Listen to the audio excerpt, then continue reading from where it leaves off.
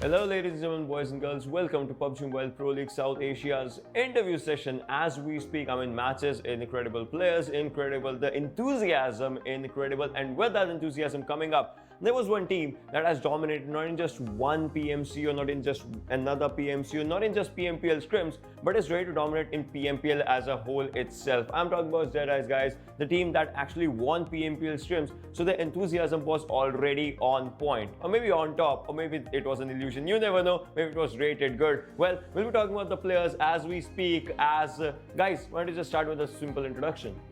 My name is Albert Moger. My in-game name is DEC Fuser, and I'm the ideal and supporter of Team DEADEYES. Yo, hello, I'm Ramesh Gurung. My in-game name is DRS, and my role is Fragger Assaulter. Thank you. Hello, my name is Serga Rai.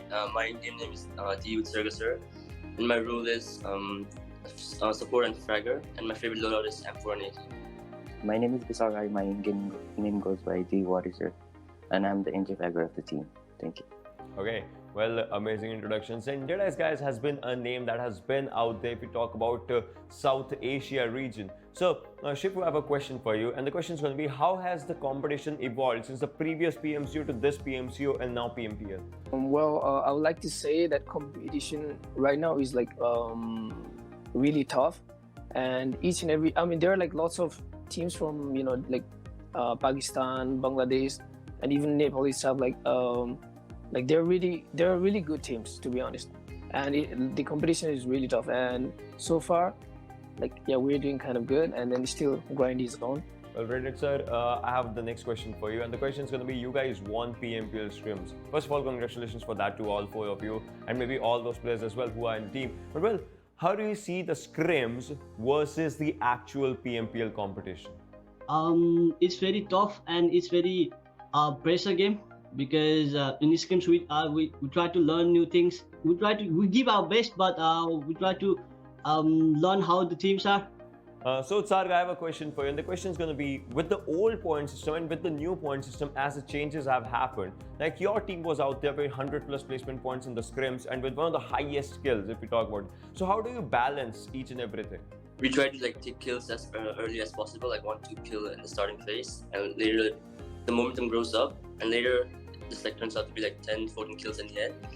And the new system has helped us because it's kind of aggressive, and the more kill points you have, the better.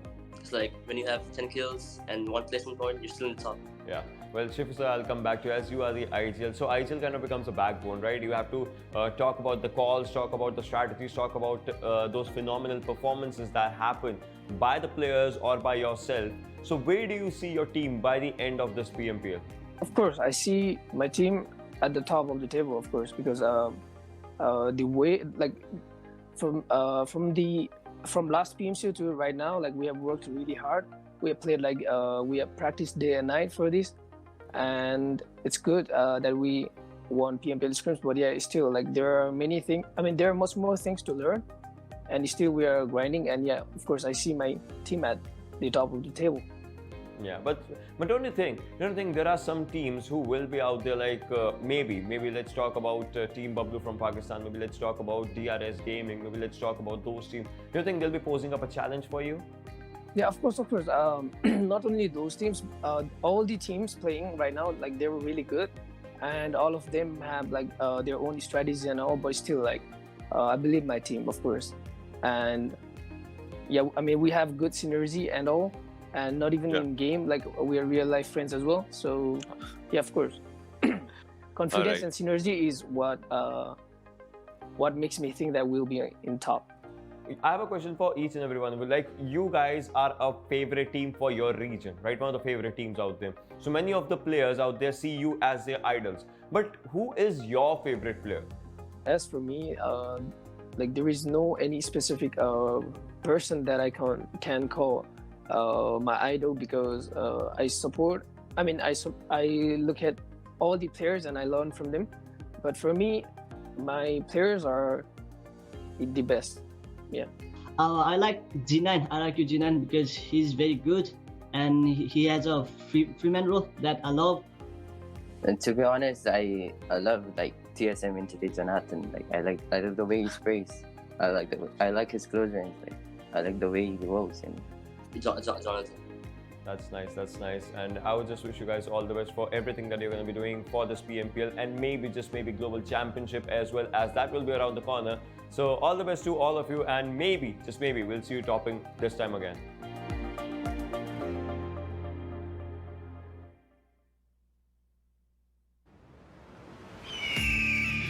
It's time again to conquer the battlefield.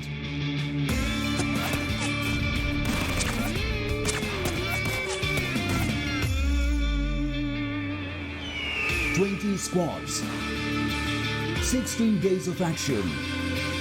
Fight for the top 2 spots. More than $200,000 on the line. Get ready for the PMPL South Asia Season 2.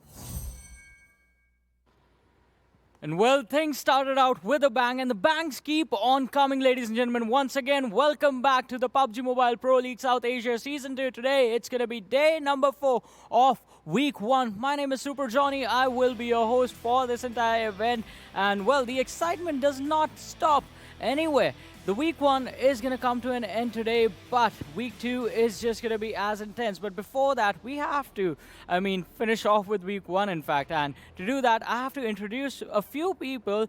Again, like always, I'm going to start with my left-hand side first, where the crystal balls, I hope they are working today with my casters. Well, I guess we're going to have to wait and find out as well. We haven't done our predictions yet. Yeah. We're pretty sure we're going to make some mistakes soon enough. But again, it's a pleasure and a privilege to be here. I mean, I know about him. He's the one making mistakes, I would say. My crystal ball is pretty good. My crystal ball is pretty good, I sir. mean, that is what you call just throwing under the bus. There you have it, ladies and gentlemen.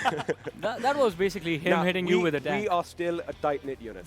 Yeah, I mean, we are still out there tight. And just like the guy said, we started off with a good bang and we're still banging good. Yeah, I mean, yep, that is absolutely correct. We are ready for all the action. Yeah, I mean, you better be, because the action is about to start in just a matter of minutes. But before we move on to the matches of the day, ladies and gentlemen, we're going to talk with our analysts first, Shadow and Fixes. How are you guys doing today? I'm doing good. Finally, the Week 1 is gonna over, and we will have our winners of the match of the week, MVP of the week over here. We will be able to see. Well, the last day, and for the first week, in fact, we'll get some moolahs being spread out for the top team and for the top player. Venom Legends has been there, but since they have just that one game to play today, anything can happen. Anyone can tussle them over. Exactly, as both of you pointed out. I mean, day 4 means a little bit of money is going to be handed out to the team with the most points and the MVP of the week as well. But before we move to all that good stuff, let's have a look at the format once again for the entire tournament, ladies and gentlemen. Things started off 3-week league stages. Week 1 is just about to close out today. 20 teams have been divided into 5 groups, 4 teams in each group. 12 days of league play are going to be there. 5 matches happening every single day. So that means today, the last day of Week 1, we're going to have 5 matches again. But only 3 teams from each group is going to qualify for the finals. The 16th team is once again going to be the best of the remaining 5 teams. And as I was talking about the finals, top 16 teams that are going to be part of the finals will be playing for 4 days. 5 matches again over there as well every single day. So those 20 games are going to decide who is going to be the champion and who is going to be qualifying for the Global Championship. But along with qualifying for the Global Championship, there's going to be prize money involved as well in PMPL South Asia Season 2, ladies and gentlemen. And talking about the league stages, where we are at right now, The prize pool is $65,500. The first position is going to take home $10,000 from here. Second is going to get $8,000. Third is going to get $6,000. Fourth is going to get $4,000. And the prize money is going to keep on dropping. 17th to 20th position, you only get $1,000. But as we were talking about it, teams with the most point per week, $2,000, and MVP for the week, $500. That $2,500 of weekly prize money is going to be, well, claimed by someone today.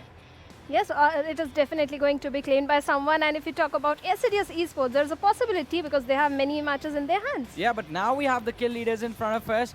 And that is, I mean, these are the contenders for the $500 of MVP of the week. But Rafat from Venom Legends, he has a huge lead in front of him. 34 kills for this one player. 268 damage, 8 headshots coming in. The closest anyone has gotten to him is going to be Steel Shot from Team FS, FutureStation. He has 23 kills, 11 headshots, 4,989 damage.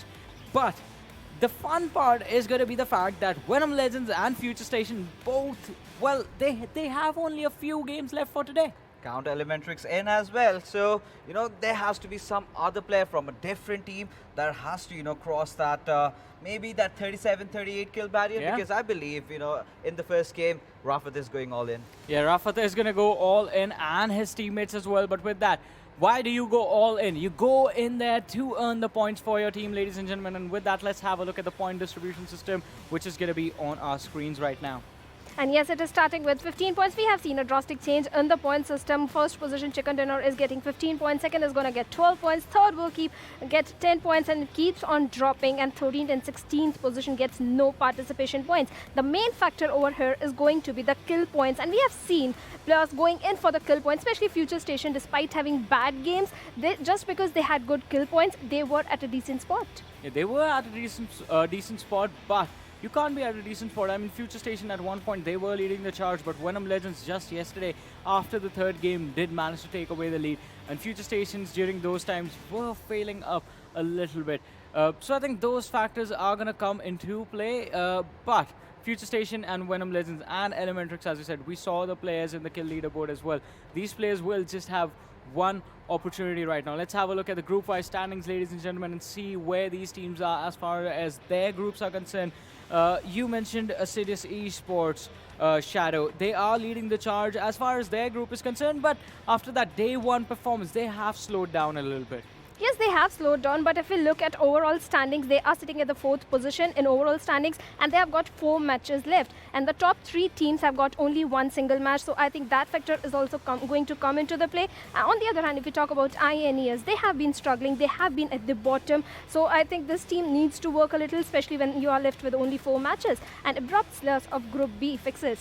Well, talk about Abrupt Slayers. They're also going to be playing the remainder of the matches today, and 103 points. That's a good outing, I must say. 7C Esports did show some sparks yesterday. Some amazing plays coming in, especially from Mimo. We can never forget that Sanhok match. But PN crew are in a bit of a trouble along with R3D. Well, R3D, talk about them. They just had that one game in Vikendi that they were looking really promising, but nothing apart from that. As we move along further in Group C, well, they just have that one game to go, and look at where they are. 164 points for Venom Legends, followed by FutureStation with 152. But Team ElementriX, they are looking determined. Everyone has got a chicken dinner they are yet to get, and maybe this one first game will be the one where they open their accounts. Anything can happen. We have seen the teams having the last match outperform in that particular match. And if we talk about the next group, then if in this group only, if we talk about 247, they were struggling, but in the end they did come up, had a chicken dinner. And this group, A1 Esports had a decent outing, but just 94 points, not in the overall top leaders. They are sitting at somewhat 9th or 10th position. Stalwart Esports had a one very good outing with 19 amazing kills, but after that they started lagging, and VTNxJyanMaara yesterday showed an amazing performance with a chicken dinner and 5 kills in their hands.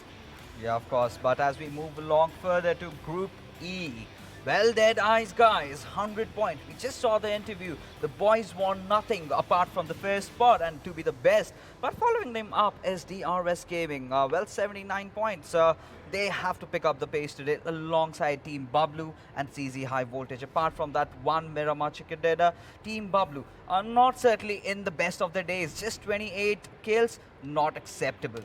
Yes, not acceptable. Team Bablu, if we talk about yesterday's matches, they just had one last good match. Yeah. Otherwise, in rest of the 4 matches, they were struggling. On the other hand, CZxHIGHVOLTAGE, they had a decent outing. They had, even if they had an early exit, they had at least good number of kills in their hands. So there is a possibility in this particular group, CZxHIGHVOLTAGE might come at the 3rd position. Exactly, and as you were talking about getting those kills for yourself and your team, there's this one individual player who has shown us what getting kills is and what it exactly means. Ladies and gentlemen, let's have a look at the stats of Rafat from Venom Legends, and here they are in front of us, has 34 kills. That is impressive.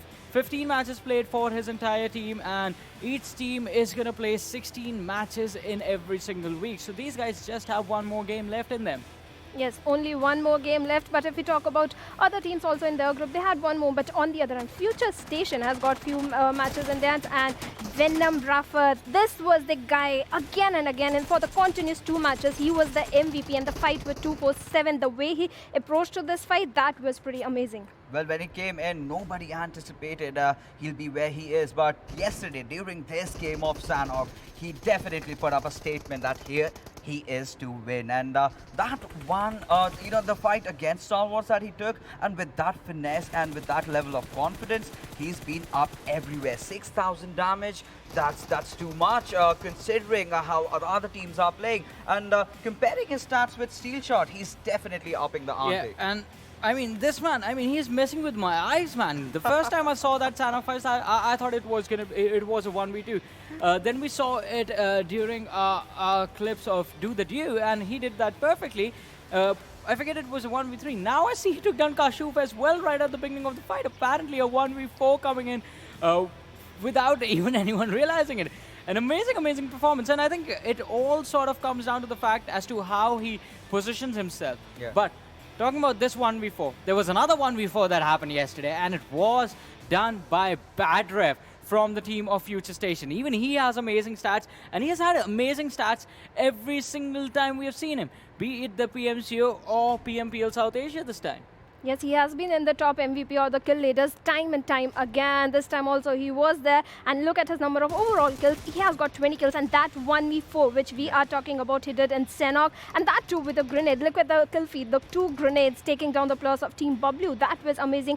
But we kind of expected this kind of a performance from him, but 1v4 against DRS, I think we didn't anticipate that. No, I have to disagree on that. I have seen this player right from the days when he was in INES, and he's always been known for his clutches. He's been known for his 1v4s, dropping down at San Martin. And you remember, right, those matches where they just go in, just that one player remaining, and he clutches it out, easy peasy. I mean, that's his habit, right? Yeah. He revs so hard that it's bad for the engine of everyone else. So, bad rev. That's a bad joke. But this team has had incredible performances. FutureStation, as we were talking about it, so far, I mean, Group C, they have had the toughest competition, and they are giving a tough fight to everyone else. Yeah. The fact comes down to, I think they have played 15 games. Everyone else is sitting on that 12, 11 games played mark. But this Group C, has had 15 opportunities so far. They have utilized those opportunities and are leading the charge. Only one team in the group has not gotten a chicken dinner, but still hold a position within the top 4. That is ElementriX. Let us have a look at the schedule before we get started with all the PUBG Mobile action for today. And here it is in front of us. And as I said, Group C is going to be playing just one map. That is going to be Miramar, the very first game of the day, ladies and gentlemen. After which, Group D is going to be stepping back into the battleground, starting from Erangel, match number 2. Match number 3 is going to be played on Sanhok. Match number 4 is Miramar again, and match number 5 is going to be Vikendi. Yes, Vikendi, and Vikendi we have seen P and crew having an amazing performance in Sanhok. If you remember yesterday, VTNxJyanMaara had the chicken dinner, so there's a possibility they can again go for it. Well, possibilities are always going to be there, and I would love to see P and crew step up, and well, someone please beat the record of 19 kills in a single match. But predictions this time for you guys. I think if we talk about yesterday, 247 did step up. So Yeah. there is a possibility that the way they ended the show might start the next day with the same performance. Well, for me, it will be Team ElementriX. In Miramar, they have always been very, very on point with their rotations, always having that high ground advantage, but always kind of shying away from a chicken dinner. And I hope this is the last game for Group C, and they will win this one. Yeah, and well, I've been begging the gods of PUBG Mobile to allow us the opportunity to see some of the curses that we have seen for a long time being broken. And there are these two people who have sort of joined my cult right now. I'm going to talk with them now. How are you guys doing? Well, I have a new crystal ball today. Let's see if it's actually going to work or not. Hey, don't be giving my shtick away. But anyway, we are excited, and let's see what the teams are going to bring today. Exactly. But in my mind, if you ask me my predictions, it's going to be just one thing that I am thinking. 3 chicken dinners, man. We need those. Yeah. Exactly. Keeping our fingers He crossed. wants third chicken dinner, you want the big 2-0, and I want someone who hasn't won a chicken dinner to win. I want both. Oh, maybe we have a little bit of a combo for you tonight. Maybe ElementriX finally getting the chicken dinner in Group C as well and getting things started for themselves. It is going to be a possibility, and talking about getting things started, Ocean, I think it's time. All of the people watching right now, they pretty much want us to zip it, right? It is time for the first game, and let the people know what it is. They pretty much want us to start it, not zip it, if you'll say, because if we zip it, the action still continues, but we won't be out there. Stop talk, start game. Yeah, That's what it is. Stop talking, start, shooting out there if you're just out here. But well, look at these areas of Miramar. Let's just, keep that onto the side. Look at these people. Look at these players, the fabulous, fantastic people that are gonna, just go through the action each and every moment of this action. These guys, some of them are happy, some of them are really serious. I mean, we want to see a bit of both. I mean, it is going to be, there is going to be some seriousness in the air, but of course they are happy. They have made it to one of the biggest stages of PUBG Mobile, so, that is an achievement in its own. But I love the fact that we get to see the players before they start their gaming. It's literally like we are the fly on the wall right now, and, you can kind of like pry into their personal lives. I mean, this is the next best thing to a LAN event, if you think about it. I totally agree with that one. Well, as of now, we can also say one of the few things, right? We are the pilots, and they are the people who are just boarding this plane, so we are just, checking on them. Yes, sir. And talking about pilots, are you ready? We are underway with match number 1, and the big bird is going to be in the sky for the first time on day 4 in the PMPL South Asia Season 2. Exactly. As you can see, the flight has taken off, and from El Azhar, it goes down to El Pozo.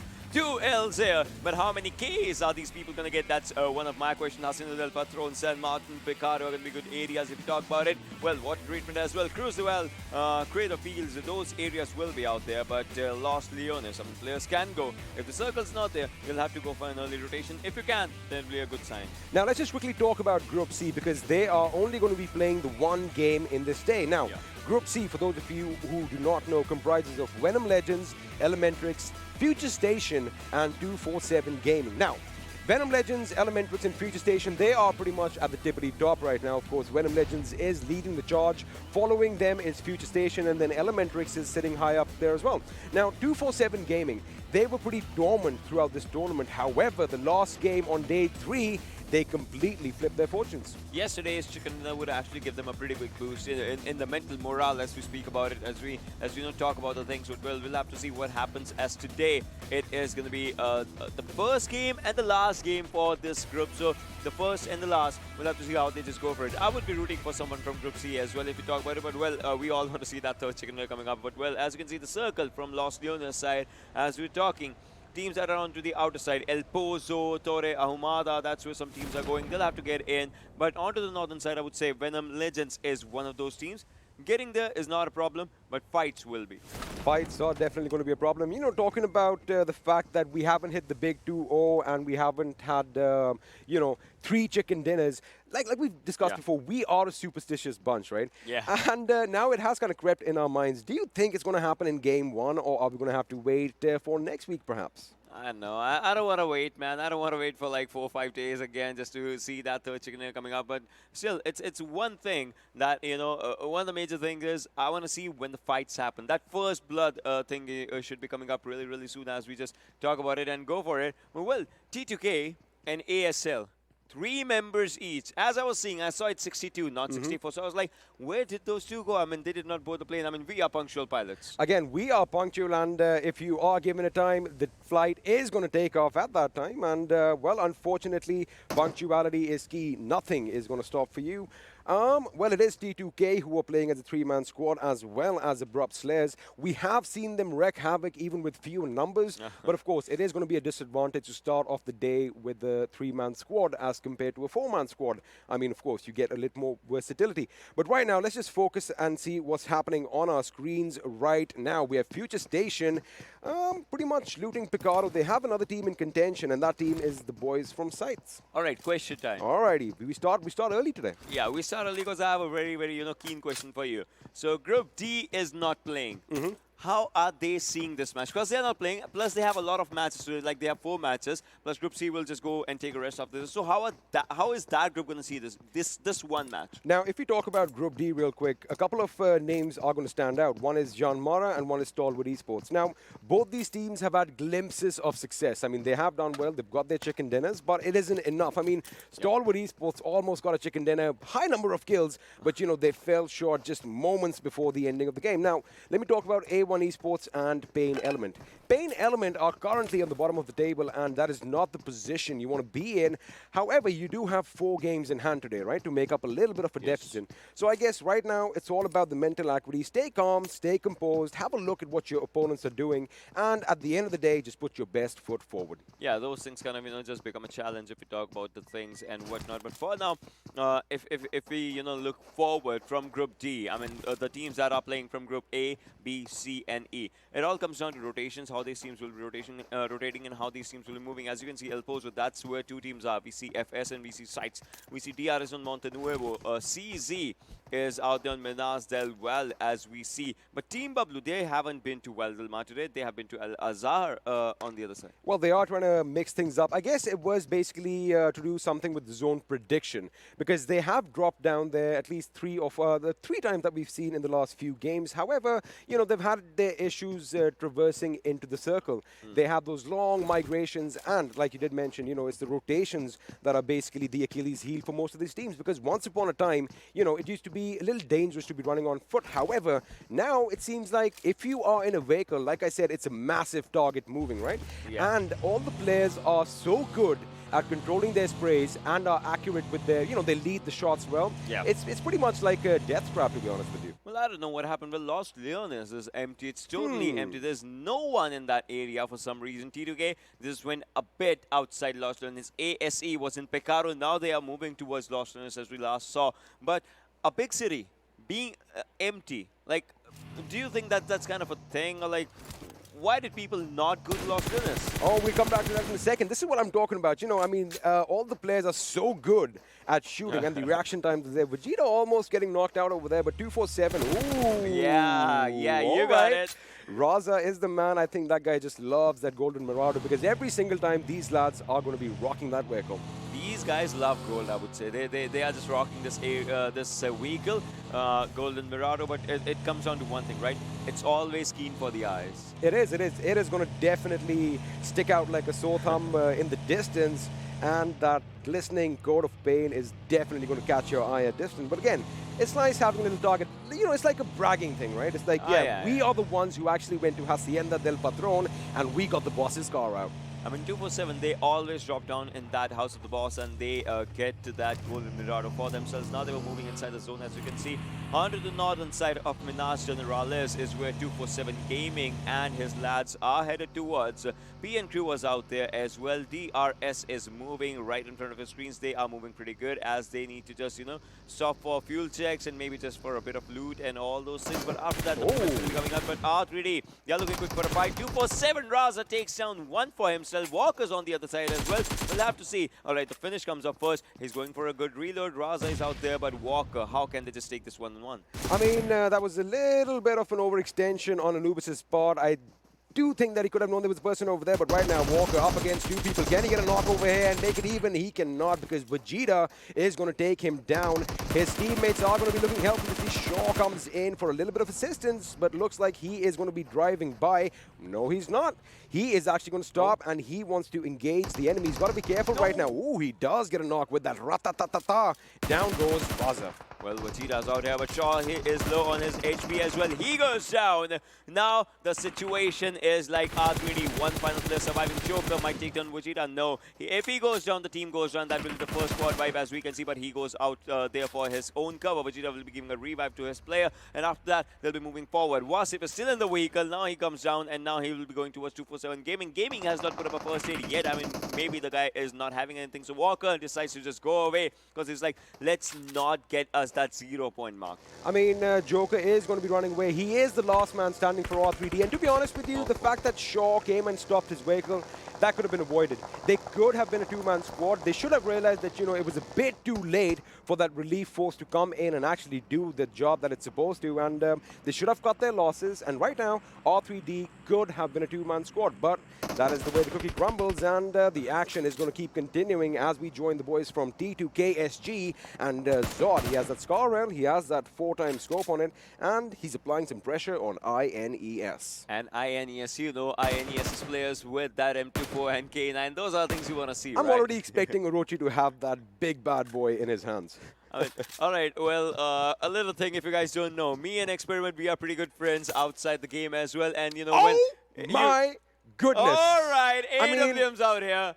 AWM see, that's the power of there. friendship. You just mentioned that, and this is what I've been dreaming of for so long. But the question is, Experiment has an Ocean. M24. That's what I was going to say. Experiment actually has an M24. Well, we'll bring that up later, but the AWM is on our screens right now. The question is someone going to be brave enough to go and get it? Because this, I mean, technically is the map where these guns shine. You're going to love one thing. What's that? INES is pretty close to that airdrop.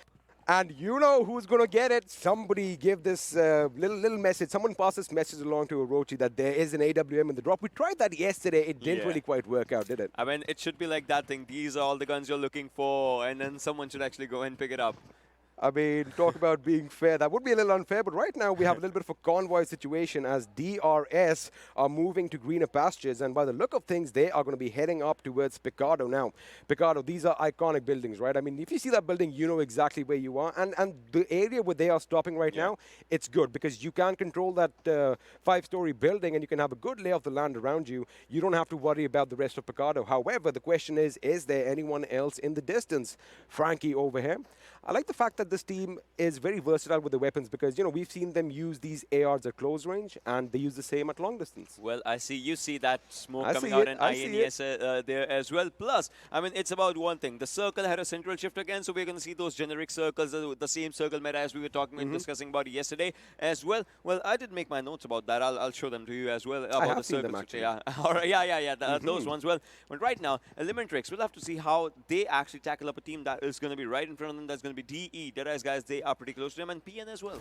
ElementriX are going with a little bit of a roster shuffle today. Orange is making a little bit of an entry. We did see him in action on day one. Yeah. However, the last couple of days, he has been a bit on the sidelines. I wonder if that is going to make a little bit of an impact on their game. Now, Sonim is the name that is missing right now. And let me ask you a question. Sonim has been instrumental in ElementriX's success. Now, Mr. Hyozu, of course, is a very capable IGL. However, I do believe that, you know, you need, I guess it's a case of, you know, just resting your players and making sure that they give their 100 every single time. It's kind of like, you know, if a player gets, if a player feels like if he's feeling a pressure, a bit of a pressure, it's like, all right, you take some rest. We'll handle this because all our players are capable. Well, that's why we have multiple rosters like this so that you can make these changes. All right. Well, do you know? Well, I'll get back to that. Well, Tyrant has spotted Rafat out there, and Rafat, he is leading the kill charts. If he goes down, and that too in this match when it's kind of a decider and the only match that these teams are going to be playing, I mean, Team Venom Legends, let's see what happens. But Tyrant, he's still having that trigger discipline on his own self, and Rafat's moving backward as he spots Bablu Dani. I guess did he spot Bablu Dani?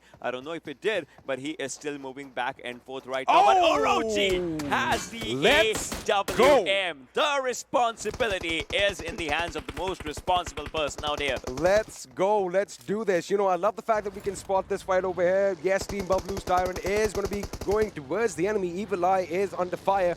However, deep down somewhere, I want to have a look at that AWM fight. Hopefully, we will switch over to that in just a few minutes. But now, let's just quickly talk about Venom Legends. Yesterday was a big day for them. in all, I think they almost got around 45, 50 kills. Yeah, that's true. That's true. That's true. And well, talking about these players, you know, Team Bablu also had a pretty good chicken dinner.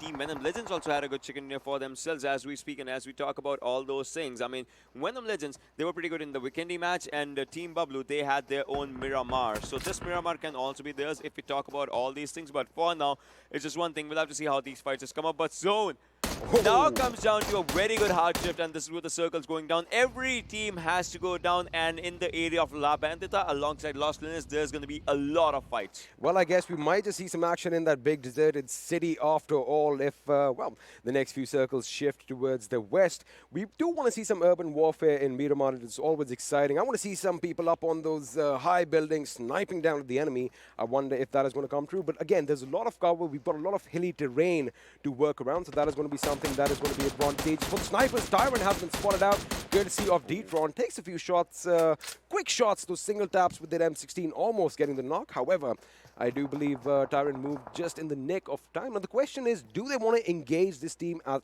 this distance? Because I do believe they should close in the gap and then just go out for an all-out assault. I mean, the way Team Bablu is playing right now, I would say they are still taking that Miramar strategy, the thing that helped them getting those chicken dinners. That one chicken dinner against DRS in the final circle, the one that we remember. But well, I mean, I saw one thing. If they cannot take the player down, they are just taking his vehicle down slowly and slowly, bursting all those tires and all. And right now, FS is also in a bit of trouble. But well, this smoke is being popped out here. I don't know if there was a need of the smoke, right? I do believe, I think Kuni has come back. Maybe he might have had a little bit of a connectivity issue. You know, sometimes that can happen. I do believe he was going to cover him. Ooh, Joker. Remember, he's the last man standing for his team. He's picking a fight. Wasif has gone down. And is he going to fend off the others who are trying to charge in on his position? The question is, do they know it's just one man? Well, they will figure that out now, as R3D is going to be the first team to be eliminated with just one kill to their name. I mean, they will be knowing because it's just one, because they were the ones who engaged in the fight previously, and that was an incredible fight, I would say. So these guys got all the 4 kills again, but at the cost of one thing, that they lost one player. Even at the early stage, you know, losing one player kind of gives you a bad vibe for the games, I would say. Absolutely. And, you know, just the fact that maybe Joker could have, well, he did get that 1 kill point, so I guess that makes a little bit of sense. But it is the last game for 247 Gaming, so they are definitely going to be giving their all. And my last game, of course, I mean for this day. Yeah. They are in Group C. This is going to be the last game for the day. And see, if we talk about momentum, right? If you talk about the word momentum, they won the last game yesterday. Yeah. Right? So on paper, they should be carrying that forward. But again, it does look like it's in. Ooh, look at the way those bullets are hitting up against that wall as Raza goes in. Now they're picking the fight with the boys from PN Crew. Well, M249's out here, but can AK actually take up a fight against that M249? I mean, 7.62 versus 5.56, but you know, he spots one. That's amazing, the way he just went for it. He's going for a reload again. And well, now this one, Raza has taken down 2 players. Will he go down? No, he gets back into his own safe corner. But man, talk about it. He just spotted one. He just took him down. But oh, no.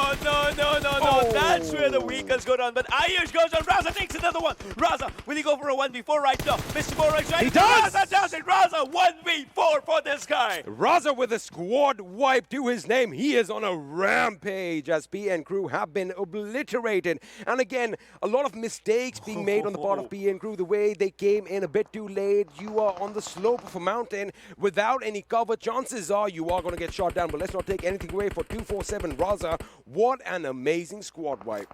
This was incredible. 7C Love is moving forward well on to the other side. But INES, we know which one is who's the guy that we want to see right now. Orochi will be the person who Yashiro is trying to spot the place. Orochi takes one more down. 7C goes down. I mean, when we talk about the person, we talk about the name, and there is an AWM shot just going on that person, on that opponent. If you talk about it, fear has been taken down. I mean, yeah, face your fears first, then you can give a memo for your opponents. But we'll have to see what happens as Love has to move forward. If he throws a nade or something, that will be a good distraction for the players. But for now, he's just getting an energy drink, and then maybe we'll be moving forward. But no.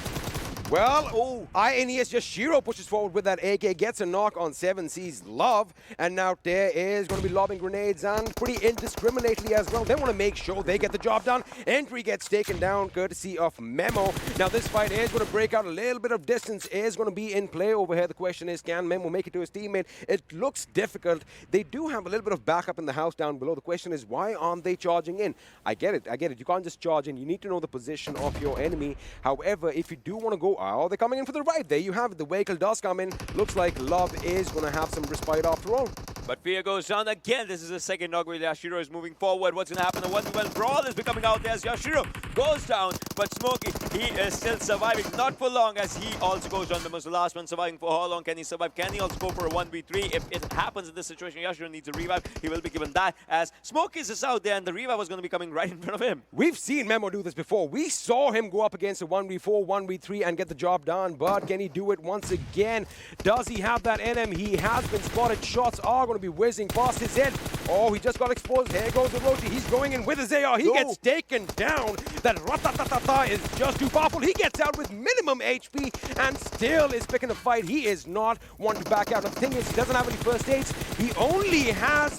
How is he surviving for so long? I love that. I mean, kudos to the gentleman over here for putting up such a fight, the way he maneuvered around the vehicle. But at the end of the day, INES's Yashiro is going to come out with that little bit of a domination spree.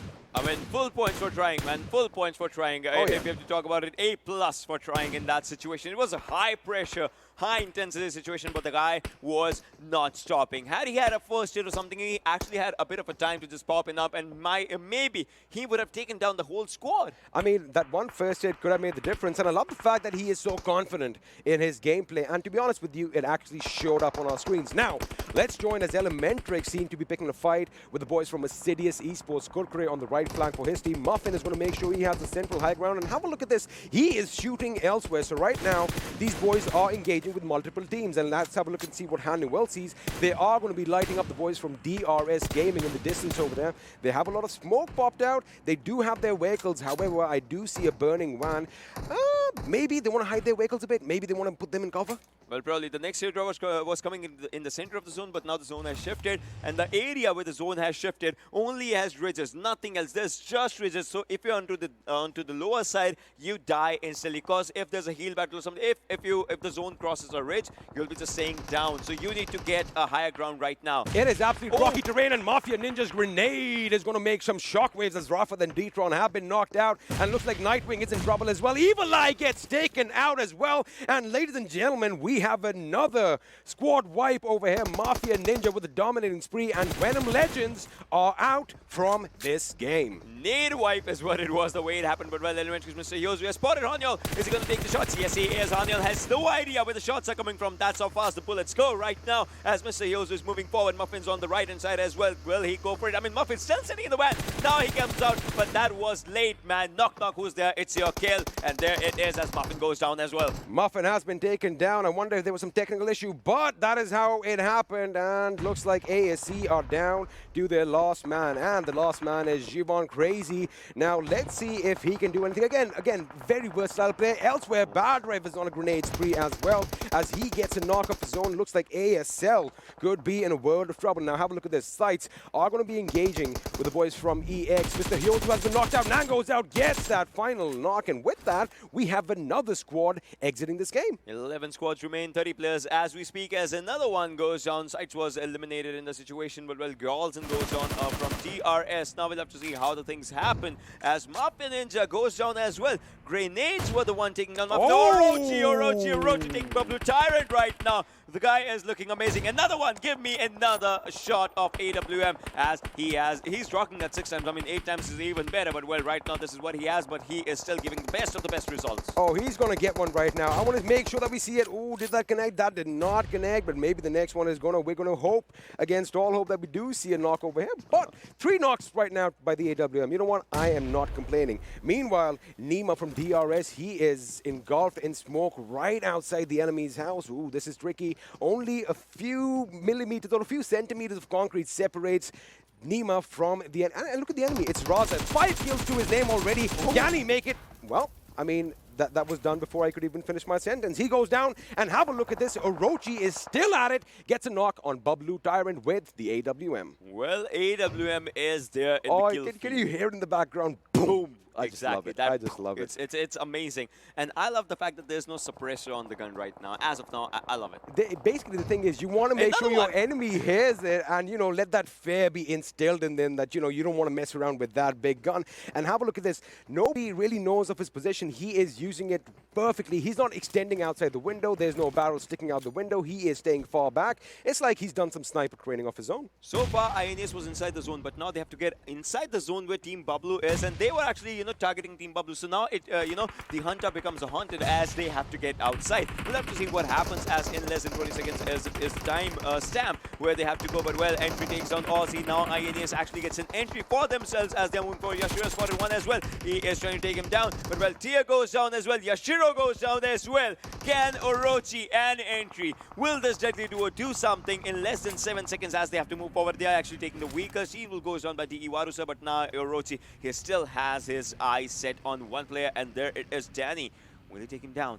Again, he's waiting for it. Go for the shot, man. Go for the shot. He might just take it. He might just shoot under the vehicle. He's not. Entry's like, you know what, buddy? We gotta go. We gotta skedaddle out of here. No! The man with the AWM gets taken down, and that comes from FutureStation's steel shot. And wait a second, he finished him as well. Now INES entry trying to retaliate a little bit for his fallen comrade, but they let it a bit too late. We kind of thought that they were moving out. We did see entry get into that vehicle. However, they let it off a bit too late. Shots being fired. Did he get the knock? He does get the knock. Assassin goes down. Wonderful response from him to get back into cover. Look at his HP. I love what entry's doing right now. He does not have a first aid though. Well, CZxHIGHVOLTAGE gets eliminated on the 9, pushing down to 8 teams. And look at this, ElementriX again putting all the pressure. They are outside the circle. They know that zone fights are going to be critical as this is the 6th zone. But crazy, actually, I would say he is playing mind games with them as he gets inside the zone, but he's getting shot from the front side. That's where 247 comes up. Raza again, 247. Is there any stopping to this team as the team already has 10 points? And out of those 10 kills, Raza has 6 kills to his name, and Jivon Crazy was taken down in an instant. With that, we have another elimination coming in as INES are going to be bowing out in the 7th position with 6 kills, quickly followed suit by ElementriX, who are going to be knocked out in 6th with 5 kills to their name. Now, we are coming back to the fight. A grenade is being cooked. Raza knows where the enemy is. Is it going to be time to perfection? We are going to have to wait and find out, but 24/7 Gaming gets taken out instead, courtesy of T2K's Frankie. Now Raza, he has low HP. Is he going to go for the revive, or is he going to patch himself up? But at this time, T2K can actually move forward. They need to move forward from all sides and get the job done, but they don't have to, because from the distance, it's the man with the accuracy. It's Steel Shot, comes in, gets the job done. We are down to 4 teams, ladies and gentlemen, boys and girls. Now it is the main business. 7th zone is going to be starting slowly and slowly. 25 minutes almost into the game. 13 players surviving, and T2K, they came in 3 men strong, and they still are 3 men strong. Are we going to see it today? Is it going to happen? Just as we were talking about it. DEADEYES guys, they are looking pretty good as well. But T2K is it 3rd? Now let's talk about this. T2K and FutureStation, both these teams, if I'm not wrong, have 2 chicken dinners each. So let's see if that goes to the 3rd chicken dinner. Is going to be broken. Meanwhile, Rated with a grenade gets Zod, gets Frankie. That means there's one last member from T2K we were talking about. Ooh, Venom almost just running into that blast radius, almost getting knocked out. Now Rated again, wonderful reaction time on his part to get into cover. Have a look at the space T2K have. They barely have enough room inside that little room, so to speak. And they are getting the drive. Meanwhile, have a look at FutureStation. These guys are getting lit up like a Christmas tree from all angles. TE is in a lot of trouble right now, just as we see as Warusa was taken out as well. As we speak, Team Bablu is the team that has had a Miramar domination as well. DE has had a chicken dinner in Erangel for themselves. We'll have to see which team gets this Miramar. The first game of the 4th day. As we see, FS is looking pretty good, but no, DE goes down. DEADEYES go down. Now, all these teams, they have had amazing games for themselves, but which team is going to be the one that actually dominates? If Team Bablu goes down, we are going to see the number 3 from either of the teams, but what's going to happen, we'll see. Well, let's look at it this way. Team Bablu definitely looks like they have the advantage as they have all 4 members still alive. Zipian is down on his knees, but he has been taken out of his misery. Danny over here is going to make sure that he gets a knock on Machine. Machine goes down. Steel Shot is trying to lay down some lead in his direction. However, he's using that bridge with beautiful perception. The way he is going into cover and then he comes out, shoots, goes back in is just phenomenal. Now, they do know that it is a 3v2 situation. The final 2 teams are in this game. It is going to be Team Bablu up against FutureStation. Now, Steel Shot is the last man standing. Can he break the curse of the 3 chicken dinners. Can he stand? That's the question. He's low on his HP. He can go down. No, there he goes down. Seal shot. 1 versus 2 is what he has to do. Can he actually get that one? I mean, he has to win 9 bullets. Will be going for a reload. No, he's going for the push. And that is the wrong push because you will be spotted. And Team Bablu gets another one. Miramar is Team Bablu's. They got first chicken dinner in Miramar. They get another one. You know, another team has now joined the 2 chicken dinner club, and we are going to have to wait for the treble. But what a performance by Team Bablu. They made sure they gave the zone precedence every single time. They made sure that they were pretty much in the center, you know, as soon as it shifted. And, well, it paid off. Miramar's their home for a reason right now. They had an incredible fight against DRS Gaming last time, and now it was, I would say, numbers advantage was also there, because till the final circle, 4 players were still surviving. 1 went down, still 3 players. It's a good advantage. It's a good game for this team. That extra set of eyes, that extra weapon definitely makes a difference. But what a way to start off the day, especially in Miramar with a victory. And I mean, we were shouting, we already have lost our breath. Why don't we just take a couple of minutes to catch our breath? You guys stay tuned. We'll be back after this.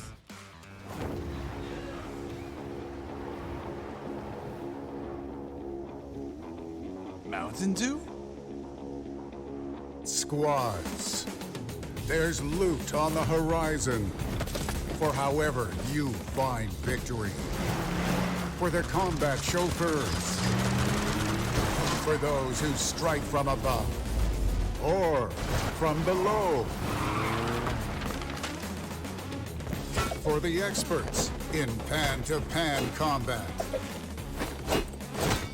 Whether you're taking a leap of faith or just aren't afraid of a close call. Fuel your path to Winner Chicken Dinner with ice-cold Mountain Dew and with exclusive loot from Mountain Dew fuel stations. Spawning on a map near you. Welcome back, ladies and gentlemen, once again to the PUBG Mobile Pro League South Asia Season 2. This is Super Johnny being joined by Shadow and Fixus on the analyst desk. And it was an incredible way to start the last day of Week 1 with Team Bablu taking the chicken dinner on the map of Miramar again. And as I mean, me and the casters, and I guess you guys as well, we are waiting for the third one to come in for any one of these teams. And I think that might be a possibility because, as Ocean pointed out, Miramar is a map where Team Bablu looked really, really strong. And we have another one in today's rotation.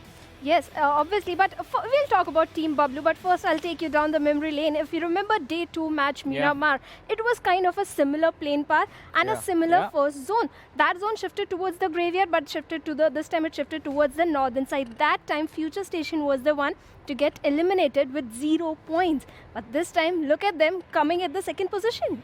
Yeah, of course, you know, FutureStation have always impressed us. If not the chicken dinner, they make sure that they are in there, at least in the top 3. And this time around, the same situation out there. We did anticipate that maybe the curse can be lifted. It was Team Bablu who really played it very well and very safe, in fact. The circle did form. Bablu was inside that final zone. All 4 of them, they did lose out on Danny, but it does not matter. It was a 3v1 situation in the end. And, well, they were just right over there, got that chicken dinner. And you know, I almost had written down the third chicken dinner coming because I mean, look at the teams that were there. I mean, it was T2K, it was FutureStation present, but Bablu, somehow, deep inside my heart, I knew my hopes and dreams were going to get shattered and Team Bablu was going to take this. Not because Team Bablu was going to win this, but the third chicken dinner was not going to come yet. We're going to have to wait for that one. But one thing we're not going to have to wait is to have a look at our MVP, ladies and gentlemen, for this game. It's going to be, well, this is also one more player that we were going to talk about, and we are going to do that right now. Raza from the squad of 247 has 6 kills, 836 damage, 1 assist. Survival time is a little bit less. I mean, his squad was taken out early when they were sort of caught in an awkward position with T2K in the front and FutureStation steel shot, the man who is responsible for getting his team into the 2nd position, just taking him out. Survival time of 22 minutes 45 seconds. The pentagram also in front of us. So we do see the survival time lacking a little bit as compared to the top performance inside of the server. The dab is taken as well. But one thing I have to say, I mean, he was the man who started the action in the server as well by getting himself the first blood. Yes, it was Raza who did that amazing 1v3 we saw with the plus of Team P and Crew. P and Crew somehow messed up in that particular fight. Yeah, exactly. But now we have the top players in front of us, ladies and gentlemen. And as I said, Raza, Steel Shot, two of the most impactful players in this match on Miramar, followed by a player who has always been impactful. I mean, whenever he's inside the server, Frankie, and then Bablu Danny is also going to be there, followed by Yashiro from the squad of INES. You know, talk about Yashiro. Talk about Orochi. He did yield that AWM and he kept the players of Team Bablu at bay. But, you know, that's where Team Bablu were really good. You know, they knew that their players are being knocked down one after the other. They did not engage. They knew they were right in the open. If they go into a fight, right, they could get third party. Instead, what they did was opt for a better position inside the circle. And luckily, in the end, the zone shifted towards him, all the team members, and they were really confident that they knew that they have everything under control. And they got the chicken dinner. Exactly. The way they controlled the entire situation was pretty impressive. But let's have a look at the standings as well. I want to see where 247 got themselves with the 10 kills that the squad has. And, well, it is going to be up till the 4th position. Team Bablu, obviously 7 kills coming in for the first 3 teams. Bablu has 7, FutureStation has 7, and T2KSG, they have 7 kills. But T2KSG, again, well, impressing and blowing my mind because they were just a 3-man squad.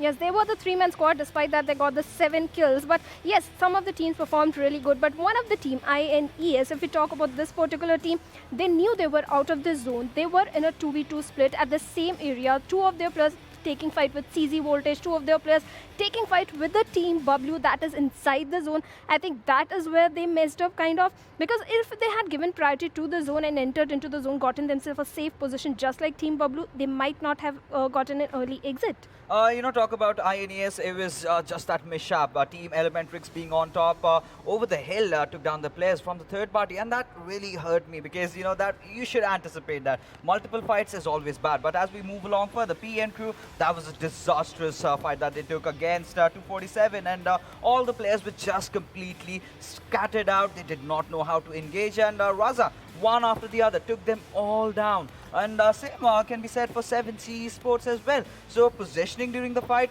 had to be really, really necessary. But Venom Legends, well, yesterday was completely their day. Yeah. They were just swamping throughout the entire lobby. But today, well, they did not start off well. That was the last game. I think they are also out of all the Mountain Dew that they had. And got to refuel the cans, got to get a new bottle of Mountain Dew and do the Dew inside of the match, just like 247 Raza was doing with the amount of kills that he got for himself. But with that, let's have a look at Do the Dew moments of Match 1, day number 4 for week 1. Yes, this particular fight, R3D, 247 Raza did manage to take down one of the players from R3D, but what the rest of the players of R3D did over there, there was a compound, there was a higher ground, but instead they came out in the open to take that particular fight, and that is when R3D kind of messed up and 247 players easily took them down. You could have rushed into the compound, your player was not, there was no chance to save him, and this particular fight, PN crew, they were so spread out. And there was so much in the open, and even our commentators did also mention that when you're down the slope,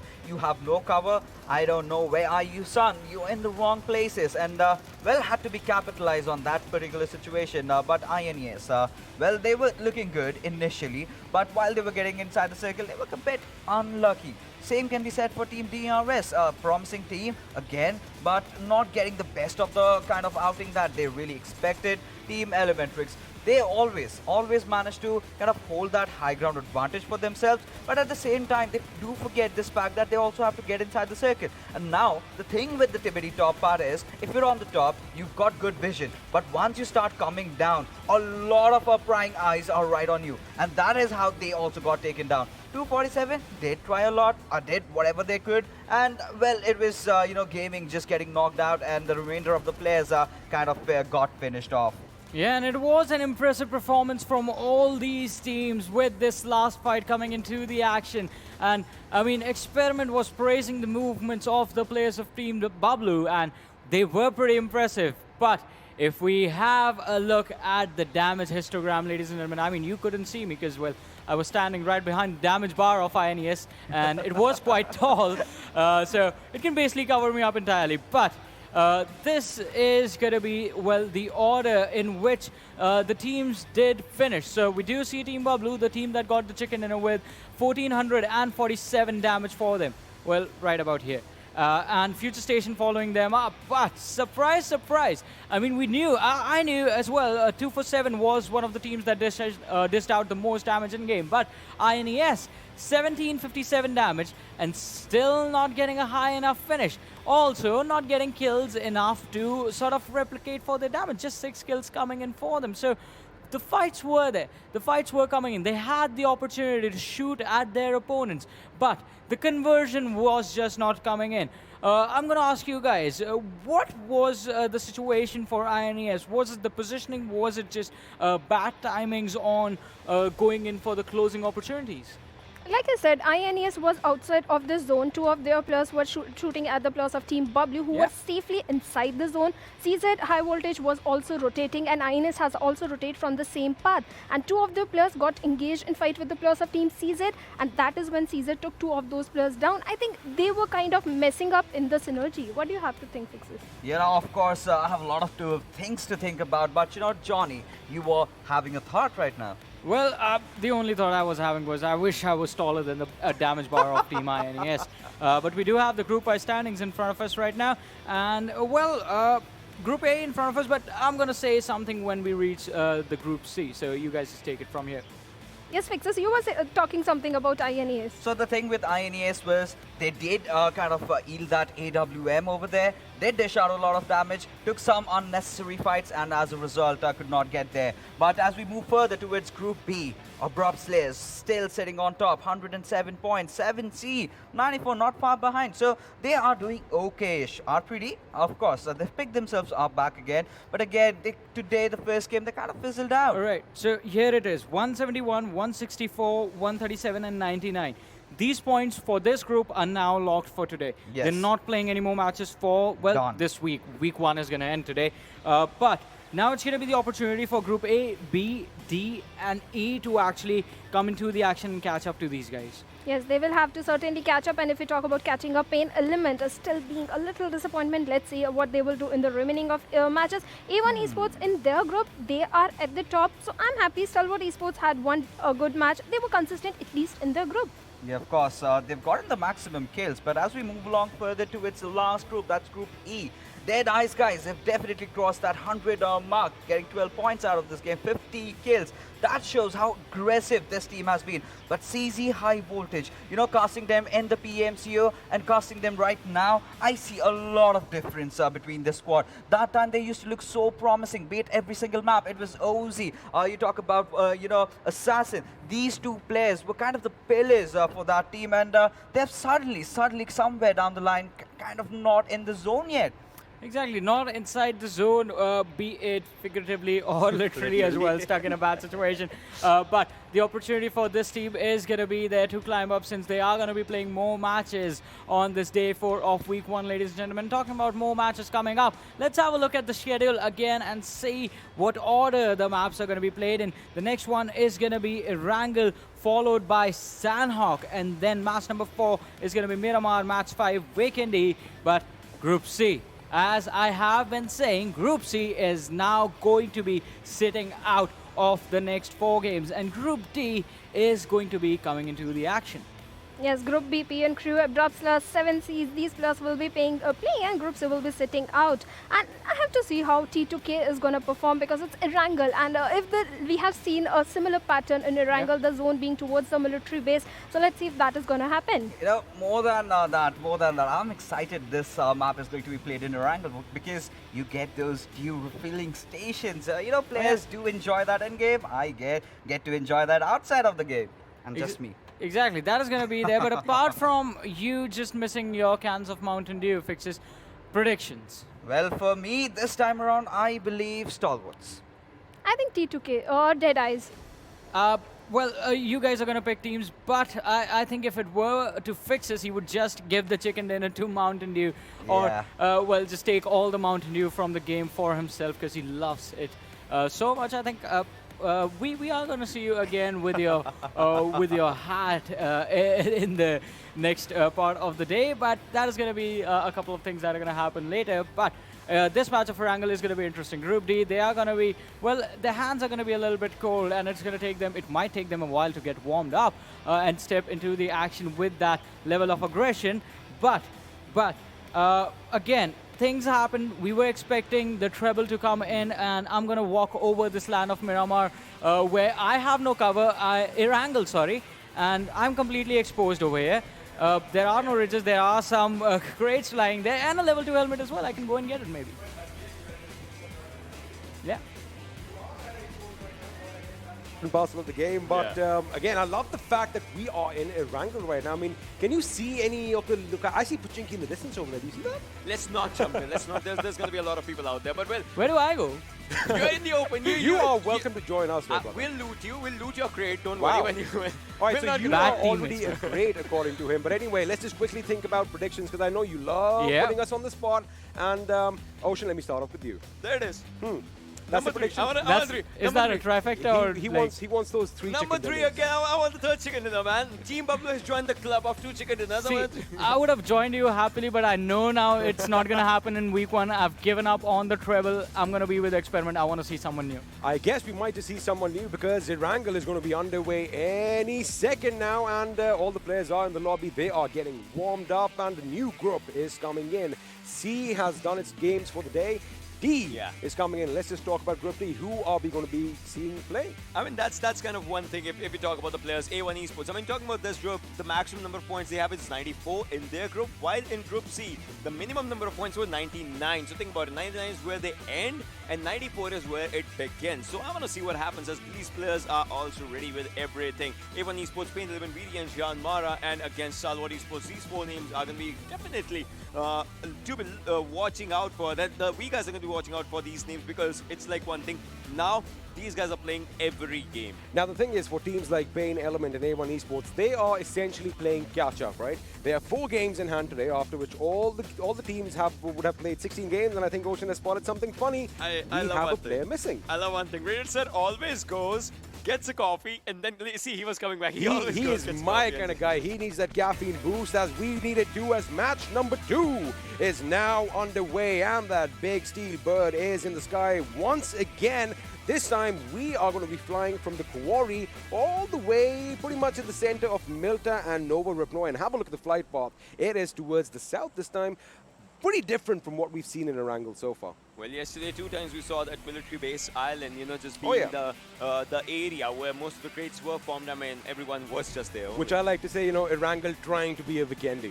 Ah, yeah, exactly. That was true. But now let's see if the circle gives us some other things, some other vibes as we talk about it. Well, Team Bablu, they like to go to the northern side of Georgia. We'll have to see what actually they do.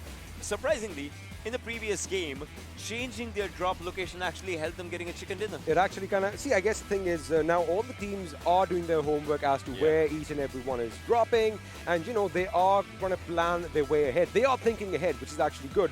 So it is good to kind of keep the opposition or the opponents, you know, off track. You don't want them to know your every single move. So I think that definitely worked out for them. The question is whether they are going to go to those Georgia Paul cities as they love going. They do have options of picking a lot of vehicles, but have a look at how many teams have actually jumped out in that direction. We have INES, we have PAINxELMT, Team Bablu, of course. I do believe Abrupt Slayers are pretty much flying in the same direction. We might see something that we've seen earlier. Somebody could be shooting up in the sky.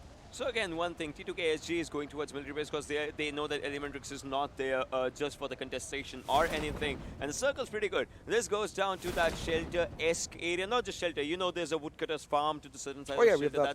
That's where the zone might be just going. Plus farm split is a pretty good area for teams to just go down. And that's where Team SCYTES is. Like they have a pretty good area for themselves. They are kind of separated from each other till the bridge side. So I would say good amount of people just landing out. But Team PAINxELMT, INES, they need to get inside the zone, and that becomes tricky. But ASL, all right. Team Bablu starting it. Team Bablu is starting it off, and Nova is down on his knees. And elsewhere, we have a booth from SCYTES. He opens up as Muffin gets taken down. So again, this is what we've seen in Erangel quite a few times. These early skirmishes, and by early, I mean really early. As soon as some of these boys touch the ground, they get knocked out. And right now, Zibyan is trying to make sure he tries to cover as many angles as he can. He wants to make sure he gets that kill.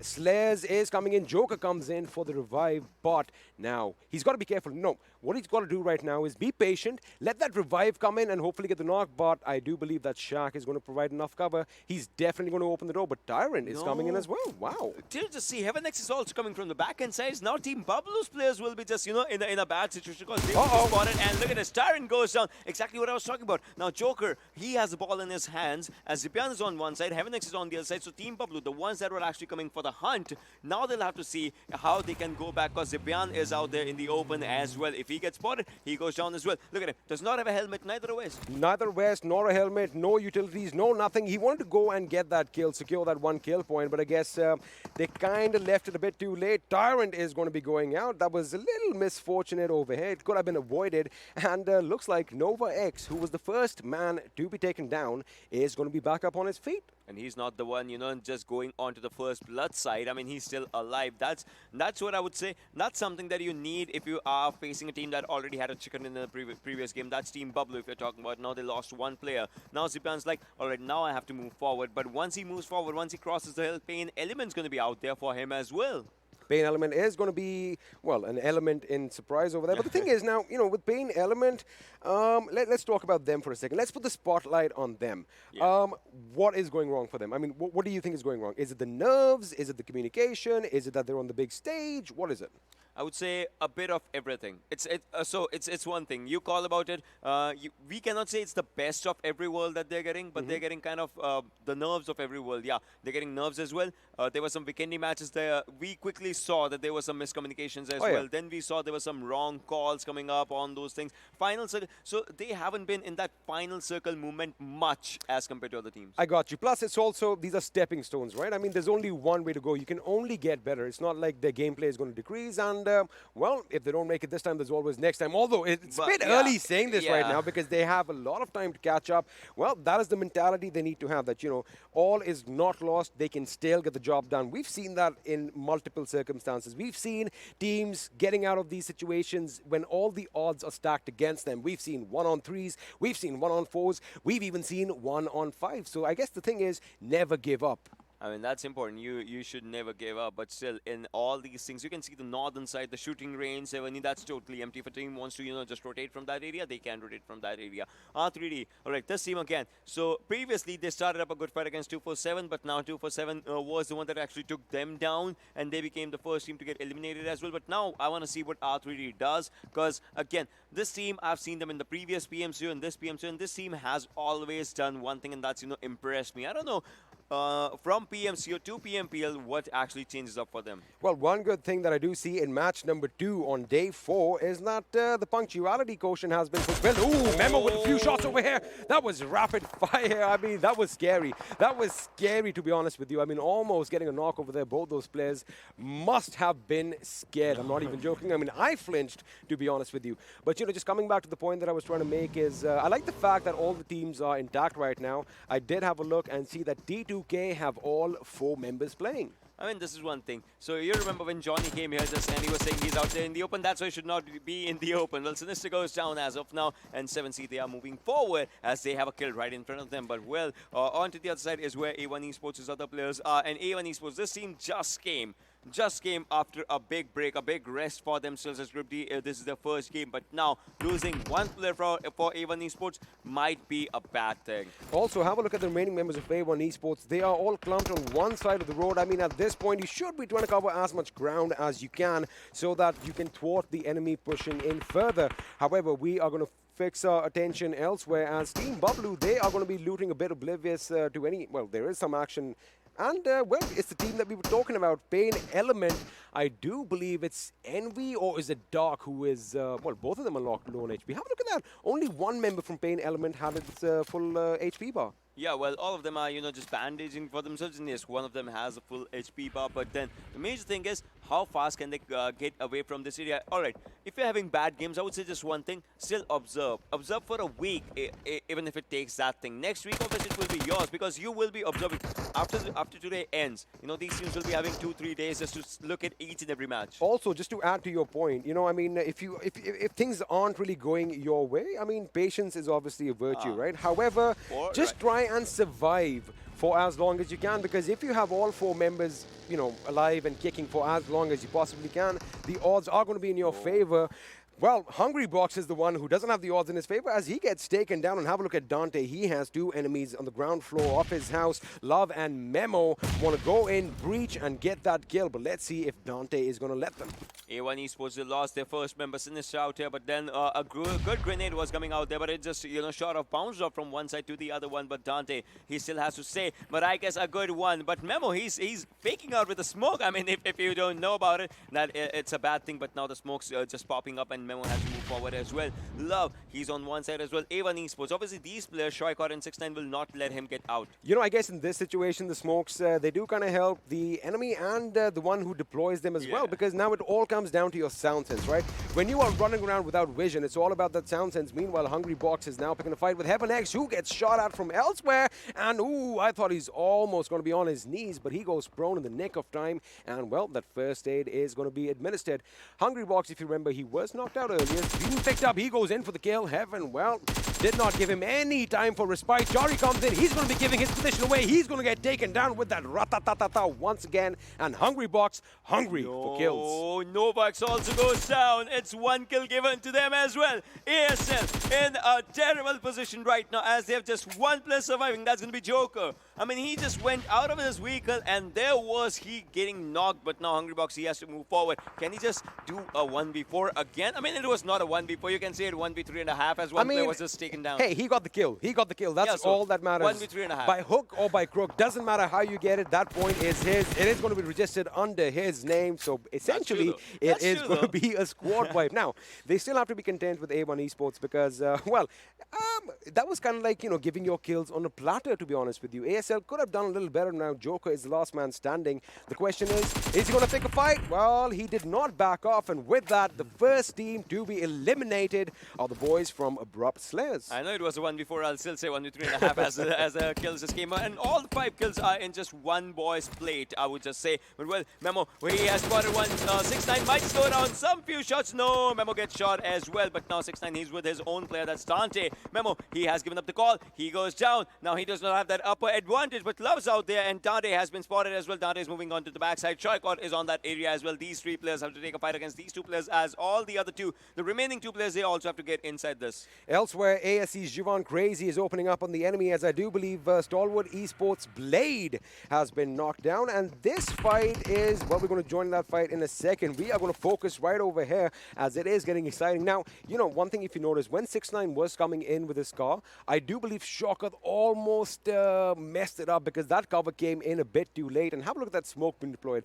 I think A1 Esports are going to back off, but Memo, he has now pushed a bit forward. He's got to be still careful because that sniper tower over there still has an enemy occupant in it. So they've got to be careful. He goes in. He has reached the building, shoots up at the stairwell. And oh, there is fire. Literally Dante's Inferno up there. The question is, can any mortal man step through? Well, as of now, Memo, the main problem is that he has to move forward, move on to the upper direction. But now, as they do slowly and steadily, A1 Esports, they are just sitting out there. Dante is sitting out there. He knew that there was a grenade, so he just, you know, just went on to the other side and just sat there. But the major thing is, 7C, how can they just get in? I mean, they are inside the building, but the same floor is a bit of a trouble for themselves. Love is onto the back end side, onto the back house, but Chocolate, he's still not here. But T2K is coming out there as well. I mean, they would be just, you know, going for the zone only. I like the fact they were going for the zone, but those shots, they hurt them. They did disembark from their vehicles, and then, you know, it's not worth it. They do know a fight is going on over here. They're going to wait for the survivors to come into the zone, and probably they're going to finish them off later on. But let's have a look if, well, by the look of it, one team should make it out alive. But, you know, we've seen situations when the teams kind of back off. They have vehicles on either end of the compound, and then, you know, they just skedaddle to the zone. Let's see if that's going to happen right now. But it is still 7C. Shokat gets taken down, courtesy of Memo and that DP28. Now it's going to be 6ix9ine and Dante, who are pretty much stuck in the building. Now, the question is, are they going to be prisoners of their own making? I mean, the guy that we were talking about, you know, he'll be in a bit of trouble, but, well, he is the one who actually takes the other people out. Dante and 6ix9ine are still out here. We'll have to see what 7C does in this situation. I mean, the circle is still a villain for them. Memo, he is circling the house from one area, but he gets inside the vehicle. This can be a perfect chance for A1 Esports to Dante for a backstab, but no, that was a fake out again. The vehicle was sparked in a different manner, but now 7Cs. The major thing for them is how do they move? If they back off, A1 Esports, they'll have a clear area for them to just shoot down. You know, for me, like the fact that I wouldn't really want to risk, losing any members, especially if I'm talking from 7C's point of view.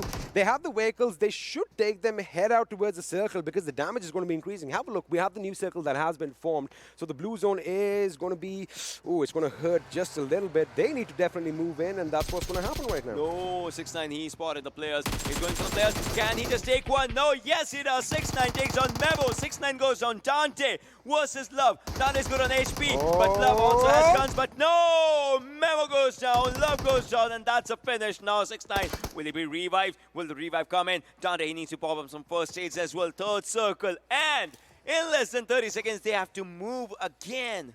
They have to move again. I think the revive, if they're quick enough, it could come in because the other members of 7C, Hungry, Box, and I do believe Fair, they were nowhere to be seen. So their teammates kind of let it off 2 loose. Again, that was a big, big mistake on their part. Now, Memo and Love, again, they are capable players. However, they extended just a bit too much and paid the ultimate price. Meanwhile, Mr. Boro, with that DP28 and that 4 times, has spotted the boys from ASE, lets off a few shots and a few connect as well.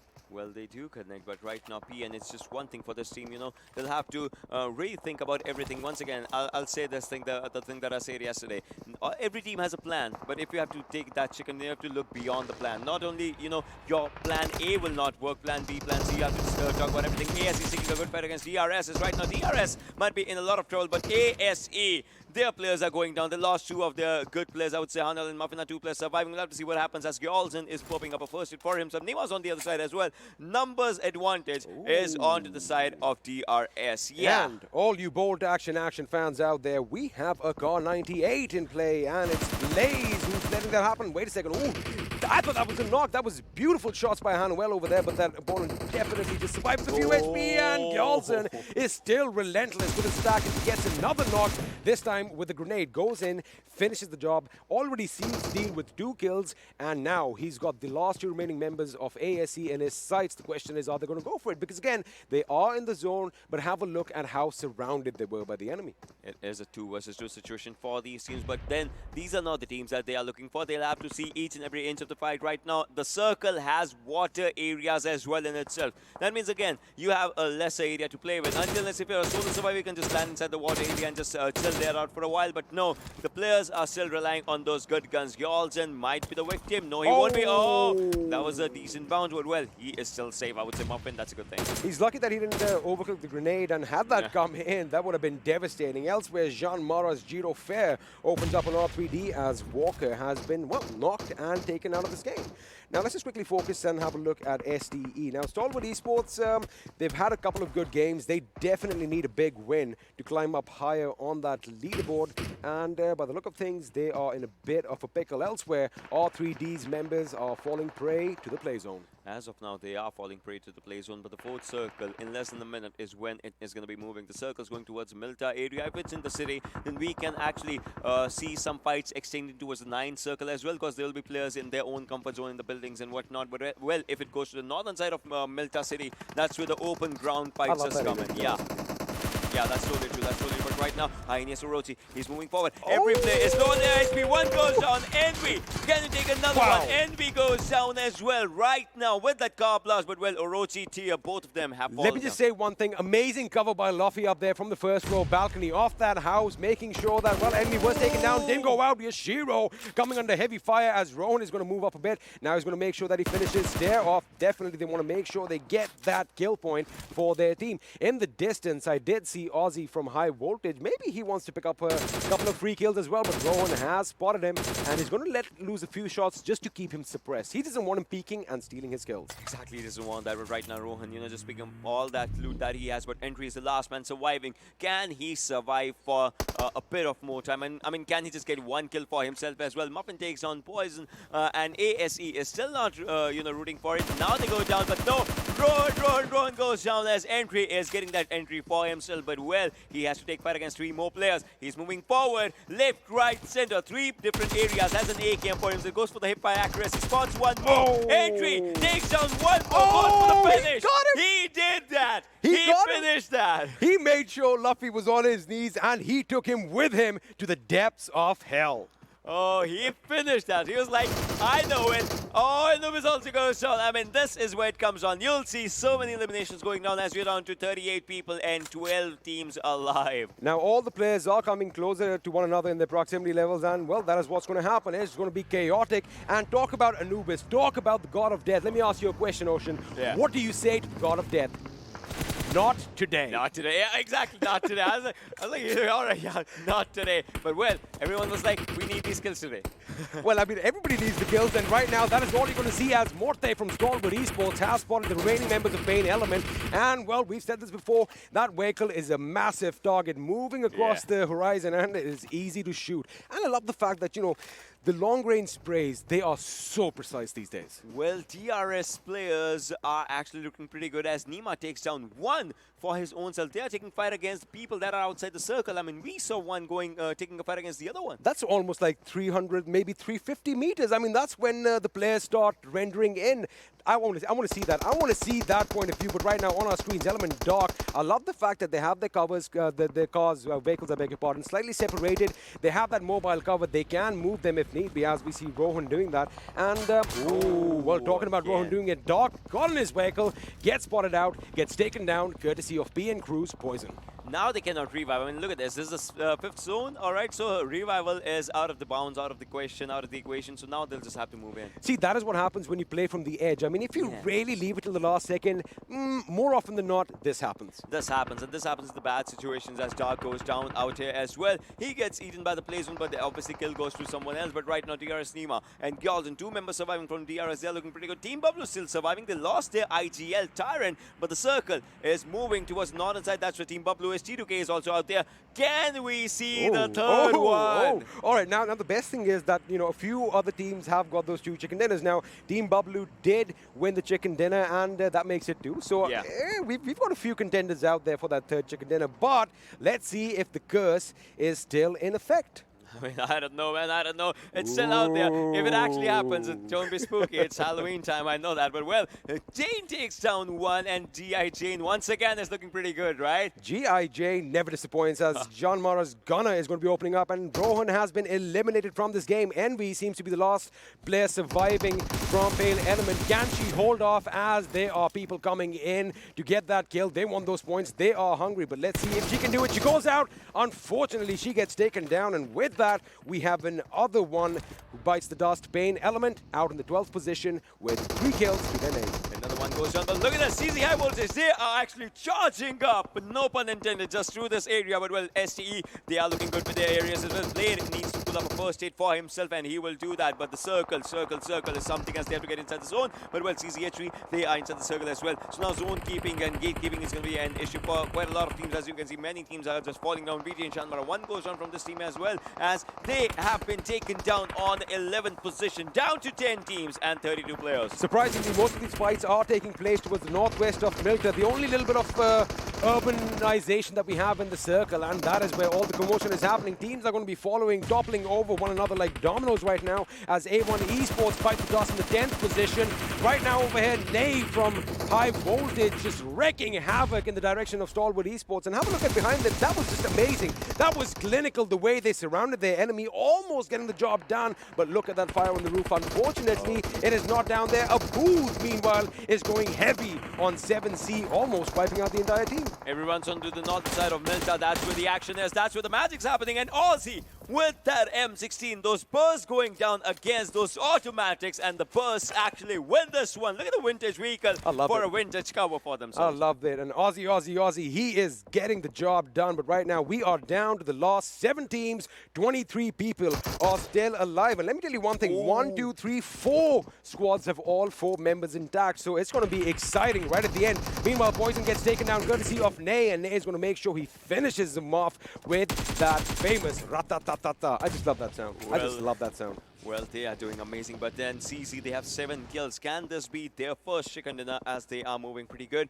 As we talk about the numbers, we talk about the players surviving, but zone is not in their favor. Mr. Burrow, there was a player right in front of you, but well, this guy did not shoot. He was looking at the bigger picture, right? He can take down one, but then there will be 3 people taking him down. As you can see, he is still surviving. Assassins out there as well. I mean, he is looking for the right moment, right time. He might just sit in that vehicle and be just, you know, silent for everyone. He could be, and or he might wait for the enemy to come and sit inside and, you know, wipe them all at once. That would be amazing. I mean, that would be like timing. Aussie comes in as well. Nobody has an idea that there is a very deadly snake in their midst, and shrouded by all that smoke as they are still engaged with another team elsewhere. Bablu's Team Wolf is opening up against DRS's Girls and gets taken down, and with that, DRS Gaming, in fact, have been eliminated with just 2 kills to their name. What's going to happen, Mr. Burrow? Are they going to take this vehicle? That's one thing that I'm thinking as Nason goes down as well. He's in the vehicle. He's sitting in the vehicle. No one spotted. Shoot them. Yes, take him down. No! He goes down. He goes down, and have a look at who shot him. It was Cooney from the vehicle. Turns around and is like, not today. It's us who's going to kill him. Now Ghost overhead. The boys from SCYTES are opening up against Team Bablu. Zibyan gets a knock. He goes into cover in the nick of time. Phobia gets eliminated. PN Crew out in 6th position with 4 kills. Let me just say one thing. These boys are on a rampage right now. I love it. What the way Team Bablu is playing right now, but they have 2 players, the IGL and Zibyan. Those 2 players are playing amazing, but no, Zibyan goes down. Almost surviving, but the zone's coming up. If he has to heal, he has to do it right now. As you can see, that blue circle of death is slowly and steadily going to be taking down Zibyan. I mean, he has to pop the first hit, but Cooney has to move inside as well. One team that's been pretty dominant in this game is DEADEYES Guy. They do have 2 kills. However, they have all 4 members intact, which is going to be an advantage. Zibyan got that first aid in the nick of time. Otherwise, he would have definitely been knocked out. Now, Cooney and the boys, they have that little slope. They have a few trees for cover. They've got to be careful because they still have enemies up top on the high ground, and that enemy is just the team that we've been talking about, DEADEYES Guys. You cannot rule out T2KSG as they are also surviving out here. I mean, they are still silent, but they are definitely, we know about that. Team Bablu, again, circle's going to be taking them down. As you can see, they are outside the zone. They're not going to be giving the kills. No, Team Wolf goes on by Assassin, and he will be finished. As you can see, Team Bablu bites the dust. Now we are down to 4 teams as of now. SCYTES goes down as Frankie is frankly killing all of them. He is, and looks like Zod and Jane could be in a bit of pickle, but right now a booth has been taken down courtesy of CZ, who are basically gatekeeping, and they're going to make sure no one shall pass. Well, it's a Lord of the Rings reference. None shall pass, and that grenade almost obliterating it. And look at them now, crawling their way in. They need to be one with nature. They need to basically camouflage themselves with all that is available around them. But you do get spotted out from time to time. Aussie is going to make sure he gets that kill. Now, Razor, or Razor, depending on how you want to look at it, is the last man standing for his team. And, well, I think they've done good enough. Not enough kills, but they do have those position points. The question is, can they break it into the top 3? That is the question out there. I mean, he will have to stay deadly, but look at this. Jane's out there. Jane gets spotted. Jane, take him down. Jane, there it is. Now we are down to 3 teams, 11 players surviving. As you can see, CZxHIGHVOLTAGE, DEADEYES Guys, and T2KSG. But CZ in a bad position as TE takes down 1. Will this be the second for DE, or will this be the third for T2K, or the first for CZ? Now have a look at the zone. It has kind of shifted in T2K's favor, who have all 4 members alive. Ocean, we might just see the 3rd chicken dinner today. Let's have a look, and all of you watching at home, what do you think? Are we going to see the treble? Are we going to see the hat-trick today? We're going to have to wait and find out, because DEADEYES Guy still looks strong, and I love the fact that High Voltage have literally upped the electricity right now. They have upped the ante, I would say. The electricity, exactly. It's electrifying out there. Everyone's becoming the electro, but can't actually take everything out as, oh no, Assassin goes down. DE is looking amazing, but the major challenges, they have to get inside the circle as well, where T2K, as he saw it, is taking down on top. Warusa, he might just take players down. No, he goes down in the situation. But CZ, they are playing against the zone as well. Now this is what T2K are capitalizing on. They know that the fight is breaking out. They know that the enemies have to come towards them, and all they have to do is just be patient, have that trigger discipline, and as soon as they get the opportunity, they unload on them. Have a look at all that firepower in DE's direction. Shifu is the only one who's alive. Wait a second, he's out. He's out. No. DE has been eliminated in the third position. That means the final fight is going to come down between a 1-on-4 situation. High voltage is Cooney. He's been spotted. And there you have it, ladies and gentlemen. The curse has finally been lifted as we have the third chicken dinner. Difference between 15 and 12 is 3, and that's the number of chicken dinners these people get right now. That was incredible. That was amazing. That was T2KSG. T2KSG, I mean, these guys started off this tournament with a bang. 15 kills in their first game. They are coming in strong on day 4. And like I said, they've had their ups and downs, but right now, this is all theirs. And we're happy. He's happy. 3 chicken dinners. We did it, Ocean. We did it. I mean, they did it, but we are the super curse has happy. been lifted. That's what I'm talking about. I hope you all enjoyed that as well. What an amazing, amazing round. But what we're going to do is we want to see what the analyst desk has to say. We are going to take a little breather. Don't go anywhere. We'll be back after this.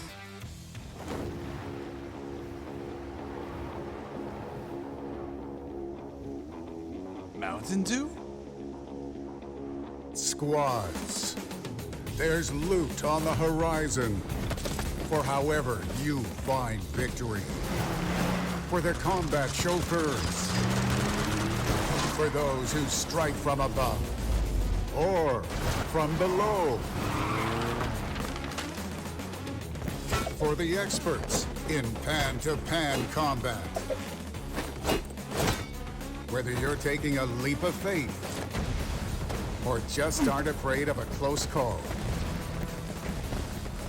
Fuel your path to winner chicken dinner with ice-cold Mountain Dew and with exclusive loot from Mountain Dew fuel stations. Spawning on a map near you. Welcome back once again, ladies and gentlemen, to the PMPL South Asia Season 2. Match number 2 for day number 4 of week 1 is over. This is Super Johnny once again being joined by Shadow and Fixes on the analyst desk right here. And hey, the curse has been lifted. Finally, one team getting the third chicken dinner for themselves, and it is Team T2K, trained to kill.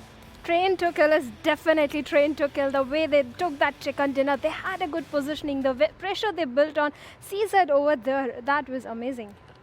Well, you know, if I have to talk about the circle, about how things panned out, it was initially going towards Miltapa area. So a lot of teams had stacked up over there. Team Bablu definitely having the best spot. But, you know, as the shifts did happen, Deadeyes did have that squad house. But if you talk about the final 3 fight, Deadeyes being in that squad house did have a very good vantage point, did have a lot of good location where they could go. They did deploy their smokes perfectly right. But what they could have done better is have one of their players just staying back, remainder just pushing in. The one player providing cover fire, the remainder could have just gone in, because on that left hand side they completely shrouded it with the smoke walls, and even the front was secure. But them kind of overcommitting for the fights, trying to go greedy for the kills, maybe that just was the reason why they could not get the chicken dinner. And T2K capitalizing on the situation in hand, the zone in hand, got that one in. Well, apart from that, I have to say one thing, Fix. Yeah. Every time you criticize a team, you are really critical of team. They step up the very next game. Before this match, we were looking at the group wise standings, and you said CZ High Voltage, where have they gone? They would look really good during the PMCO, blah, blah, blah. And this match, CZ High Voltage, they went on a killing spree. Absolutely, you know, no second thoughts. But, you know, as we take a look at the MVP, that has got to be none other than Cooney. The best part I loved, apart from the 6 kills and 874 damage, the position that they had gotten in right in the open. That was a dip. That is where you need to be very well versed with the entire map. That is where you need to know where the covers are. If a certain situation forms, where do you go? And this was Erangel 2.0. Initially, you could not have anticipated that over here. A lot of changes. I love the way the circle was this time. The eastern areas, most of those places were really worked out. Oh man, look at this. So we usually just get to see the damage taken on an individual as an average is going to be, well, higher than the average of the entire server, right? This time, Cooney almost managing to keep that mark in check. 227 damage taken, and the damage being dished out is going to be in his favor. That always works out for you, doesn't it? But Cooney just living up to his name and just being a murderer for his opponents was pretty deadly in this match. Did help his team secure a lot of placement points and the kill points as well. But the strategy by the players of T2K was incredible, as Fixer so wonderfully pointed out. The teams just fought amongst themselves. T2K stayed at the back and then just came in for the finish. But now we do have the top players of this game in front of us, ladies and gentlemen. And Cooney is going to be followed by Hungry Box from Team 7C. He always is going to find a way inside this list, hungry, won't he? He's always hungry, like Fixer said, he's always hungry for the kills. But I like the way 7C approached in this particular map. They knew there was a team in the compound, A1 Esports, there was another team, Abrupt Slayers. They kind of divided, they got out split, and that was the moment Hungry Box did, like Ocean said, a 1v3.5. You know, the thing over here about Code Zero High Voltage, they were kind of missing out on voltage. And I'm pretty sure it was that dew that gave them that voltage, that electrified them up. Because that's the thing about Erangel 2.0, you find those dew stations out there. Exactly. The dew stations are going to be there, but the standings are going to be in front of us for this game, ladies and gentlemen. And we're going to have a look and see how many points were collected. Match number 1, I found it really interesting because the top 3 teams had 7 kills each. But this time, CZxHIGHVOLTAGE. High voltage action indeed. 14 kills, 12 placement points, 26 in total. Yes, obviously, CZxHIGHVOLTAGE, they finished the day at the bottom, but now look at the way they are doing a comeback by starting eliminating the squad of Stalwart Esports, which were caught out in the open area, and that's why they have the 14 amazing kills. T2K, despite having the chicken dinner, they have got 6 kills, but I'm not disappointed because T2K had been performing in day 1 also. Deadeye guys always have good rotations when it comes to Erangel. Yeah, of course, they definitely sure do. And that was the supremacy. They did kind of hold out that only one compound over there at the squad house, but it was all right. But as we move along further, R3D, well, they did start off well in the Miramar game, but kind of just fizzled out. Not even in Miramar. I just remember they kind of messed things up over there. Stalwart Esports, this was the team I called out for. Yeah. And oh my goodness, they need a refill.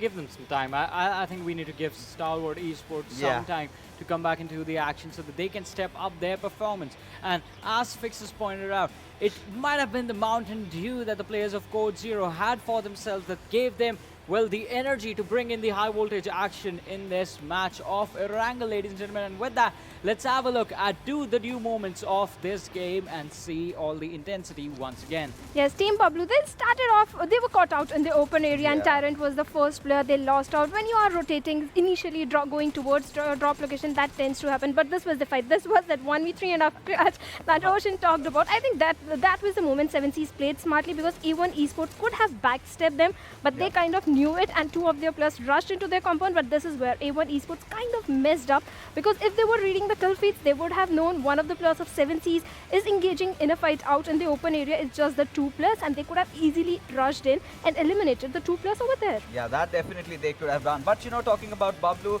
well, we cannot really blame them because the flight path trajectory was completely kind of on those Milta areas. But this is what I loved about PAINxELMT, you know, getting that squad vibe kind of gives them that confidence, morale booster. Because talk about the different squads, everyone has had their good moments, but they have certainly been missing out on it. And few mistakes were definitely made. You know, Rohan was completely out in the open. But this is where I say, they did have the due because, you know, it takes a lot of balls just to be out in the open and still take on fights after fights. Mr. Boro definitely was that creepy little snake. He was just hiding around in the corners, but as he moved along, he was just taken down over there. But, you know, T2K having this rich and then kind of taking the players down, that was amazing. Yeah, it was amazing indeed. And this final fight, I mean, the firepower, as XP said, that we could literally see on our screens, ladies and gentlemen, coming in from the team of T2K.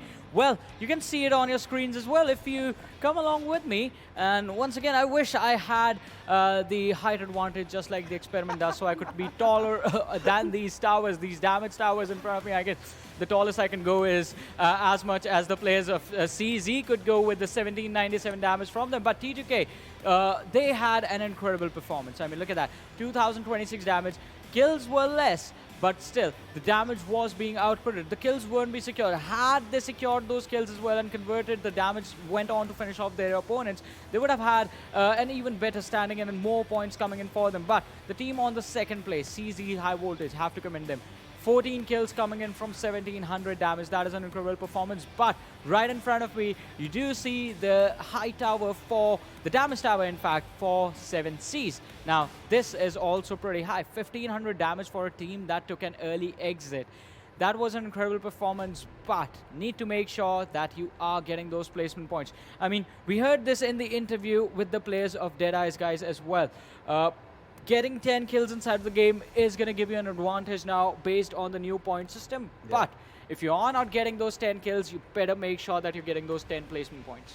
Yes, placement points are always going to matter, but kill points are also going to matter. But I want to see how the players have performed in the overall standings. Exactly, and we're going to fulfill your wishes, Shadow. We're going to have a look at the overall leaderboard and see where the teams exactly stand if you compare them amongst themselves as an entirety. Like the 20 teams in total. FutureStation, wow, they have taken over the lead from Venom Legends 171, Venom Legends on 164, but the teams are not going to be playing, so it's going to be up to T2K to catch up to them. T2K still has 3 more matches left for the day. They are sitting at 143, and if they continue to play like the way they did in this game, they're definitely going to see themselves on the first position by the end of the day. I see 2 teams in contention, like you mentioned, T2K and Deadeye's guys. If things go as they are going right now and T2K keep on slammering down every single team, they might just go on top. But as we move along further, well, PAINxELMT and R3D Esports still on the bottom last, but PAINxELMT could do a bit better, so as to say. But Team Bablu, despite the fact that they've got 2 chicken dinners, they still haven't crossed that 100 mark. And this is where it comes down. This is where it all boils down to the discussion. They either go out big or they just kind of fizzle out in thin air. Well, at least they managed to get a top 4 finish in this game as well. That is something that I have to be happy about. So the consistency in the first 3 days for Team Bablu wasn't there, but today they have shown a little better performance as far as the 2 matches are concerned that have gone by. Let's have a look at the schedule once again, ladies and gentlemen, and see the map rotations that are going to happen next. The next is going to be Sanhok, match number 3, followed by Miramar, and then Vikendi is where we're going to bring our day and the week with that to an end. But Sanhok, aggressive map. We were talking about Team Bablu. We know they got the chicken dinner to begin the day with, and this map as well, the Painan drop location, it can get quite risky in that city. Yes, it can get quite risky. It's a 4x4 map. Players are going to be cramped up. But the way DRS Gaming and Team Stalwart Esports performed yesterday, I think these are the 2 teams. They can again, they have the potential to perform in Sanhok. What about you, Fixes? Who do you think is going to win Sanhok? I want the boys from Deadeye's to get it because I want someone giving Venom Legends a run for their money. Well, the run for the money is definitely going to be there, but it is also going to be an incredible performance to see if another team is going to be able to match the sort of number that Team T2K has put up on the board. But now it's time for me to leave the analyst desk behind and to move over to this side of the stage to celebrate. Ladies and gentlemen, the trifecta is here. 3 chicken dinners completed, and I love the fact that it was done in a match where the Lord of the Rings reference came in. Where's mine? 3 chicken dinners. The curse, as you said, has finally been lifted, ladies and gentlemen. So now I think there's only one thing left to see. The big 2-0. Yeah, the big 2-0. 20 kills in one single match. And, well, you said none shall pass. Well, one team did pass. T2K was there getting the 3 chicken dinner. Yeah. Can they make it 4, though? I mean, we're going to have to wait and find out if they make it 4. I still want to see a new team coming up and getting the job done. I liked what Fixes said earlier. He's got his eyes on Deadeye's guys. And you know what? I have my eyes on them, too. I mean, I would say let's not be much greedy enough to get a 4th for themselves, but I would say, well, I want to see a 2. I'll be that greedy to see a 20 mark, 20 kill point marks is going out there. So if any team gets out there in this match, because Sanhok, 20 kills kind of becomes... possible. Yeah, it's possible, but it kind of becomes difficult. If you jump in the action, in the thick and thin of it right from the get-go, and, you can keep your wits about you, I think it is a job that can be done. But we are going to stop speculating right now because the match is going to be underway any second. And you know what that means? All the players are going to be ready on the big screen. So why don't we step aside from your vision and let's have a look at all these beautiful players on our screens right now. Let's have a look at where the focus is right now. Focus of the game and focus of that pressure where it comes down. Well, Reddit, sir, is he going to go again for something? No, he's just drinking out there only. Well, the major thing is, as we talk about it, in Sanhok, 20 kills, all right, it is possible, but it becomes difficult with one thing. if you're going for that, all your 4 players should survive with those fast kickoff fights. Oh yeah, also, I mean, the thing is, you know, on paper it sounds good. Yeah, you're in the center of all the action and, you know, you just fend off, attack one wave after the other. But the thing is, once you fire a shot in a small map like Sanhok, pretty much everyone and their mothers are going to hear it, you know, far, far, far away. So, I mean, you do have that extra target painted on your back. The thing is, you got to be on the move. You've got to be just moving every second. You can't stay still in this map. You cannot stay still in this map. I mean, obviously, this map is all about movements and movements, as we will be seeing in the match. Flight path will be right out there in front of us as soon as the players, because you can see, all the players are ready, all the players are focused, but it's down to one thing. We have seen 2 games. You know, I can see one thing. A couple of these players, you can kind of make out that the mounts are moving now. They could be discussing strategies with their teammates, or, you know, it's probably what we're thinking. They are in that spawn area right now. They're in the lobby, and they are just psyching one another out. Is that a dab? Is that a dab? Was that a dab, man? Or was he just trying to scratch his nose? All right, that probably would have been a nose scratch or maybe a dab, you don't know. And plus, there are some, you know, weird things that we are just seeing. Some Did you know, all you watching at home, if you put a finger on one of these screens, it actually animates up, it actually lights up. But without further ado, match number 3 is going to be underway. And that big bird, the C-130, carrying all our players, is in the sky. Ocean, why don't you take us through the flight path? Well, thank you very much, Experiment. The flight path starts from the left of Bantai, in the middle of Sami and Bantai. Camp Charlie is going to be a good area. Cape, if you want to go there, you can find out. That's where Team Bablu calls their home. Ruins is going to be a good area as well. Boot Camp, Paradise Resort, Tatma, Khao, Mong, basically all the areas is what I've said for now. But Camp Alpine Hatin, that is going to be a challenging one. You know, I've kind of come to a little assumption. Now, you are doing a wonderful job casting first. Well, it's a pleasure working with you, but if you ever want to switch careers, an auctioneer is definitely something you should look into, because, boy, you definitely have that speed. But yes, we do have all the teams dropping down. They are plummeting to the ground as we speak. We did hear a few shoots open up in the background, and again, we've seen this on day 3 as well. Unfortunately, it was DEADEYES guys, if I remember correctly, who basically was shot down before they even landed. Yeah, that was, you know, the fast nick of the corner, and that's what I was saying. See, Camp Alpine Hatin, those are going to be important areas, because that's where the circle's moving forward to, and with the players of PAINxELMT. See, first thing, they are at the lower side of the leaderboards. That's going to be something, but Envy goes on. Exactly. Again, they are away from the zone. They have to get inside the circle, but now Orochi is moving forward. He has spotted another one. Once the door opens, he has to take one down, but no, he has spotted. He knows that the players onto the left-hand side, and he has actually taken a bit of a damage, but Orochi can just give those down. 13 bullets. Oh, he does it. 4 bullets in his hands, but no. Elsewhere, we have a DBS in use, as well as Rohan has just pretty much split open entry right now. So both these teams, they have exchanged quite a few knocks, and well, PAINxELMT, they tried their best, but they have been eliminated, and it is quite an early exit for them. We've got to keep in mind that they only were playing as a 3-man squad. Maybe that last 4th person could have made a difference. Exactly, it all comes down to, you know, those 1-2 nicks. A public service announcement. Guys, punctuality is key. Let's try and, you know, incorporate that in our lives more often. It's now a punctuality service announcement, because it's all about punctuality only, as we can see. Well, SCYTES is out there in boot camp, and ASL just onto the backside. Those 3 warehouses is where Abrupt Slayers is. Nova X is looking pretty decent if you talk about it. SCYTES onto the other side, just as we were saying. But Sandesh has spotted one. Kashuf is going to be out there. If Sandesh is pretty out there in the open, then he'll be in a bad trouble. So he knows it. He gets back into his house. But on the backside, that's where Mr. Boro is. If Kashuf stays here for a long time, he'll go down. He could go down, but it's funny that, you know, only one player from each team is kind of engaging with one another out in the distance. I mean, this is one of those compounds that isn't part of a city, but again, you know, a fight, whether it breaks down in the city, whether it breaks out in the open, I mean, one man is definitely going to go down. But right now, it does look like they just exchanged a few rounds, and they are aware of one another's positions.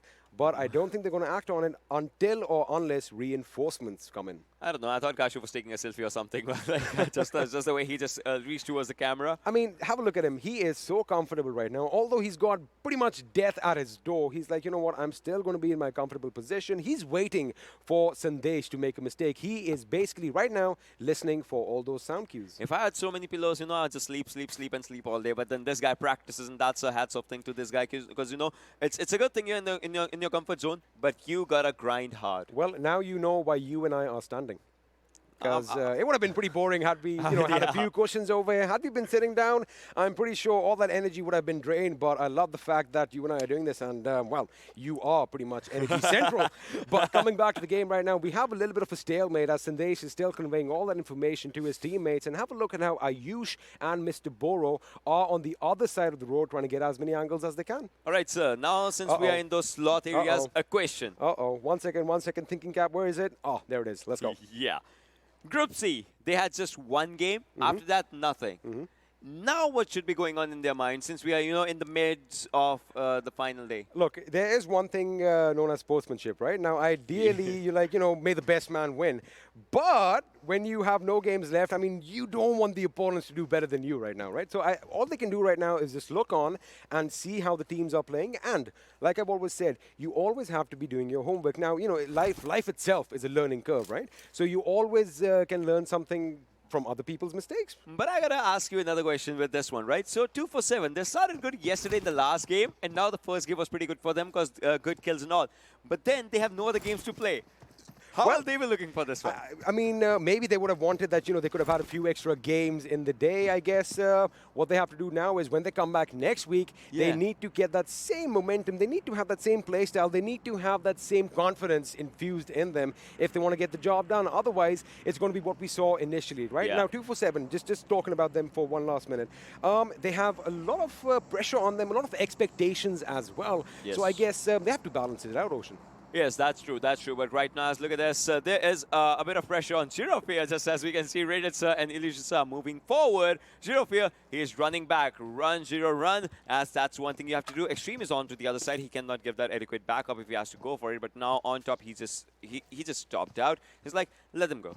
He's like, let them go, and he's popping in that adrenaline syringe right now. Of course, you want that adrenaline to be coursing through your veins. It's going to make you perform a bit better. But, they do know that there's going to be opposition where they are heading. And now we have the first airdrop falling down, and it is the Grotza with a 4x scope. So, again, a versatile weapon and a lot of favorite. It's quite favorite. I mean, this is also another weapon which basically melts opposition up close and personal. The Untamed Beast is what it is. Plus, put on a suppressor. Groza works amazing. And obviously an extended mag also. That's one thing you would need, right? I mean, those 10 extra bullets definitely make a difference. But right now, Girofear is going to be catching up with his teammates who, well, it is a nice and pleasant day to be out on a swim. Yeah, it is nice and pleasant day to be out in the swim, I would say. So there's one thing. You see quite a lot of these people use those fans as well, just to cool their devices. But there's one thing. Once you're in that war area, it's kind of, the hot minds also work. Oh, yeah. I mean, you got to cool yourself as well. I mean, I see a lot of sweat on the foreheads of all these participants. And it's not just because it's hot. It's because, all the nerves are kind of shaky as well. But that is what champions are made of. That is what differentiates winners from the rest of the group. I mean, these guys basically perform at the A1 levels, time in and time out. And now, looks like JyanMaara is going back for the fight. They are going to be regrouping on the northwestern island, and looks like they are taking the fight with PN Crew. Now, PN Crew, they haven't had the best of times, but boy, oh boy, they're the first team that pretty much set that 19-kill bar. Yeah, they are the first team that set up that 19-kill mark. I mean, they started it all. We still have 59 players left as we can speak, so we might... All right, again, can we do a 20-kill in this game? Can we? I mean, all the action has to be concentrated around one team, which is yes a little or no, difficult. yes or no, yes or no. It's not happening this time. It's not happening this time. But what is happening is that Mr. Boro is going to make sure that no one comes in as JyanMaara's Extreme gets knocked out. Now, Relief is going to be there right around the corner, but this is going to be, this could be big. It is hunting Season, if Season actually gets this grenade, but he's kind of, he was cooking it, now he's not. Maybe it's a bit of a mistake, but he does get a knock. He does take Girofear out with that AKM. Now he's going to go back in hiding, make sure he pops a first aid. Oh, he's not doing that. He is still out on the aggressive. He is going to be cooking that grenade. He's going to lob it in time. He does lob it in time. He does get taken down, but that was a massive, massive hit as two members from JyanMaara go down shortly after. I mean, that was an incredible use of grenade. He went down, but then he was like, nah, I'm taking you guys with me. JyanMaara now are reduced to one man. All the pressure is going to be on Wang's shoulders. He is going for that revive. Girofear is being picked up. PN need to act quick. They need to engulf the enemy right about now. Well, there are two players, but Mr. Boro, that's a backstab. If it comes down to this, Girofear is moving forward. That'll be a bad situation. Girofear goes down. Wang, can he take this fight all on his own shoulders? I mean, it seems like it, but a good jump shot. Ooh. Oh my God. That jump was amazing, but he is low on his HP. Sandesh gets that point. He is moving forward. He might just take him down. Can he take him down? No, Sandesh! Your HP is pretty low, but Ayush was the savior. Otherwise, we could have seen a different story altogether. I am pretty sure right now it's going to be Wang OP in the chat. A round of applause for the lad over there. I mean, what an effort on his part. Almost getting the job done with that sliver of HP. But their respite is still not over because, like I said, you know, you hear some gunshots. Someone or the other is going to be coming your way. Now, PN Crew, they need to pass themselves up quick because they have another hurdle to cross. And this hurdle is Abrupt Slayers. Now, there's nothing abrupt about this. This is a concentrated attack right now. They know that the enemy are going to be low on HP. They know they are going to be reeling from that previous attack, and now the question is, can they surround them and push in from all angles? Yes, it's totally true. It's totally true, as we'll be seeing what happens. Well, PN is on one side, ASL onto the other, but it's like, seems like one thing. I'm not going to say it. Whenever a team surrounds the other team, the team that is surrounding, they are the ones who lose the fight. Like right now, ASL is surrounding PN Crew, but you never know because PN Crew is totally in that zone. They already have 4 kills for themselves. Let's see how long can they just go with this fight. Shari is just sitting on one side, Joker onto the other. I have an X as well and Novix as well. Good smokes and good nades being popped up from one side to the other, but still, it's just one thing. The fight is not with the guns right now. Now it is, you can hear a few gunshots, but still no casualties as per se. They know the locations of each other, but still that Cold War situation where you're just firing bullets but not getting any results. All right, just going with the good one. A good thing coming out there, but a good grenade. Ayush with a good grenade. Shari gets a bit of a blow on himself, but let's see if he moves in. You know, I mean, maybe had they hidden that gas canister a little bit behind the door, it could have been effective, but right now ASL is moving in. Nova gets that knock. Ayush has gone down. Curtis, the Tommy gun. That gangster weapon is definitely firing on all cylinders. Mr. Boro was pretty much in the line of sight. He gets out. Now he's going in. He gets... Wait a second. Wait, I thought that was the opponent coming in. No. Well, that was not... I mean... A little camera change. See, I mean, you can kill your opponent with a, your teammate with a grenade, but you won't get the kill points. I'm just saying that. I'm just putting it out there. Have we tried this out before? We should try it out. But anyway, back to the action right now is Mr. Boro is still relentless. He wants to make sure that the enemy are kept at bay. And again, now they have one member. Ayush is down in the enemy's house, and it doesn't look like they are going to be going in for the revive. But I like the fact they've deployed that Molotov. They're going to make sure that ASL are pushed to the other side of the house. And you know what? That revive just might come through. They're stopping the opponents from doing everything that they can. That's in their power, and that's one thing I would be... I am loving in this one, but when I need to see that revive. I need to see that wave coming from PN Crew as they have already 4 kills. Can they actually get more? It's coming. JyanMaara was taken down by this team only, but can they actually get it landed? Now Ayush is coming back. That's a very, very, very good thing. Very good strategy coming out from this team. First a Molotov, then constant firepower, constant pressure, and there is one person, one important life being saved. Now, you know, you just mentioned that we've seen that whatever team kind of survives the fight, the other one comes and pretty much wipes them out.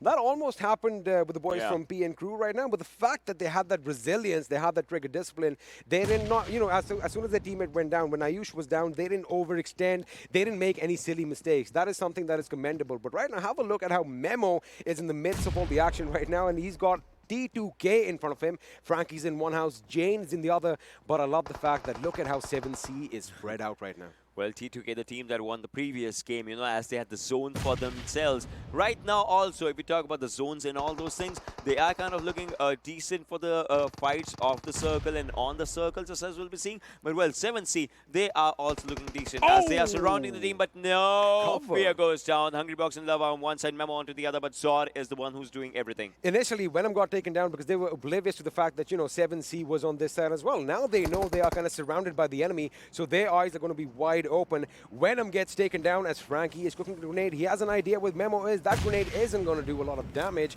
In fact, none whatsoever. So they are going to have to recalibrate their attack somehow. Now, he does have his members. You know, they're not in the houses. They are out prone. So that's a good thing as well. Because if the opponents kind of push in, if 7C kind of push in right now, they can be caught off guard. They can be caught off guard, but right now, 7C, the major thing is how can they push in? Because they have an open area for themselves to push in. Fear, he got a revive, but then the pushing should not be coming coming up right now. I mean, Love has a proper area. He's a smoke right in front of him. He can just get through the smokes areas as well. Hungrybox as well can just put some pressure. But Zod goes down. This can be a perfect opportunity for 7C. I mean, CZ was the one that took them down. Assassin got his kill as of now. But look at this. 7C, they're moving forward. Frank is on one side, but can he just get this fight for himself? As you can see, all the players of 7C, they're looking pretty good. Jane might just go down as well from a grenade if that was something. Jane, he is still surviving. He can take one player down. Sinister takes down Hanel on the other side. A1 Esports versus ASE is happening, but Fear goes down and 7C is in a lot of trouble. Well, 7C is definitely in trouble. Frankie jumps out. He gets that knock. That was straight out of a movie scene. That was what Michael Bay is all about. With that, 7C Esports is out in the 14th position. Just the kill. And did you have a look? They were decimated at range by Assassin from High Voltage. That's the beauty about Sanhok. You've got to be careful. You fire a shot, expect someone to be looking at you through their crosshair. He took the kill of Zod as well, Assassin, and then when 7C was pushing, he did not know if it's a team or if it's those are opponents. He was like, I want to shoot. Let me just kind of paint a picture for all you watching at home right now. Now, I'm sure you are aware of what Sanhok is like. This is the Northwestern Island, and you know those infamous cliffs from where you fall quite often? That is where he shot him from. So he was high up in the sky. He literally had that heaven position, as we like calling it, and well, he was raining down death. And that's one thing that he actually did in one of the best fashions. I like the analogy, the way you just, put it as of now. But, well, now this is the area where A1 Esports is, and they have a Kirkure right in front of them. Obviously, they will not be going for the push right now. In less than a minute, the circle is going to be moving up again. And R3D, that's one team that's still onto the southern side of ruins for some reason. They are pretty much the only team that is very far away from the circle. However, it is Sanhok, so the distance isn't going to be that much. The question is, are they going to have opposition while they go in? Now, Ayush does get a knock, but his position has been given away, and Muffin tries to lay down some lead in that direction. I've got to say one thing again. Muffin and Kurkure, I like the fact that they are really good players, but they make me hungry.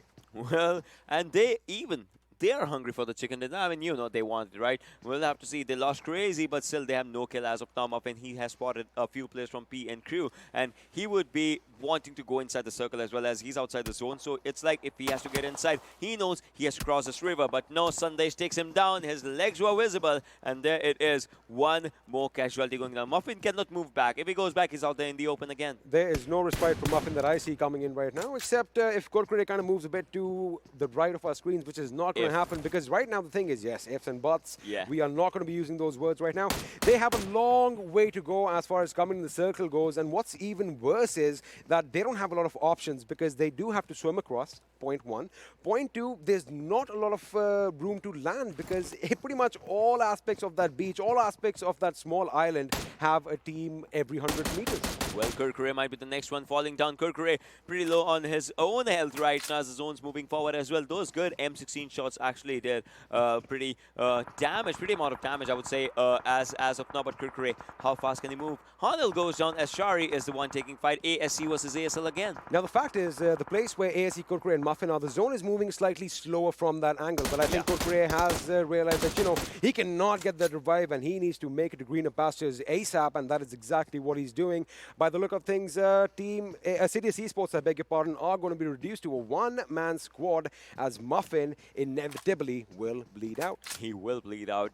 If not by the players, then by the zone. But then I would say he'll bleed out before the zone actually even touches him. But well, Assiduous Esports, they have one player left. And then they were taking up a good fight. As of now, Muffin goes down, and it is one final lone survivor from ASC. It's going to be Kurkure. We'll have to see what he does. But then on to the other side, INES, T2K, SG, CZxHIGHVOLTAGE, they are also, just going with the kill points. And like CZxHIGHVOLTAGE still needs a kill point, DRS needs a kill point. There are many teams with 0 points as of now. I like the fact that Abrupt Slayers and PN Crew, they had that little tango, they had that little clash moments ago, but now both are content with holding down the fort as far as their own compounds go. And the cherry on top of the cake is that they have all 4 members intact. And now, another team with 4 members intact are the boys from DEADEYES guys. Now, these guys have got a chicken dinner under their belt, so we know they are capable and they can walk away with that W, but they have a lot of opposition in front of them, and right now looks like Dante and On Top might be in a little bit of a trade-off. Well, 140, 160, 130, those are a difference in meters, as players have to get inside the zone, as well as in less than 50 seconds the next circle is going to be coming up.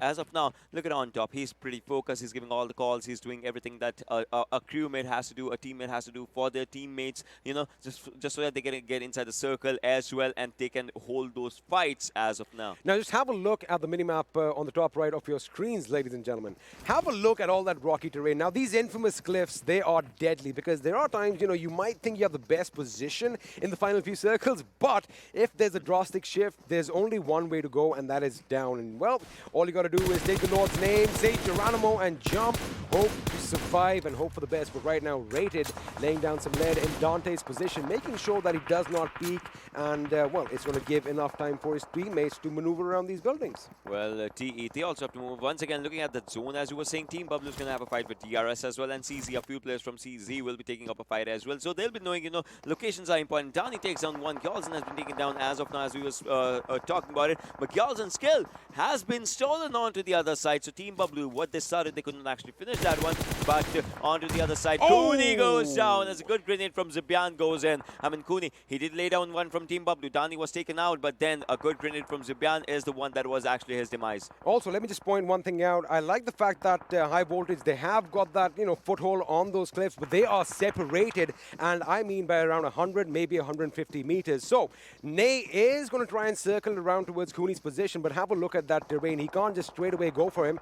Well, I guess I'm going to eat my words because we have a little bit of a ramp, a little bit of a slope over here. Elsewhere, R3D are tangoing with the boys from SCYTES. Phobia is down, and, well, Zipian is opening up as well, and DRS. Nima goes down. Mafia Ninja gets taken down courtesy of Teen Wolf. And let me just say one thing. Team Bablu are a different team today. Team Bablu is looking pretty good. This is a team that, you know, everyone has seen and has loved. I mean, they still have 2 kills, but then all 4 players intact, plus cover fires. Cover fires, if a player goes down, you throw a grenade, and that was amazing. Well, Mote, he's just, you know, out in the air. He was half in the air, but, well, that's where the guns blazing was happening. That's where the guns were actually going up. Kudos to his core strength for keeping his body straight over there. I mean, I've tried that. It's not that easy. Anyway, Blade from Stalwart Esports is picking a fight with T2K's Frankie as he gets taken down. And wait a second, Team T2K have been eliminated in the 12th position with 3 kills to their names, and that is going to be a big, big blow to them. Well, Team T2K, they were looking distant, but, well, Shaw is outside, and AJ takes down Shaw, and a finish coming up. Well, onto one side. DRS gets eliminated as well, but right now, R3D, can they make it inside the zone? Booth is the last one surviving. He has his eyes set on the player of R3D. That's going to be Joker, but can he get that kill? I mean, the zone is something that's going to eat him as well. Oh, he still stays alive, but look at the circle. Tyrant is the only person inside the zone. PN crew is making their way inside the circle as well, as they have those upper cliffs for themselves. But for how long, that's one question. But CZ, they'll have to lose this cliff. They'll have to go inside the zone again. Oh, he gets taken down, and that is precise shooting by Zibian as he gets that knock on Ney. But of course, that revive is going to come in. Now, see, those cliffs up top, they have the advantage right now. But let's see where the next circle is going to force them to go, because we've seen it. They are going to have to drop down at some point. Elsewhere, Illusions gets a knock on Dante as we join a booth as he's trying to lay down some lead in the opposite direction. Wait a second, was that an enemy I just saw zip by? That was a little bit of well, I think I just got caught up a bit in all the action. I do not know what's happening right now, but what I do know is Kashuv gets taken down courtesy of Aussie. Well, Aussie did amazing, as we'll say, but, well, we'll have to see when the kill confirmation is going to be coming up. Nason is looking at the other direction as well. He might just take down the players of Team Bablu as Teen Wolf has been spotted. Will he take the shot? Yes, he will. Takes down one. Goes for reload. Zibian knows that he'll have to stay safe, stay put if he has to stay alive as well. Staying alive is boring because it's just staying, but, well, we'll have to see how it just goes. SCYTES, he is, the team has been eliminated as the players are looking pretty decent. On to the other side, Bablu Zibian, he has to move forward as well, but right now, Ney7 might take another one down for himself, but no. Almost. Zibian, he gets himself into the safer spot, but on to the other side, Cooney is taking players down from Stalwart. Surprisingly, Team Bablu are still a 4-man squad. I do believe Teen Wolf is going to be getting that revive anytime soon. This grenade, is it going to be troublesome? Is it going to spell problems for Zibian? That grenade, well, it kind of bounced off, but that fire is pretty much on his feet, and now the zone is going to push him a bit closer. I mean, he barely has enough space over there, but he is still not on fire. But Cooney is now going to be concentrating on the other side as SDE is moving in for the kill. Well, in less than 30 seconds, we are down to 7 teams right now as INES gets eliminated as well. Playzone is eating up players of A1 Esports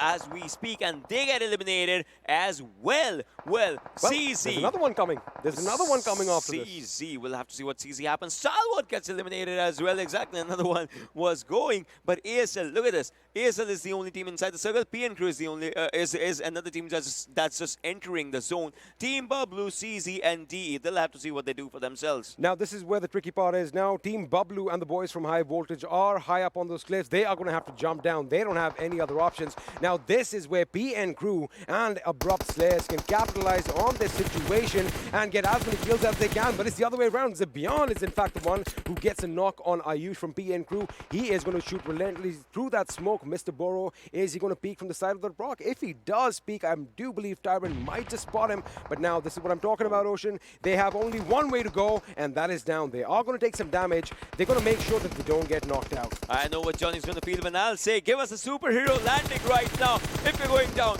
go down in style. But well, ASL, they are looking decent. They have all the players. They have 3 kills, but they are actually taking down the players. On the other side, CZ gets eliminated as Team Bablu is looking pretty decent, but now the players are dropping down. Players are dropping down. Team Bablu, if they have to survive, they'll have to go for the jump. Zabyan goes down. Team Bablu, how long can they hold on to that area? The answer is coming soon. Team will goes down. Another one surviving onto the upper edge, but they are going to be doing heal battle. Is Sharon going to go for the heal battle? Yes, he will. I think that is the right call on his part. All the first aid should have been given to their one player. He should be patching himself up as soon as he is permitted to. But right now, the main fight is going to come down between PN Crew and the boys from Abrupt Slayers. Now, Abrupt Slayers, they do have that mad advantage, but PN Crew are on a little bit of a rampage. They have 9 kills, and I'm pretty sure they want to make that into double digits. Let's see what happens. Tyron, he cannot give a kill to his own self. I mean, he has to go down, and that's how it is. He spots some players. Can he just take them down before he goes down? No, he goes down by the players on ASL. They have an open area. They have to get inside the circle, and PN Crew,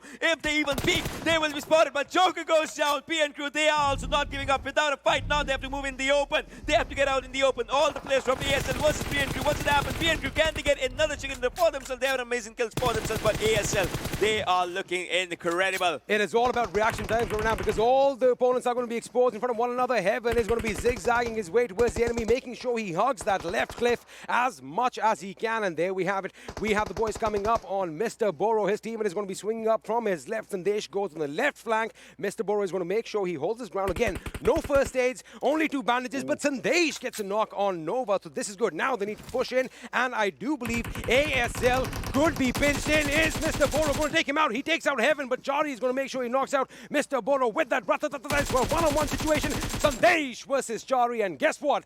Abrupt Slayers have won the 2nd chicken dinner on day 4. Vikendi was theirs. Now comes Sanhok, and that was an incredible chicken dinner coming for these players. I mean, this time it was like, let's go, let's rush in. They had a good compound for themselves. They just moved up, and the final fight, let me just break this down. The final fight, the way Jari hugged the cliff and went from the left, he made sure that he didn't want to give the opponent any vision, any visual cue whatsoever. That got the job done. However, this was one of those close matches. It came down to that 1v1 at the very end, and boy, oh boy, I have no complaints. I loved it. I loved it. The way this match was happening, this was one of the most incredible Sanhoks that we have seen. I'm not even joking. The adrenaline is coursing through my veins. We are going to just take a little bit of a break and, catch our breaths, as we love saying. You guys stick around. Don't go anywhere. We'll be back right after this.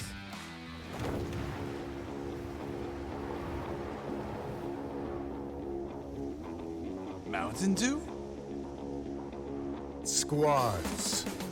There's loot on the horizon for however you find victory. For the combat chauffeurs. For those who strike from above or from below. For the experts in pan-to-pan combat. Whether you're taking a leap of faith or just aren't afraid of a close call. Fuel your path to Winner Chicken Dinner with ice-cold Mountain Dew and with exclusive loot from Mountain Dew fuel stations. Spawning on a map near you. Welcome back once again, ladies and gentlemen, to the PUBG Mobile Pro League South Asia Season 2. My name is Super Johnny, being joined by Shadow and Fixes on the other side of the desk. We are going to move forward and break down all the intense action of Sanhok, and it is quite interesting because Well, in towards the end, the way this match ended, it was quite interesting. As Experiment so wonderfully pointed out, it all came down to the reaction times and the precision of the players. Everyone was out in the open. There was this one cliff that had a few ridges in it, and you just had to use the the dips in the cliff to your advantage.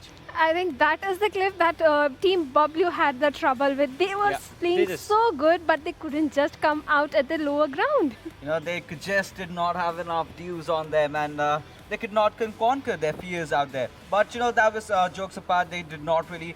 It was a goner right from there. You had to get in early because initially the Western Circle being formed, I knew that something like this is definitely going to happen. And it was the players of Abrupt Slayers held on to the compounds, then went up ahead. They still had it. But for a second, I thought PN Crew can really clutch it out. Why? When Abrupt Slayers kind of just pushed in, PN Crew did have the perfect angle, but I'll hold on to my thoughts because we have something coming up. Exactly, and the thing that's going to be coming up is going to be the MVP of this match, ladies and gentlemen, and here is that individual player. It is going to be Ayush from the squad of PN Crew. I mean, why not? Why not? In the early stages, there was a fight that happened. PN Crew versus the squad of JyanMaara. His teammate, Sandesh, almost got taken out. It was Ayush who came in from the rear for the rescue of his team, and God knows what would have happened if Wang only managed to take down Sandesh and Ayush wasn't there as the backup. Had 5 kills, 2 assists, 657 damage, and the survival time of 23 minutes 45 seconds. So his stats, I mean, only on 2 points you see them touching the edges of this pentagram and be the maximum in the server. All the other times, I mean, he did a pretty good job for himself. Yes, he did a pretty good job for himself and his teammate. And one more his off teammate, that was Season. He kind of knocked one of the player of VTNxJyanMaara. There were 4 players. He had to take down the 2. What he did was he cooked a grenade and knocked himself out, and 2 players of VTNxJyanMaara. He knew his cavalry was coming in time to save him. Talk about even trade-offs. He did that to perfection. But like I was talking about the final fight, at the moment Abrupt Slayers was just pushing on towards the players of PN Crew, I believe Mr. Boro could have just conquered his fears, could have just peeked out, and that is where he would have caught the players with the pants down and could have easily gotten the chicken dinner out. But, you know, just staying over there, that I think led to the demise of PN Crew. Exactly, but apart from our MVP, as Fixes was pointing out so many names, here are the top players for this game, ladies and gentlemen. And Ayush is going to be followed by Chari from the team of Abrupt Slayers with 6 kills coming in, survival time of 24 minutes and 35 seconds, and a damage of 504, followed by, well, Fixes. Mr. Boro is there as well, joined by Sandesh. Well, you know, one thing about Team PN Crew is the fact that whenever they go big, they kind of get into double digits, no doubts. Exactly, I mean, the double digits are definitely going to come in, but it is going to be quite interesting to see how this game sort of turned out for all the teams and how the standings have turned out for this matchup. I mean, points are all we're going to look for, and the total points, PN Crew, well, they might have missed out on the chicken dinner because of the position they were stuck in, but still 23 points, equalizing the points of the team that actually did get the chicken dinner. Yes, they did equalize, and PN Crew, they started off by eliminating, like I said, the players of Team VTNxJyanMaara. They had a good positioning when the players of Assiduous Esports were trying to come into the zone. They kind of gatekeep them and took down Muffin on that particular position. And if you talk about DEADEYES also, they are sitting at the 6th position. They took down 2 of the players of Team INES who were coming from the waterways, and they were pretty much handicapped in that situation. Well, you know, as we take a look at the teams that could not really perform, well, VTNxJyanMaara definitely being there, but PAINxELMT, their miseries kind of still continue. 7C, well, it's a consistent team, but, you know, staying down below is not where we want to see them. Exactly, it's definitely not where we want to see any of the teams, but before me, you just saw, well, the contraption on Fixes' head again. And there it is, ladies and gentlemen. The helmet is out. That means only one thing. It's time to have a look at the do moments for this match on the map of Sanhok. I'll have to sip this one quick. yes, this was the fight. INES, I think PAINxELMT is struggling, even if they are changing their drop location, and then also, and this was the moment fixes. Season, he took down one of the player and he knocked himself down and knocked 2 of the players of VTNxJyanMaara also. Talk about even trade-off, Shadow. Exactly, even trade-off. I'm going down, but I'm taking you also down, my bro. And that is exactly what happened in that situation. And this is the moment that Ayush came up. Perfect moment if Ayush had been a little delayed. And this is when the players of CZhIghVoltage kind of took advantage of the situation, because T2K and 7Cs were engaging in a fight, and CZ Assassin was at the perfect spot to do a third party, and he did it perfectly. And see, Assiduous Esports, they were trying to enter into the zone, and PN crew players kind of gatekeep them and muffin. Bad luck, bro, very bad luck. Yeah, now talk about bad luck. A team Bablu, you know, kind of completely out in the open, and they did try to put up a fight, but you know, huge ups to the players of Code Zero High Voltage. The way they are playing these games, you gotta give it to them. I absolutely adore this fact. You know, but well, Johnny. Yeah. Take it on. Well, I'm gonna take it on just like I tried to take the cans of Mountain Dew away from you a little bit earlier. But it was an interesting situation, that final fight on the slope of that ridge, and well, it sort of resulted into this. As you can see, PN crew getting those 11 kills, and once again, this sort of makes me feel like I'm really short, ladies and gentlemen. I'm going to peek from the middle of the damage histogram right here, where you can finally see me. And now I'm hidden again behind the, well, the destruction that was put up by the players of PN crew inside of this game. 1972 damage, 11 kills. Winners of the match, in fact. 13-24, just 8 kills, but I want to focus on Team Bablu and CZhIghVoltage. Had incredible performances, had incredible fights. 1551 damage, 7 kills for CZhIghVoltage, and 1185 damage for Team Bablu, and just 4 kills. So these 4 teams right in front were the ones who were part of most of the action. Rest of them, as you can see, it's a pretty small line right here, and it goes on all the way towards the end. But I do have a surprise for you guys as well. We have the damage histogram in front of us, and with this, as it vanishes, there is something that's gonna appear. There is someone really special who's gonna appear with us, and I'm pretty sure my analysts are gonna have a lot of questions for this person as well. Ladies and gentlemen, please welcome Tyrant from Team Bablu, who's going to be joining us for an interview, and it is going to be an intense one. I mean, we have a lot of questions for this team, and Tyrant as well has been with the squad for one of the longest. I mean, he has been there since forever, since I started watching this team, and I really want to speak to him, and he's going to be here shortly. What are your questions? I mean, don't reveal them. Don't reveal them. Keep them to yourself. No, Johnny. Wait, again? Third can? Why are we not getting it? I'm going to take it away from Fixes. Tyrant is here, ladies and gentlemen. Tyrant, welcome to the show. And how are you doing? Your team is having a really good day today. Hello. Yes, today we are having wonderful matches. Yesterday didn't go well as we planned, but today I think we have made a comeback and we have learned from our mistakes which we made yesterday. So it's pretty much like a roller coaster ride for us. We are learning new things as the days goes by. So yes. Well, Tyrant, as I was saying a little bit earlier before you came in, I was telling them, like, I have seen you with the team for the longest times, since, well, the very first time I came across your team, Team Bablu. And from there on out to now how the team plays, there has been a shift and there has been a difference in the play style. Could you explain to us how that came about? Previously, as you guys all know, that we used to play aggressive, you know, one knock and that's it. We enter the house and kill everyone. But then it was like we realized that we are lacking position points. Therefore, we are lacking the higher two positions. We don't end up over there. We have so many kills. We have like the most kills in the leaderboard, but still we are not in the top 2 positions. So therefore, we picked this thing that we are not going for position points. Therefore, I think we changed our game style a little bit passive than previous one, and I think it's going well for us. Well, it seems to be doing it strict. I mean, as you said, yesterday was a day where your team sort of did fluster a little bit and there was a shaky performance. But today it seems to be going stable. I mean, the chicken dinner in the very first match and 2 top 5 finishes after that has been pretty incredible. You are getting those points at a more steadier pace. And Tarrant, I'm going to hope that the next 2 games also go your way. Thank you so much for joining us and good luck for your matches ahead. Thank you.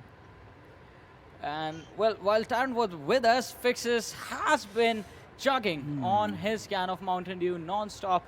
I'm pretty sure it's almost done, Fixes, because I have a few interesting questions for you now. Okay, go on. Well, we did hear from Tyrant. They are going to go for those placement points this time, and they have sort of interacted and introduced that new strategy into their playstyle. But this time, the kill points are some things that also matter quite a lot. Do you think getting those kill points might be something that Team Bablu or the other teams who have sort of been passive, Team SCYTES, to be a little more precise, a team that was really good at getting those placement points during their qualification time in the PMCO, have sort of, if they start getting those kill points again, would they be in a better position? But we do have the group-wise standings while we talk about that. Yes, Team T2K, they are having their day, but Assiduous Esports, I want to talk about this team. They had the opportunity today to come up in the top over there because the 3 teams who were at the top, they had just 1 match, and Assiduous Esports had 3 and 4 matches in their hands extra. So I think this team could have capitalized on that, but somehow they are failing. But in their own group, they are sitting at a good spot. They are at the 2nd position with 114 points. You know, with the matches kind of reducing down, Team T2K will have to get those remaining matches, and they'll have to get better, because if they do not, they might just lose out from the $2,000 that we have. But as we move along further towards Group B, Abrupt Slayers standing tall, 131 points, the leader of their group, followed by PN Crew. Well, like we mentioned, Johnny, these guys definitely know how to go high on kills, and that is what they've done, followed by 7C. But, you know, R3D could just do better. Moving along, Group C, the team that, the groups that will not be playing today. In fact, 171 is the benchmark that has been set up by FutureStation. Can any team get there? Can any team topple them over? Yes, they have definitely set up benchmark 171 points. Maybe Venom Legends can do that. But coming over to Group D, we have VTNxJyanMaara. They had a good day yesterday. Today, they are having a decent performance, but PAINxELMT is struggling. We have been saying that again and again. And Stalwart Esports.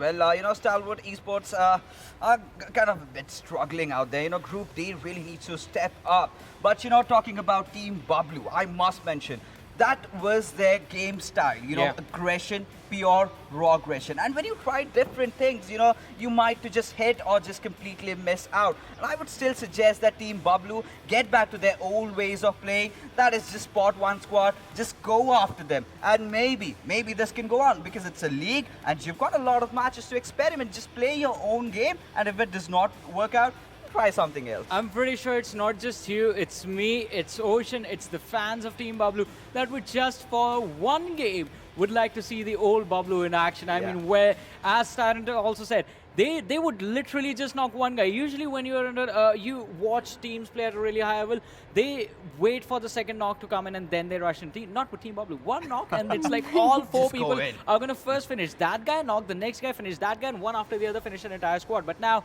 I want to do things a little different. Yeah. We're going to have a look at the schedule, and while we do that, while we look at the maps that are going to come up, now I want you guys to tell me what is going to happen on Miramar.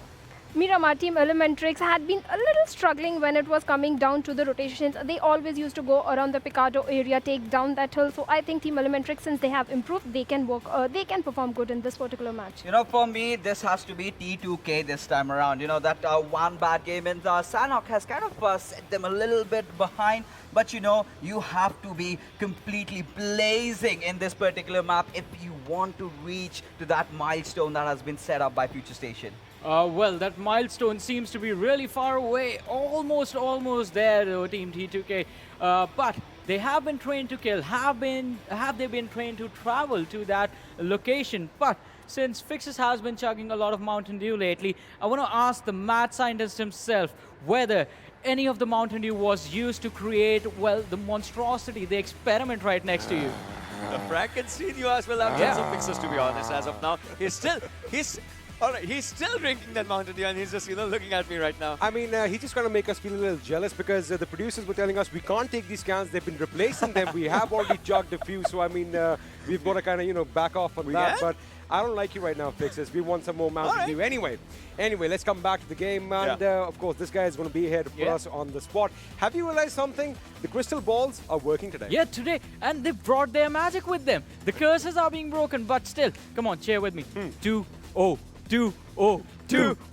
2-0. The big 2-0 is definitely going to be coming around soon enough, and I think Miramar could be a map where it could happen. If you ask me right now, the way Team Bablu is performing, I would say Team Bablu's day might just be it again, because they have been undefeated in Miramar. We've talked about it. We were talking about it as well. Team Bablu, they have had first chicken dinner in Miramar. They have had the first chicken of today in Miramar. That makes 2 of it. So they might just be the second team to get the third chicken dinner as well. There's another team like this. FutureStation have been dominating and in Erangel. And, Team Bablu has got the matches in Miramar. Are they going to make it a treble? Can they make it 3-for-3 in Miramar? We are going to find out in under a minute. As you can have a look, all the players are ready. And once again, pick your favorite. And let me tell you one thing. If you actually touch a particular screen, they actually light up, they animate, they do something. Right now. And Ocean right now is pretty much... putting his fingers on all the screens, and you know what? Some of them are responding. You can make a proper dubstep thing. Oh, you could. Oh, you definitely could. But anyway, the teams are pretty much ready. The match is going to be underway in just a few seconds. And, well, all the teammates over here, all the participants, in fact, have that steely demeanor in their eyes. They are ready. And I like the fact that they are now pretty much used to the fact that, we are looking at them as well. Well, without further ado, match number 4 is finally underway. We are heading back to the deserts of Miramar as once again, the big bird is in the sky and Ocean Sharma is going to be taking us through the flight path. From the backyards of Mondover is where we start to Campo Militar is where we end. You can see Torre Ahumada, Tierra Bronca, Crucible, Water Treatment, El Azhar, Hacienda del Patron, San Martin, El Pozo. Good areas. Picaro as well. Previously, the flight path was northern and the circle was Los Leones-ish a circle if we talk about it. Now I want to see where the circle actually comes up, or if it's the same one, what is going to happen. Team Bablu are going to go to their hometown. That means we can see the old Bablu once again. Now, we do want to see the old Bablu, but we did kind of mention this last time around that they did change up their drop spot. Maybe that is why they got lucky, and I don't know. If you are a superstitious lot out there, maybe Via Del Mar is not the right option, but we are going to have to wait and find out and see what happens. Now, let me just talk about Los Leones. Now, since you did mention the Lost Circle did form over there, however, initially the city was deserted. I wonder if that is going to be the case this time around. I mean, things are going to change, right? And that's one thing I want to see. I am up for the change because that's what the game is all about. Every game goes for that RNG. The randomness always increases, and next time you'll be seeing something different. Suppose you land up at El Pozo, you saw AKM in the first game, you'll not be seeing AKM in the same house in this game, right? It always changes. That's where randomness comes up, and randomness plays with your mind. You see the circle, chunkier it is, that's the central point. And it is pretty much similar to the last circle, except it's a bit further up to the north. That means we do we have a VSS in play right now as Heaven is trying to knock out a few players. From Heaven, Sinister is falling down. Are these shots going to connect? And, he is out of rendering distance. Well, I would have loved it if those shots would have connected. Look at that. Sinister, he survived, plus Falcon as well. Falcon survived as well on his shoulders. But now I want to see one thing. What does he do once he gets the loot? Because he obviously heard those shots. He knew that there was some bullets just, piercing his parachute, if not anything. But right now, the fights are not happening. ASE on to the other side. You can see the backends of Picaro where the team is. They are looking pretty good, pretty confident. Last time also, they landed up in Picaro. They had to move to Los Leones. They were the first team to get inside Los Leones. But now, Picaro is what their house is. Plus, they'll have to move north. Plus, also, I like the fact that, I've always talked about the Assiduous Esports and ASL rivalry. Well, we'll come to that in a second because Joker has knocked out a member of the opposition at distance, and I do believe it was A1 Esports Sinister. We were just talking about the gentleman moments ago that his Falcon had some good balance on his shoulder, but I guess the bird must have flown the coop now. Well, Falcon toppled the bird. That's one thing for sure, I would say. But I want to see how A1 Esports retaliate with the fire, or if they, give an answer or just run away, because a revive should be important. There's the first knock, and revive was out there. But can they just, it matters in one way. All right, you get knocked, I get it. But how fast can you just get yourself up and get that gun and then just, go for the shoots and all those things? That's one of the things. Plus, they are inside the zone. Nothing taken away from this team, but rotation will be a key factor. And Sinister, he needs to pop up a first hit right now, because if he gets shot up once again, one bullet to him, and he'll be going down again. He could be going down. I guess it's the right decision right now, because it must have been kind of surprising for these teams that, you know, we are going to be landing in the middle of nowhere and you already get knocked out. So right now they are going to be moving away elsewhere. Malik gets a knock off his own, and looks like PAINxELMT is going to be is the team that is under fire, as Dark has been knocked out. And well, have a look at this. None of these players have any weapons. They are going to go and punch out the enemy. I mean, Dark, whoa, wait a second. I mean, he was going for the punch, but Blaze like, you know what, I've got something that's going to be a lot quicker. A shotty to the face. Yeah, and that was a good one, I would say. Plus, first blood coming on to Stalwart players' side. And PAINxELMT, again, first player going down from this team. There have been some things. I don't know. Last time you asked me what mistakes are they making. I would say now it's high time that they will have to go to that drawing board and we'll have to see where they made those calculation mistakes. Absolutely. You know, the fact that this is, of course, the last day of the first week of league play, they can actually go and do their homework. They are going to get a little bit of a breather, a little bit of a break before the action commences in week 2. So they can still, you know, revisit their strategies. They can have a look at their playbook again and, you know, try and change a few things around. But most important, they have to learn from their mistakes, right? And again, I say that, okay, they are at the bottom of the table, but they still made it to this stage.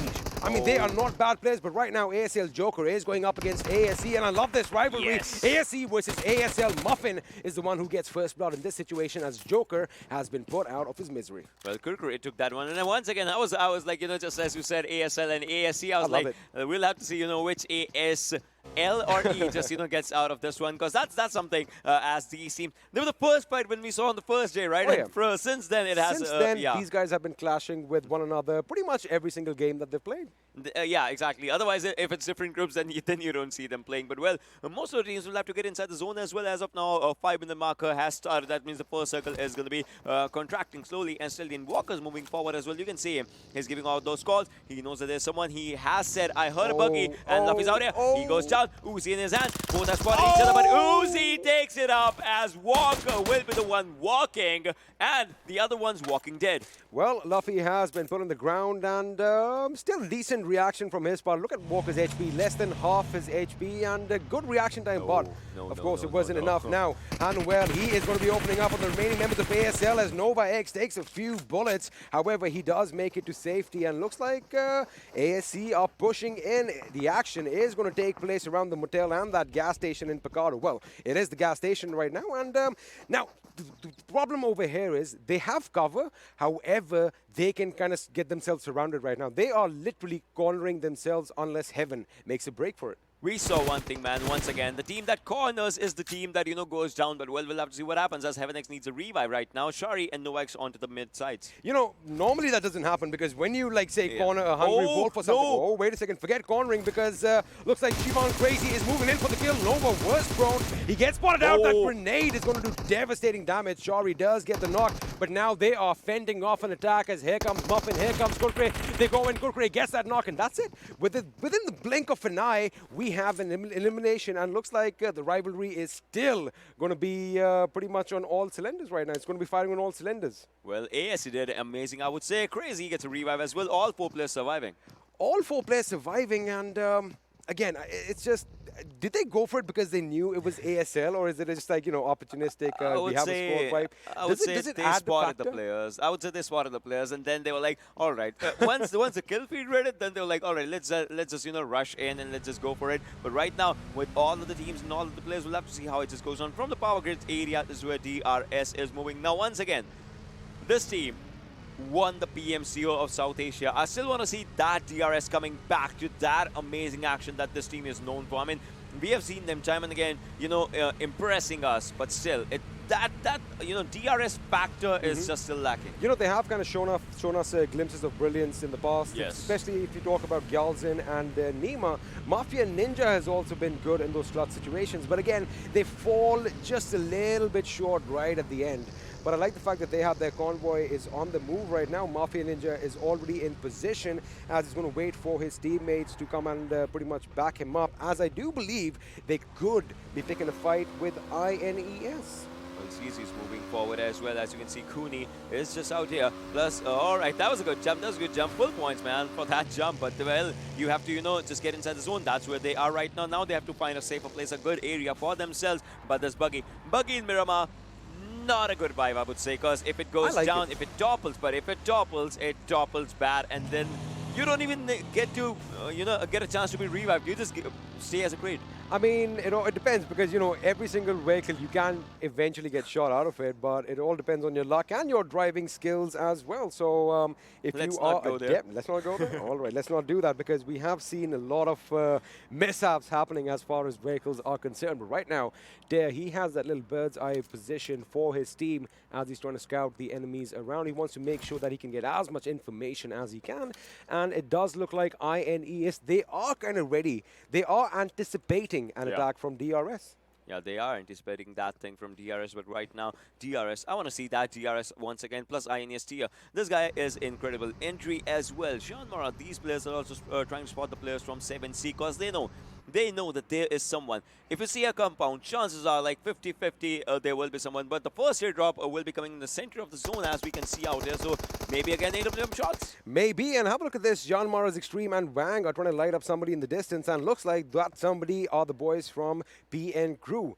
Mr. Boro did take a few shots, but the distance is going to be a bit too much and not a lot of damage done. Now, these teams are in the circle, and well, the first airdrop has a Mark 14 and an extended quick draw, so if you want those quick reloads in between laying down lead at the enemy, well, this is the grade for you. Elsewhere, Muffin and the boys from ASC are still not done fighting, as now they take the fight to the boys from High Voltage. I would say still nothing taken, right? MK14 is a pretty good weapon if you talk about it, Plus in these areas, in these environments, if you have an 8 times, if you just put on an 8 times in this one, you get good shots. But well, Love takes down one. Hungrybox, takes down one from JyanMaara Extreme. He'll be finished soon. You don't need an 8 times when you are good with a 3 times that distance like that. I mean, that spray was clinical, gets the job done, and now 7C Fair lobbing those grenades, hoping that they connect and they get a few more knocks as they are going to be in trouble. However, Vang is going to reciprocate as well as he lobs a few grenades off his own. Now, Extreme is going to be picked up, Smoke is going to be deployed, but I do see 7C moving in the vehicle because they have revives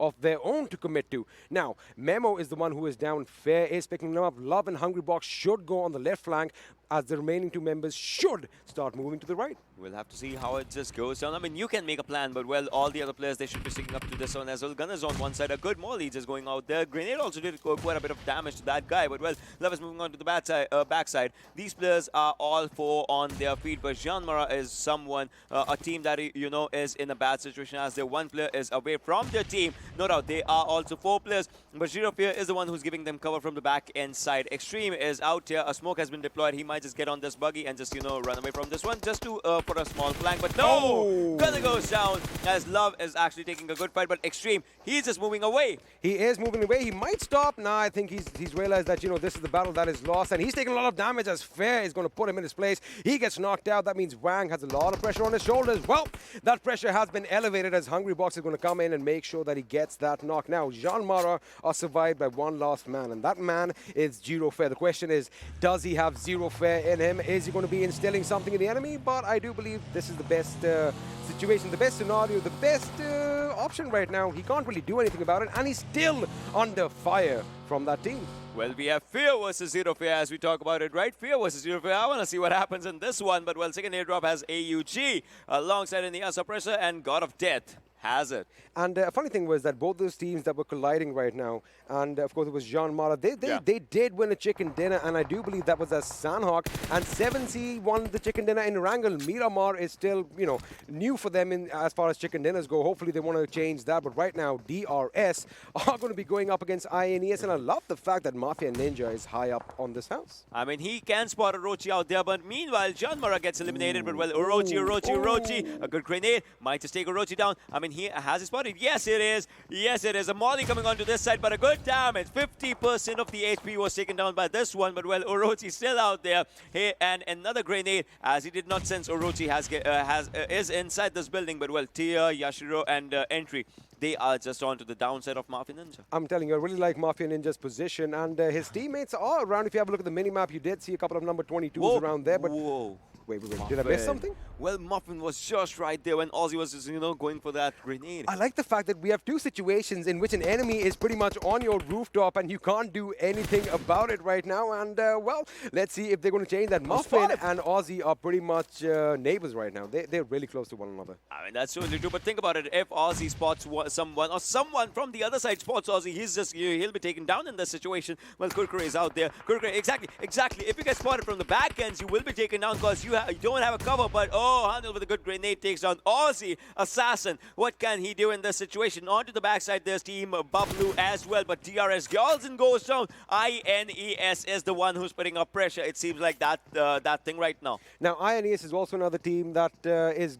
we know that they're one of the best-known teams in this tournament right now, and they've had a little shaky start as to what we would have expected. But right now, DRS AJ with a grenade knocks out INES's entry. Yashiro is going to be trying and giving some respite to his teammate as entry does the right thing. He comes downstairs because look at that follow-up Molotov. Although it did not hit its mark, entry could have been in a lot of trouble. Mafia Ninja, against all hopes, is still alive on that rooftop as High Voltage gets eliminated in the 14th position. Orochi comes in. Wait a second. This is a little bit pandemonium going on as Nima lights up and there has been taken down. Well, DRS Nima, let's see what DRS does in this situation. They lost one player, Gyalzen, but still, not all hope is lost. The zone's actually biting them, but then they're like, let's actually take up this fight and then we'll see who gets alive inside the circle. Entry, he has a good grenade for himself. This might just take one player down. Crazy was taken down out there. Kurkure as well. As we see onto the other side, Team Bablu was taking fight against ASE, and that's what is happening. Team Bablu is actually wreaking havoc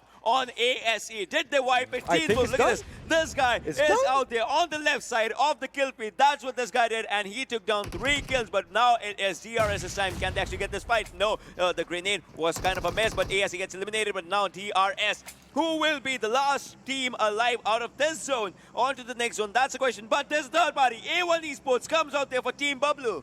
They do come for Team Bablu, but this tail-off is still going to be going over here. Nima is going to make sure that nobody pops through that doorway. Entry and Ishio are still stuck in this building. Orochi still has that good angle on that side house over there. They do have their vehicles. You see that bike lying over there. They do have to move out. The blue zone is going to be doing a tremendous amount of damage right now. Mafia Ninja has left his position as well. The question is, are they going to back off one way or are they going to end the fight over there? I think they're letting it a bit too late. They are going to deplete their resources sooner than later. Meanwhile, onto the other side, you could see, right, A1 Esports is taking an incredible fight against Team Bablu. So just like as I was predicting, right, Junkyard is a good area for the circle, and that's one thing that is happening. Team Bablu gets eliminated. Meanwhile, DRS AJ goes down as INES Orochi. He's being bit by the circle, but he does not care about that. He cares about those skill points, because skill points get a priority right now. If you're getting good kills, you get good points. But right now, INES Orochi, he's like, let's take this buggy and let's just run away from this area, and INES is actually running away as of now because they know right now prioritizing circle can be a decent thing for them. And look at this, all the players moving forward. They have one player of DRS just right behind them. That's Nima spots one, tries to take one down, but now he's just having bandages. He just has bandages, no first aid, and we still have a member from INES who's left behind, Yashiro. I wonder if Nima knows there's someone over here, or is he going to get taken out of the play zone? In fact, Orochi is the one who is going to fall victim to that deadly play zone. I'm not going to be surprised if Nima follows suit soon enough. But now over here, Illusion, he knows that Morte is going to be right there and goes around the fence, gets that knock with that ratata. Morte goes down and looks like Stalwart Esports are going to be one man short. In fact, they're not just one man short. They are now survived by just one player. Kashuf is the last man standing. The way Kashuf is out there, he can actually take that TPP and can actually spot the play. The top TPP by Kashuf is going to be very helpful right now as Illusion Sir is moving forward. A 1v1 situation. Kashuf has spotted him. Kashuf, do something. No, he goes down as DE. Actually, I think he kind of froze up over there. He could have definitely shot him. It was all because of the smoke, I would say. I mean, the smoke kind of did dissipate. I mean, I saw him. Hey, man, I mean, we are not in their shoes. We do not know what happened, but that is what happened. Stalwart Esports have been eliminated in the 11th position with just a kill to their name. Now, A1 Esports, they are playing a different game. They have 4 kills already, all 4 members still intact. I'm pretty sure that is going to boost their confidence. It's going to boost their morale a little bit. And, well, they are going up against the Giants in the form of T2KSG as INES are eliminated in the 10th position. Well, T2K has had a pretty good day today, right? They in this game, they don't have a kill yet. I would say yet because I know that they can go from 0 to 10 in no time, and they actually do that perfectly. Well, we'll see when that happens. R3D is on to the other side, but T2K, their players are still struggling. Like Zod is still struggling to get inside the circle. He can, but those ridges are just not letting him get that. But Sinister takes down one from with a grenade. As Sinister gets his name in the grenade, he attacks, but can he get himself inside the zone, and can he get a good fight? That's the question. I like the fact that we had some Car98 action, and over here, Anubis gets blown to bits, gets blown to smithereens. Courtesy of A1 Esports 6-9. Again, those vehicles are pretty much death traps if you have someone with good accuracy shooting down range. Now, A1 Esports are still picking that fight against T2K. Ooh, that grenade damages 6-9 and Jax, almost knocking them out. Dante is just a little bit further back, but I like Sinister's position.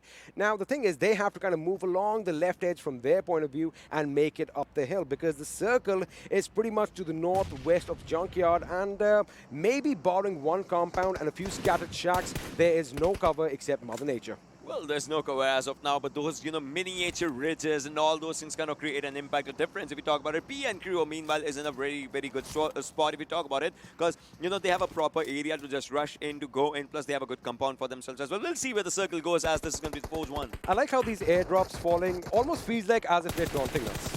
I mean, they might be taunting us. They might be taunting these players if you talk about it, because they're like, oh, look at that, that's a very good cover. But should I? Exactly. Should I go there, or should I just stay here? Well, the play zone didn't want to feel left out as it knocked out R3D's Walker, and by the look of things, Walker is knocked out. Anubis was lost earlier in that explosion. Shaw and Joker, are they going to go for the revive, or are they going to go for the zone? Because in 25 seconds, the play zone is going to be moving, and well, Walker bites the dust as he gets eliminated from this game. Now, D2K are still going to pick in a fight with the boys from the opposite team over here, but they have to move into the circle, and looks like they are going to be heading in PN Crew's direction, who are currently cemented, not really at the edge of the zone. They don't really have a lot of options, but again, it's all about the ridge plays right now. Yeah, as of now, it's all about the ridge plays, because the circle, I mean, it has none of the shacks. It's an interesting circle, let me tell you this. Yeah, it's a pretty good circle. I would say that as well. But, well, this circle will be creating excitement for the players, for everyone to just rush into that adrenaline rush is going to kick in slowly and steadily. But look at this PN Crew. They have been spotted by the players of T2K, as well as Zod has spotted a few players. Still, this team has 0 kills, but then we'll see when the kills are going to actually increase. A1 Esports 6-9 goes down as a boot was out. There's Sinister as well, as Phobia takes a fight in his own hand, but Jax comes up with a good spray of his own alongside Dante, as they take 1-1 for themselves, and Ghost will be finished slowly and steadily. He is going to be finished. Now, A1 Esports are looking good right now. 6 kills, 2 members down. Can they get the revives in? Phobia is going to be coming in. He gets a shot on Dante. However, Dante is the one who takes him out. Or was it? I mean, that was just brilliant. That was just brilliant. The reaction, the accuracy, the precision. This man is on fire. Is that going to be a good grenade? It just was a bit too long, a bit to the left. I like that angle, though. It kind of rolled down. Ayush was moving out there. He just sat down. Otherwise, he wasn't the grenade. Oh, my God, that would have been amazing. But, well, T2K, let's see if they open up as Jane takes down one. I mean, they have spotted the players as well. Oh, Mr. Moro goes down by Frankie. Can they end this one against PN Crew, as T2K has to open up their kill numbers? Zod is knocked out, but he is super exposed. But I like the fact that the teammates from T2K, they put that suppressive fire on that metal shack, making sure that Season and Mr. Boro stay put. And, well, it is definitely going to help them around, and maybe Zod is going to get picked out without much hiccups. But Sandesh over here, he knows where the enemy is. Is he going to throw a grenade? No, he's not. He's got that Car98. He has that 8-time scope. We've already seen him use it once. I did see him knock someone out with it, but I want to see it, well, for myself. I want to see it on my screen. I want to see a head pop up with that 7.62 caliber bullet. Well, this is not so final game if we talk about it. After this, one more match is remaining, but we'll have to see which team actually gets that chicken dinner in this one, as we have 8 teams alive. Sandesh goes down by Frankie's good grenade, and Joker has been spotted. He goes down, as well as Dante is going to get the 4th for his one if this one is confirmed. Now, the majority of the fights, well, pretty much the entirety of all the fights taking place towards the southern aspect of the new circle. And do you know, only one team is intact in the new circle, and that team is 7C. They are just listening to all the action take place. They're going to be waiting for the enemies to trickle in one by one. Elsewhere, PN Crew are still in a life and death struggle against D2K, who do have the advantage right now as far as they are concerned, that they are high up on the mountain. However, they are exposed from basically all around. So they've got to be on the move. They've got to be on their tippy toes right now. All right, Ayush throws up a good grenade, but this grenade goes onto the backhand side. But Ayush, that means Ayush has the information. He has spotted the player 6 times. Not a very good situation in this one. Like, you can just go for a red dot or something if you want to take this close range fight. But no, Memok takes down 1 from D2K. Zod, this is his second knock if we talk about it. Season has taken down 1 as well. Those K9 shots are coming out there as well as Sandesh takes down 1 as we talk about it. Ayush, Mr. Boro, they have spotted the players. D2K, this might just be the end as 1 more goes down. DRS Gaming gets eliminated, and so does behind them R3D.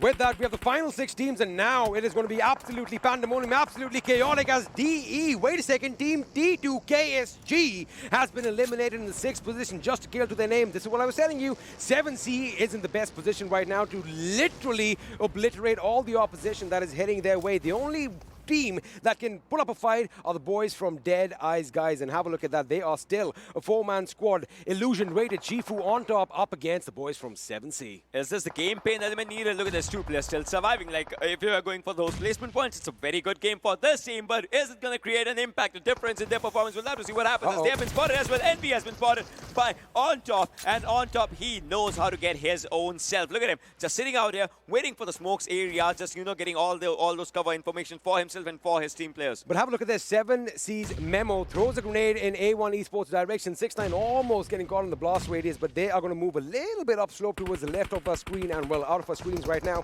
Illusion, sir, is going to be problematic for him as, well, there is only smoke. That is, Shifu gets taken down again. The smoke grenades do not block bullets. Meanwhile, Dante over here putting all the pressure on the boys from 7C. I love the fact that A1 Esports already have 10 kills to their names. These guys are on a different level right now. A1 Esports is looking pretty amazing. They had a pretty good chicken dinner in Sanhok as we talked about it. I mean, that was day 1 if we say. But right now, the players are on a rap pace at a different level. They unlocked the A1 gameplay as of now. But no, players are slowly and steadily being taken out as we speak as A1 Esports gets eliminated with 11 kills in their hands. Gotta give it up to them. That was a brilliant effort on their part. Now, ladies and gentlemen, we are down to the final 3 teams. 9 people alive. 7C Esports against DEADEYE, guys. Against, believe it or not, PAINxELMT have finally made it to the top 3. They are definitely going to get some placement points, which is going to tell them, you know what, it isn't over yet. But now,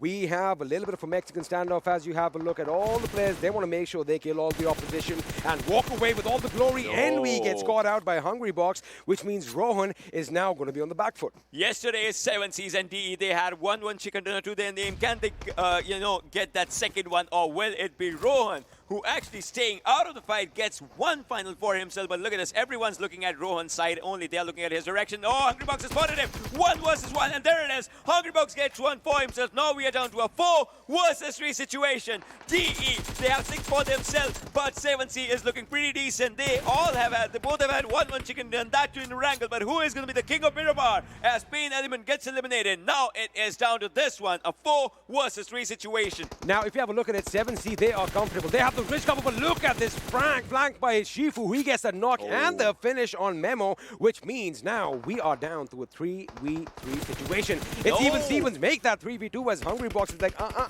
you are not coming in. Illusion gets taken down, and within a split second, he is out of this game, which means it's now a 3v5 situation.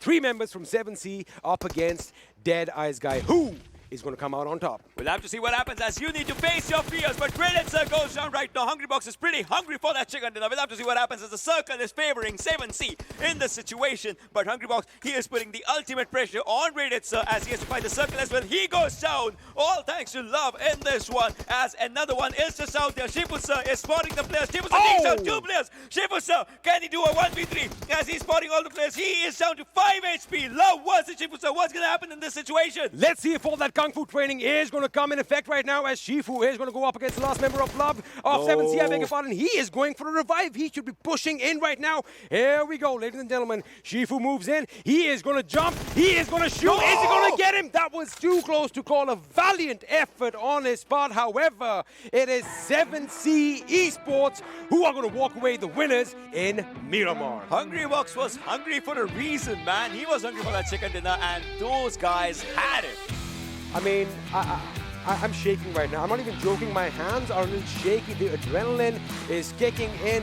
What a game. What a valiant effort by Shifu Sir there at the end, trying to get the job done. But again, winner, chicken dinner goes to 7C Esports, and well done, boys. I mean, the team was not at the level of Kung Fu Panda, right? They were looking pretty decent, but I mean, well. you know, that training goes both ways. But also, kudos to PAINxELMT for breaking the top 3. I mean, they did amazing. PAINxELMT, they had a pretty good run for themselves, but well, this was an incredible Miramar. It was an incredible Miramar, which means that there is one more game left, and I know you want to see all the action, so we are going to take a quick little break. Stay tuned. We'll be back after this.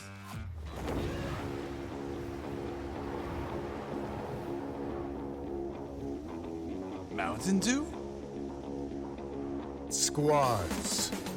There's loot on the horizon for however you find victory. For the combat chauffeurs. For those who strike from above or from below. For the experts in pan-to-pan combat. Whether you're taking a leap of faith or just aren't afraid of a close call. Fuel your path to winner chicken dinner with ice-cold Mountain Dew and with exclusive loot from Mountain Dew fuel stations. Spawning on a map near you. Welcome back, ladies and gentlemen, once again to the PUBG Mobile Pro League South Asia Season 2, Week 1.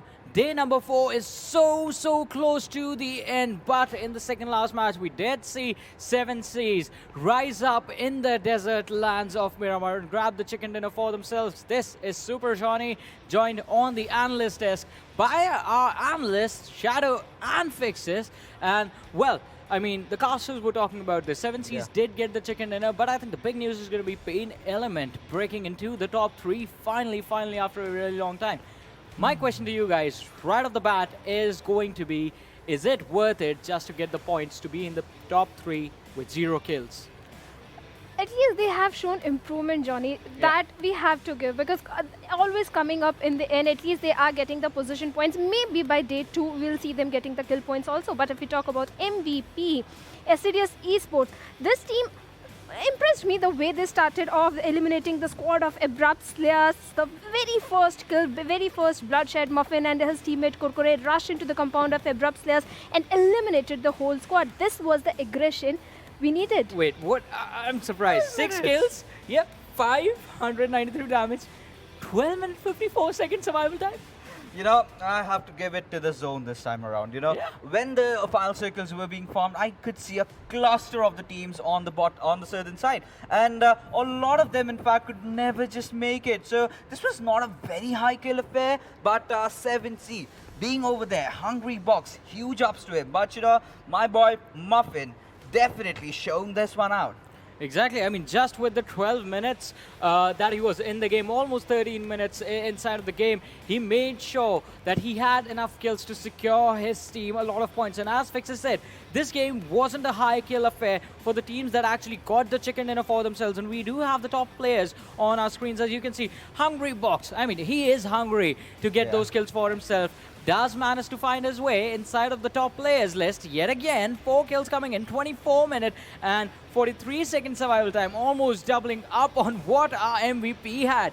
And Muffin is the only player with a less than 20 minutes survival time in the top players list. I mean, that's the first time it ever happened. You know, have 12 minutes of survival time and you get the MVP. But huge ups to Shifu, sir. The way he had initiated that fight, final fight against 7C, from the blank lines, going in for the flank, he just missed out on that chicken dinner. Exactly. I completely agree with you. He just missed out on it, because that final push, I mean, it all sort of brought it down to who was the more accurate, who had the better crosshair placement out of the two, whose reactions and that aim correction was pretty much on point in that one moment. But with that, ladies and gentlemen, let's have a look at the standings for this match and see how many points did the team actually get. And yes, 7C's Esports getting the chicken dinner. I'm not surprised. This team, the way they have been performing since day 2, their strategy, if you look at it closely, is being very smart. Even the fight they had with JyanMaara, they knew JyanMaara people were at the height. One of their players knocked down a gunner extreme over there with that 3-time scope, and immediately the 2 of the players of Team 7C's rushed over there. Even though the player got revived, but the team obviously got off guard, and that's why they were able to eliminate. They have been playing very smartly. I'm loving their gameplay, so I won't be surprised if they will be in the overall top standings by the end of week 2 or something.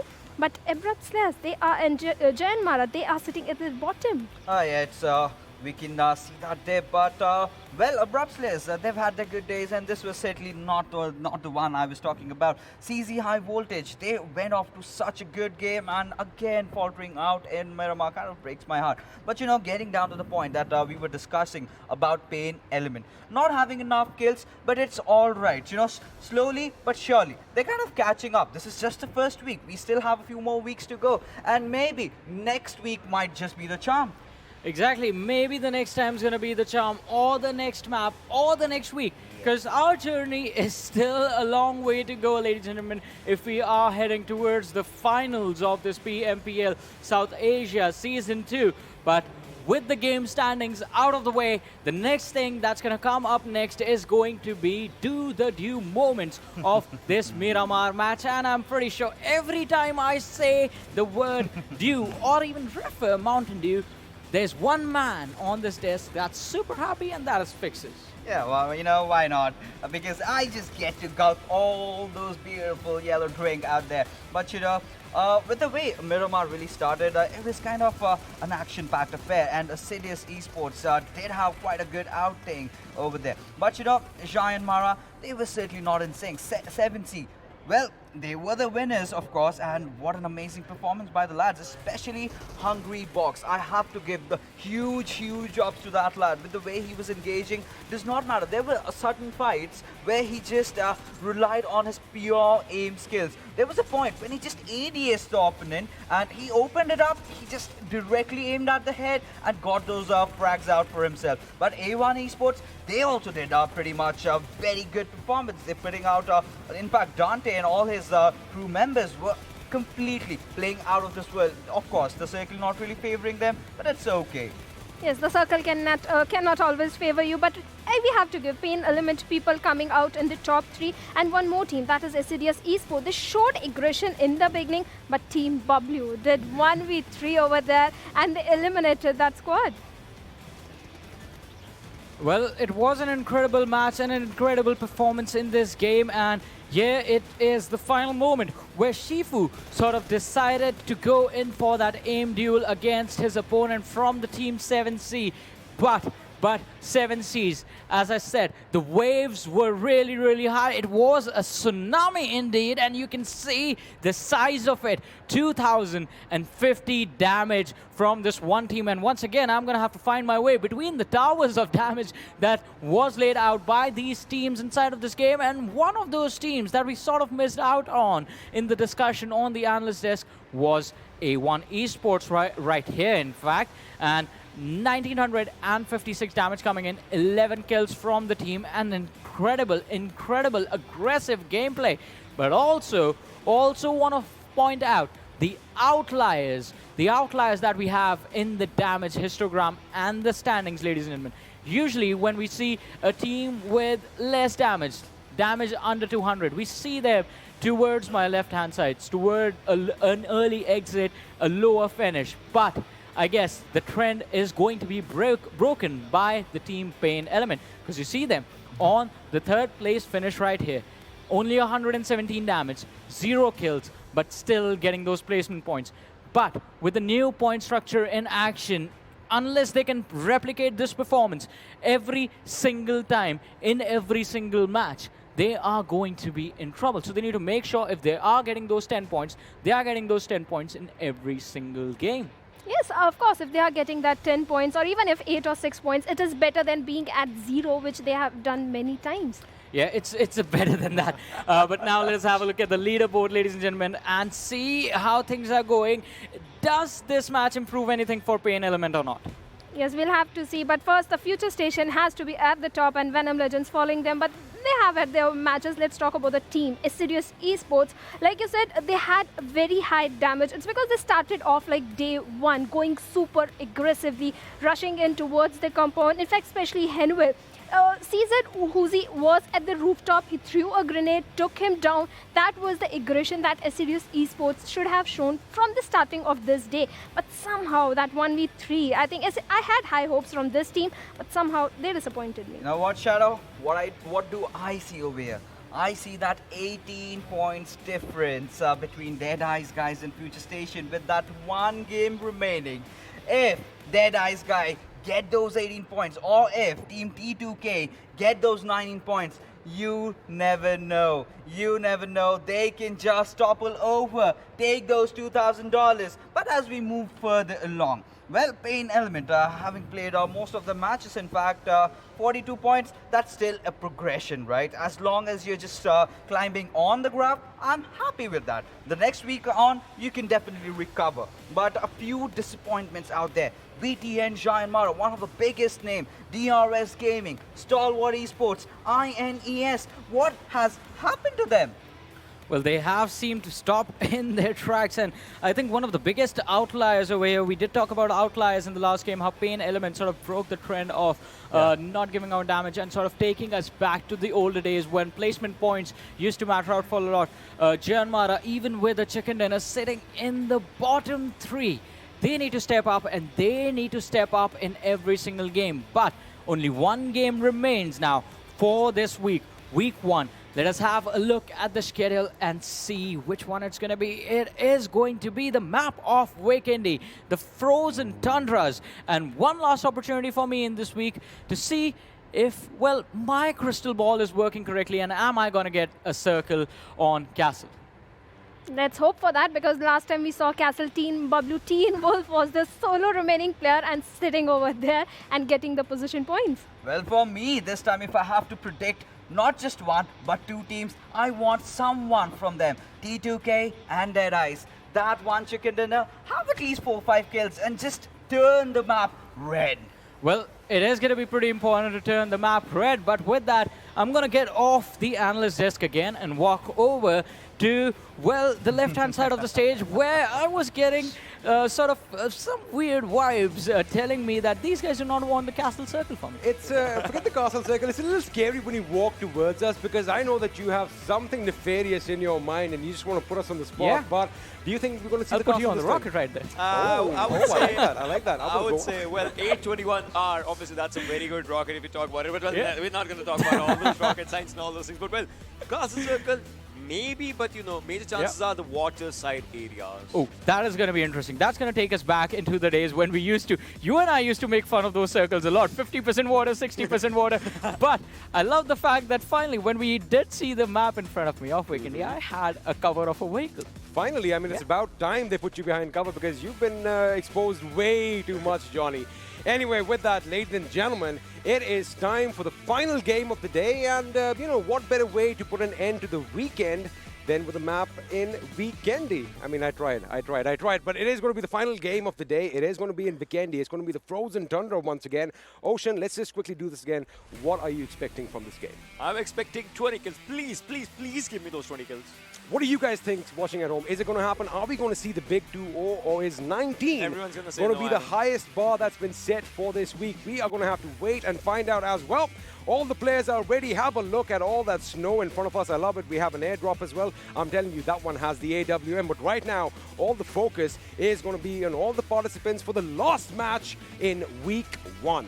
Well, yes, sir. I mean, that airdrop is pretty good cover as of now as well. I mean, Johnny's going to love that. But I just hope no one else, you know, goes for a molly or a nade or something. Because if that happens, you still get down. But for now, all the players, week 1. Let me just give you all a little context right now. When this statement was made, Ocean and Johnny kind of exchanged a little bit of a look. And, well, we like messing around with each other. I wish we could showcase that. But right now, all eyes are going to be on our players as they get ready for match 5. And, well, there you have it. Without further ado, the final game of this week is underway, and that big bird is going to be in the sky for one last time. And let's have a look at the flight path. By the look of things, we are going to be heading north this time. Well, a bit to the northeast. We're going to be flying over the winery. We've got Volnova. The castle is pretty much right there. Let's see if the zone forms over there. The cement factory is again one of those popular areas. Yeah. I wonder if you're going to have an early clash over there.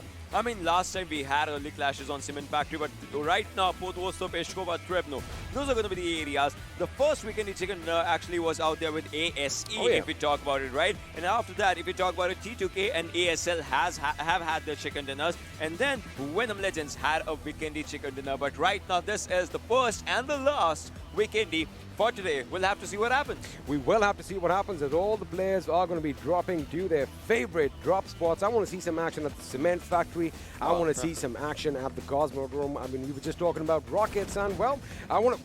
Oh, my Just like goodness. I predicted. Oh, my goodness. Have a look at that zone. We are basically in the midst of a typical Vikendi circle. About 50% of it is in the water, and well, this is what you expect from a map like this.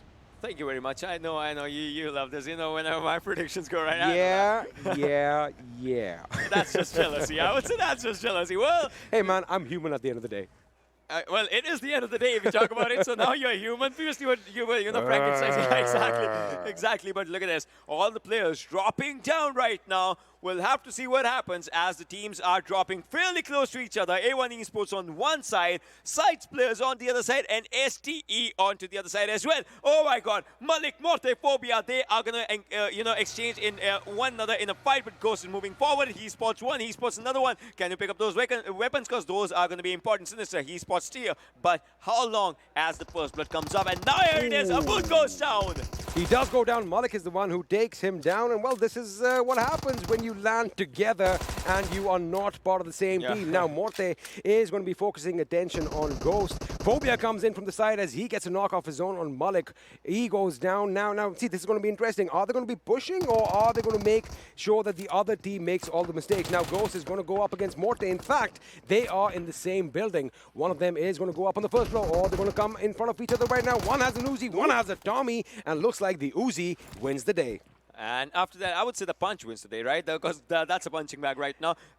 Talk about adding injury to insult. I mean, that's basically what it is. And, insult to injury, I beg your pardon. Yeah, my English is broken right now. Oh, yeah, pardon my French as well, for sure. Well, Kashyap was out there on the other. All right, he's just talking. He's like, hey, how's your day? Is it good? All right, bye-bye, ciao. And there it is. I mean, that is pretty much like a coup de grace. That's a mercy kill over there for Ghost. And I like the fact that he is calm and composed while Kashyap is going to watch as his teammates are going to be torn to pieces. Now, Kashyap is low on HP. Blade is still in this game, but he is a bit far off from his teammate. I do believe Kashyap... he has taken damage, so I'm pretty sure that they knew where he was, but they thought that he's run away. Is he going to let a few bullets down? He can't, because he has a DBS, and, well, at that range, a shotgun isn't the best idea. He has 2 DBS, not even one, right? I mean, imagine, you just land down, you're low on your HP, and the first 2 guns you find is just DBS and DBS. Well, then you are the one who's going to have to breach every single window, every single house, and get up close and personal, but that is what happened. And, well, STE are down to a 2-man squad. And, well, this is typical. This is typical Vikendi. I mean, action right at the beginning. And right now, Kashyap is still going to be picking a fight with the boys from SCYTES. He is going up with that DBS.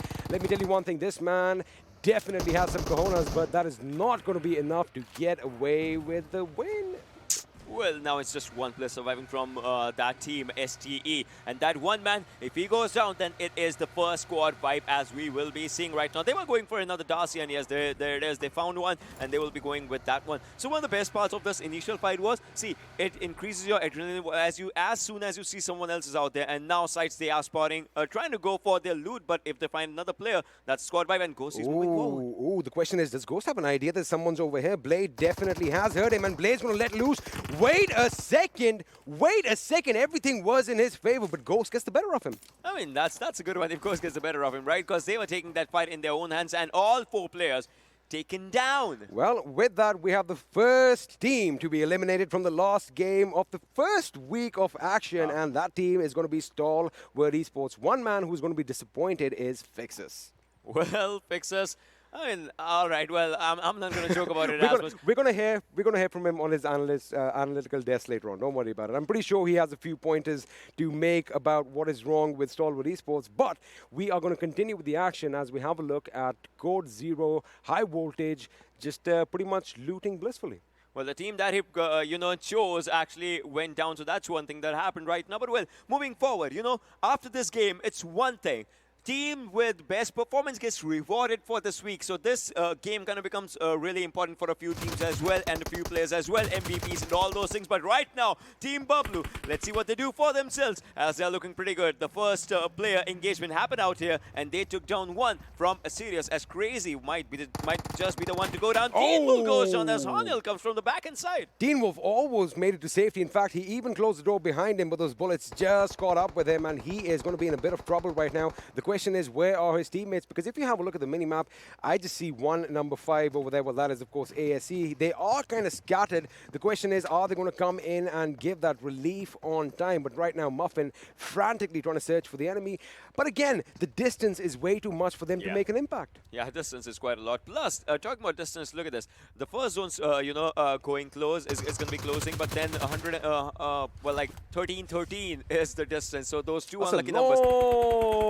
Long way into the circle. It's just exactly what he said. Imagine if you have to go on foot. Nah, I'll just give up. Take my loot. Take your loot. All right. This guy's going to give up. But it looks like Bablu is not giving up. He's getting in his vehicle, and they are all going to be scattering towards the safe zone. And it looks like Teen Wolf is still going to be on his knees. Respite is not going to be coming for him. And there we just talked about it. Kurkre is going to make sure that he puts him down. Now, we have 58 people alive. That means one squad has already been eliminated and 2 have gone down elsewhere. That was, of course, Teen Wolf, who went down moments ago. And before that, Abud was one of the first casualties of this game. The circle is what is interesting because the surface area is pretty much 50% land, right? That means all these teams are going to be pretty much up in each other's faces really soon. And that's where it comes down, right? The first circle gives you the vibes of the fourth circle, and that's one thing. That's the pressure. You have 4 times more the pressure, plus Cosmodrome becomes a crowded area. And no one likes a crowd right now because as in this situation, your house is filled with your players and the next house is filled with the other ones. Yes, sir. And one thing that is interesting is that 9 out of 10 times whenever we see a fight taking place far out in the blue zone, the teams kind of separate from one another. They go in the opposite directions and they kind of, tango with one another in the next circle. That is something we might just see again. And have a look at this. Deadeyes guy, they have a little bit of advantage. They have that compound with a couple of these players scattered on the right to make sure the flank is secure. But right now, Nima is going to go up against the opposition right now. And he is getting shot out from outside. Danny does get taken down courtesy of AJ. And Nima is going to make sure that he seals the deal, gets that kill point for his team. Mafia Ninja gets taken down. Gyalzen, however, is going to be quick on his feet. He did finish Zibyan, however, he got taken down by Kurkre. I'm going to say one thing. DRS did a brilliant IQ maneuver out here, just taking a fight against Team Bablu, but ASE is the one that is actually putting up a lot of pressure. But right now, AJ is going to give a revive to Mafia Ninja. Nima, everything's on his shoulder, but no, Mafia Ninja goes down as ASE. Crazy is doing some crazy stuff from the other side, and look at this. Crazy might just take one down for himself. Oh! That blast was actually, he went with a blast, if I have to say. Nima kind of went down on his own accord right now, but Jivon Crazy, he was knocked out earlier, but right now he is definitely on his feet, wrecking havoc as far as DRS Gaming is concerned. AJ is one man standing. Gyalzen is going to be picked up, but Hanuel is coming in from behind. The question is he going to get the job done? He jumps, he shoots, AJ goes down, and, well, that's all she wrote by the look of things as DRS Gaming. Have they been wiped out? Yes, sir. They have been wiped out for a split second. There was a little bit of that glitch thingy, but ASE Hanuel on a dominating spree right now with 3 kills to his name. Yes, sir. DRS Gaming gets eliminated, but right now we are down to less than 50 people, 49 on the marker, 14 teams surviving. But look at this, PAINxELMT, their players, they need a revive right now, but DE, they're not letting it happen. I like the fact that this isn't the Vikendi that we're used to. We are seeing action right at the beginning, which is exciting. And I like the fact that they've, that grenade was a bit of a mismatch over there. Shifu with the knock over here on Anubis. He tries to switch his weapon, but Shaw gets the better of him as he goes down. Illusion coming in from behind, getting a knock on Joker. So we have the little bit of a trade-off going over here. Ooh, have a look at this. One grenade could spell trouble for R3D. One grenade to rule them all. Are you going to give it out to us as we are seeing this fight? But no, right now smokes is the main meta as you need a revive. The players do need a revive out here. INES, PAINxELMT, DE, R3D, so many teams in one clustered area. That's where the circle just comes up. I mean, that's the beauty about this game. I'm pretty sure we are going to see some action at the Cosmodrome later on. The circle does seem to be heading that way, but we have shots fired. I do believe INES and PAINxELMT are going to have a little bit of tango elsewhere. Dante blows up Fair without any fear in himself. Rated, in fact, gets a knock on Joker. I mean, I love this fact that, you know, all the teams have multiple engagements right now. Every man has his job cut out for them. He has to make sure he gets his job done or his team is going to be eliminated as Doc gets ganged up on right now. And, well, he is out in an instance. In an instance, yes, INES, they get the best out of him. Look at the circle as of now. This is the first zone, and the zone shrinking slowly and steadily. I mean, Trevno is one area where an airdrop arrived, but no player was out there just to take that one. We'll have to see what happens. As Cosmodrome, again, it's getting fulfilled out here. People are going to Cosmodrome. Shaw goes down, Anubis goes down. R3D again in a lot of trouble as Walker was the last man surviving. I was going to say he is, but now he was the last man surviving. That was quite incredible. In fact, those shots came in. That was amazing, amazing cover fire. With that, yes, R3D have been eliminated in the 14th position with just that one kill to their name. Meanwhile, we're going to join Heaven as he's trying to scope out the enemy in front of him, and the enemy is DEADEYES guys. Now, DEADEYES guys, they've only got that one chicken dinner. They're not really, you know, high up on the leaderboard. They are on the latter half. I do believe it's 15th or 16th. They are somewhere around there, 70 points on hand. They definitely need to step up. They definitely need to actually step up right now, but then again, 1 minute and 30 seconds on the clock.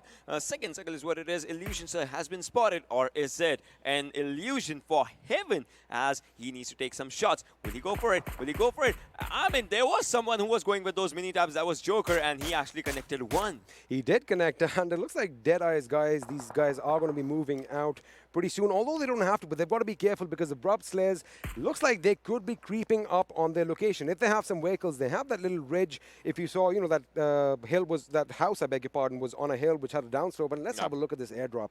The second airdrop of the game, and we have a Grotza in it once again. And by the look of things, it is way far out. No one seems to be going to... No one's going to go pick it up. Oh, wait a second.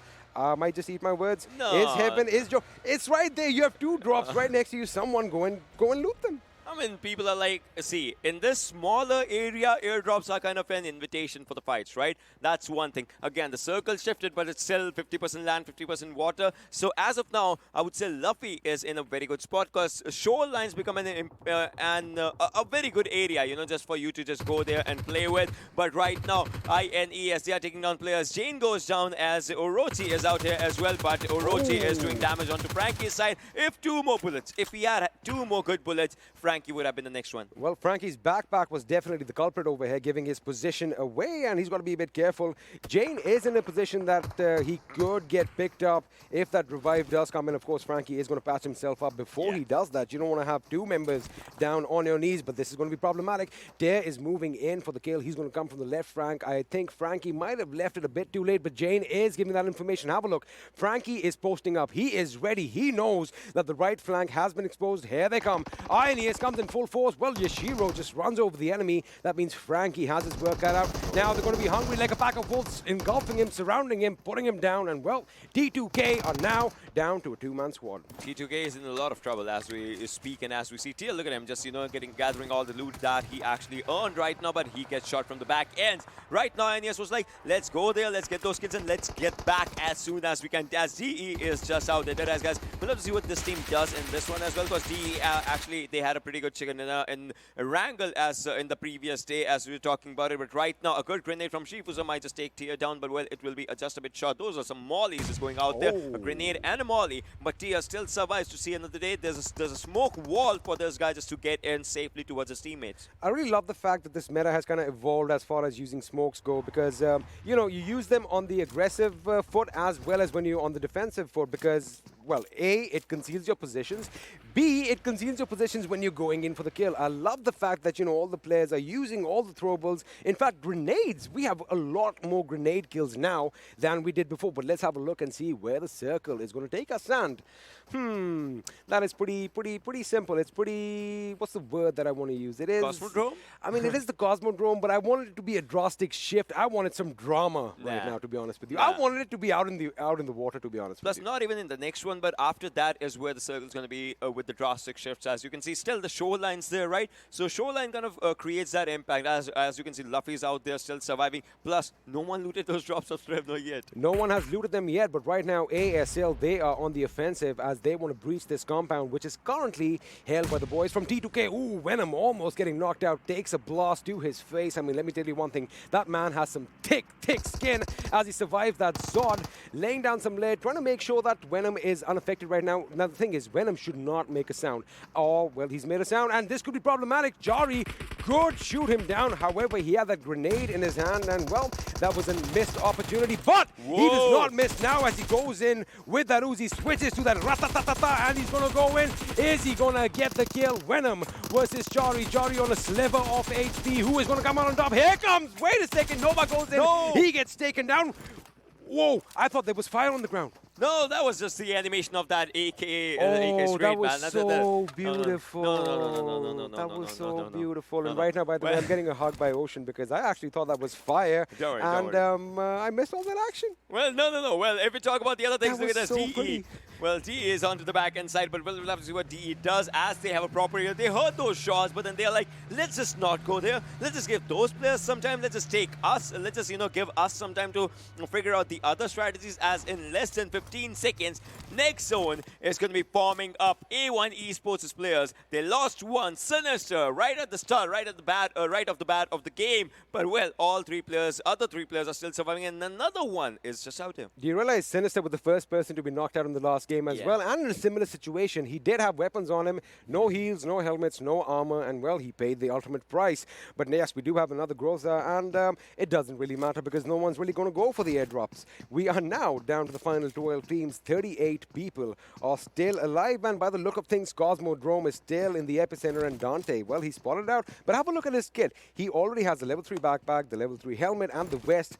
Now, the question is, does he want to exchange his M4 for a Groza or not? I mean, depends on how much 5.56 he has or how much 7.62 like he can carry with his other things like, meds, maybe grenades, smokes, and all those things. Because your loot actually depends on what you are going to be using, what you're comfortable with. If you're good with smokes, you can actually carry those smokes. If you're good with those, medical situations, you can go for the medics and all those things, those first aids, maybe other things. Plus, if you're good with 7.62, like it depends. For guns, I would say it's all about your comfort zone. To each his own at the end of the day, after all, right? I mean, the aim of the game is to make sure you eliminate all the opposition. It doesn't matter how you do it, whether you use a pan, whether you use a grenade, a gun, or your fist. Killing is killing, winning is winning. And right now, DEADEYES, guys, these guys are looking good. They have 6 kills to their name already, a 3-man squad as of right now. They did of course, lose on top just a little while earlier. In my opinion, one of their better games in the day. Well, as of now, we'll have to see how it just goes down as we are down to 18-minute marker. And there have been quite a lot of fights. I mean, previously on the second day we saw... This isn't your typical Vikendi. This isn't the typical Vikendi. Look at this. Again, the next zone still has a shoreline, just as I was saying. But after this is where, it goes for a bye-bye to the shorelines. And that's what's gonna be happening in less than 45 seconds as a zone will be forming up again. But for now, as what I was saying, you see the circle. But Hanil, all right, someone actually pushed him out of the vehicle. Again, remember, guys, as in real life, make sure that your vehicle comes to a complete stop before you decide to exit it. And seat belts are also important, well, if you're talking about the real life. Well, looking at all these things, look at this. ASC. The previous game that they had, that was quite an unfortunate event that happened. But for now, all that I want to see is how do they plan to conquer this Cosmodrome area. I mean, it's no rocket science, but this area is. I love the fact that smoke has been deployed with such precision, and they get the car in. Goldcrate wants to make sure he gets his revive on his teammate, but Havoc, he does realize that people are coming. He's got to be careful because Jivan Crazy could be in a good position to lay down some lead in his direction. Now, the thing is, okay, here comes Assassin, here comes Cooney. Do they all want to be attacking from the same side? They should try and get a few more angles. I mean, if there was a jump nade, If there was a jump net, that would have taken down, but Hanel, all right. That Molotov was good? Well, the molly was good, but it was on the upper floor. So it comes down to how you actually jump with your grenade and all those things. Hanel's still out there. I mean, the revive actually came quickly. He's still getting that damage up for himself, but now he is in the safe spot. The molly did hit him. The molly did hit him in the final nick as the Molotov was about to just vanish, but it did hit him. It did hit him, and I'm kind of surprised Muffin hasn't moved around. He is moving now for the right flank for his team's point of view. He should have done that maybe a little while earlier, but again, that angle would not have been there. But I love the fact that they went in. Hanuel has been picked up. What an amazing, amazing save on the part of ASE. And now Jivan Crazy comes under fire, but he gets a knock on Havoc instead, as Havoc, well, Cooney, in fact, has to just helplessly look on. I mean, as of now, Assassin will go there and go for a revive. He has a perfect cover for himself from two different directions. Plus, Cooney is out there. Can take down Crazy this time. No! Almost Crazy gets himself into the safer position. But can he get himself with his teammates? Or, better yet, ASE, they just parked themselves. They just parked themselves right now. Cooney, can he take those players? No, he goes down. He drops down for himself. But it's Hanel. 1 versus 1 for himself. But onto the backside is where Assassin is as he takes down another player. Hanel, this might be the end for this team. ASE, can they go for this fight? I mean, the odds are not in their favor as it is a 1 versus 3 as Hanel goes down as well. Now it is the one final player, Crazy. He has to get out something crazy, but he goes for a revive right now, and Aussie is moving forward. He knows there will be someone for the back ends. I like the way Muffin kind of started moving around to distract them, and well, Jivan Crazy goes up against the last man. Well, that is going to be the end of the show. Assassin is going to come out on top, and have a look at that. He is on a domination spree of his own. 3 kills to his name. Elsewhere, Abrupt Slayers Joker are going to be opening up on Team Bablu as Tyrant gets taken out. And well, we were talking about Assiduous Esports, 12th position, 5 kills to their name. Well, Ayush has been spotted as well, but still no damage done. Now the damage was done a bit, but obviously Vehicle would have taken quite a bit of damage. Ayush is spotted again in the open. Now he's not being rendered if you talk about it, but right now Team Bablu also getting eliminated on the 12th position. Like their overall standing in this game is 12th, as you can see, 1 point for themselves, but none on the kills. PAINxELMT still surviving with 1 final player, but for how long as Luffy's out here alongside PN Crew's player Season. If he moves up, he might just find a potential kill for himself and Mr. Boro as well. 1 good grenade onto this area will be giving them a good kill. I like the fact that they have the same colors. It's 9 and 18. I mean, if you don't pay attention, it almost felt like it was an entire team, to be honest. And the moment he said Pain Luffy, I'm like, wait a second, where is he? And he is on fire right now. Of course, he's making all that sound. All those footsteps are going to be giving his position away. Here they come. The pack of wolves are hungry. And, well, PN Crew get the job done. PAINxELMT out in the 10th position. Just as we were talking about the circle, just like, we were talking about the hardships, this circle was actually supposed to be a hardship, and that's what it was, from one direction to the other. And now we'll be closing on to the 5th circle as well. As you can see, the circle has moved up. That means 7C, CZxHIGHVOLTAGE, those players have to get inside the circle. A1 Esports as well. But before that, they want to take a head-on collision with PN, and Mr. goes down. Now Tade low on health, but still no fight is left as he takes another one down with the help of 6ix9ine. Right now, Tade with that Uzi takes another one for himself. And looks like Jax is the last man standing. No, he's not the last man standing. We still have 6ix9ine. Dante is still in effect. Wait a second, what's happening? It's a bit confusing over here. Looks like PN Ayush is going to bite the dust as he gets taken out. Now Sandesh is the last man standing. Again, things were going in their favor, but what happened was when PN Crew was under fire earlier by... He's your teammate. Wait a second. Wait a second. For a second, even I was confused. I mean, that's what it is. I mean, basically, you have to shoot at anything that moves. I mean, but yeah, you know, if you're shooting at anything that moves in your favor, like your teammate, then you're just wasting bullets. Imagine right? if we had friendly fire. Oh man, then you know, teammates, they happen like a weird things. I'm not gonna even talk about it. But well, for now, Cooney is just surviving. But Hungry Box is like once again hungry. He wants those kills. He wants those points. Watch your left, watch your left, watch your left as Hungry Box takes down one, just finishing it all off. Beautiful strafing on Hungry Box's spot as he takes out yet another one. I mean, this guy, he is living up to his name. He is hungry. Now he's spotted the other members as well. Memo is still looting. He, in fact, gets what he wants, gets out, and look at him. He went prone in the nick of time. What an amazing play out in the by open. the lad over here. The smoke is going to dissipate. Is he going to go right? He is going to go in for the kill. He's got that Tommy. He gets one down. Aussie comes out from the left. Memo jumps, and that is all she wrote. Ladies and gentlemen, as High Voltage have been eliminated. What an amazing play by the boys from 7C. That's why you use Tommy Gun, because it is the meta. It is the kill meta right now. Also, it is absolutely gangster. I mean, come on. I would go for the gangster bit. I get it. I get it.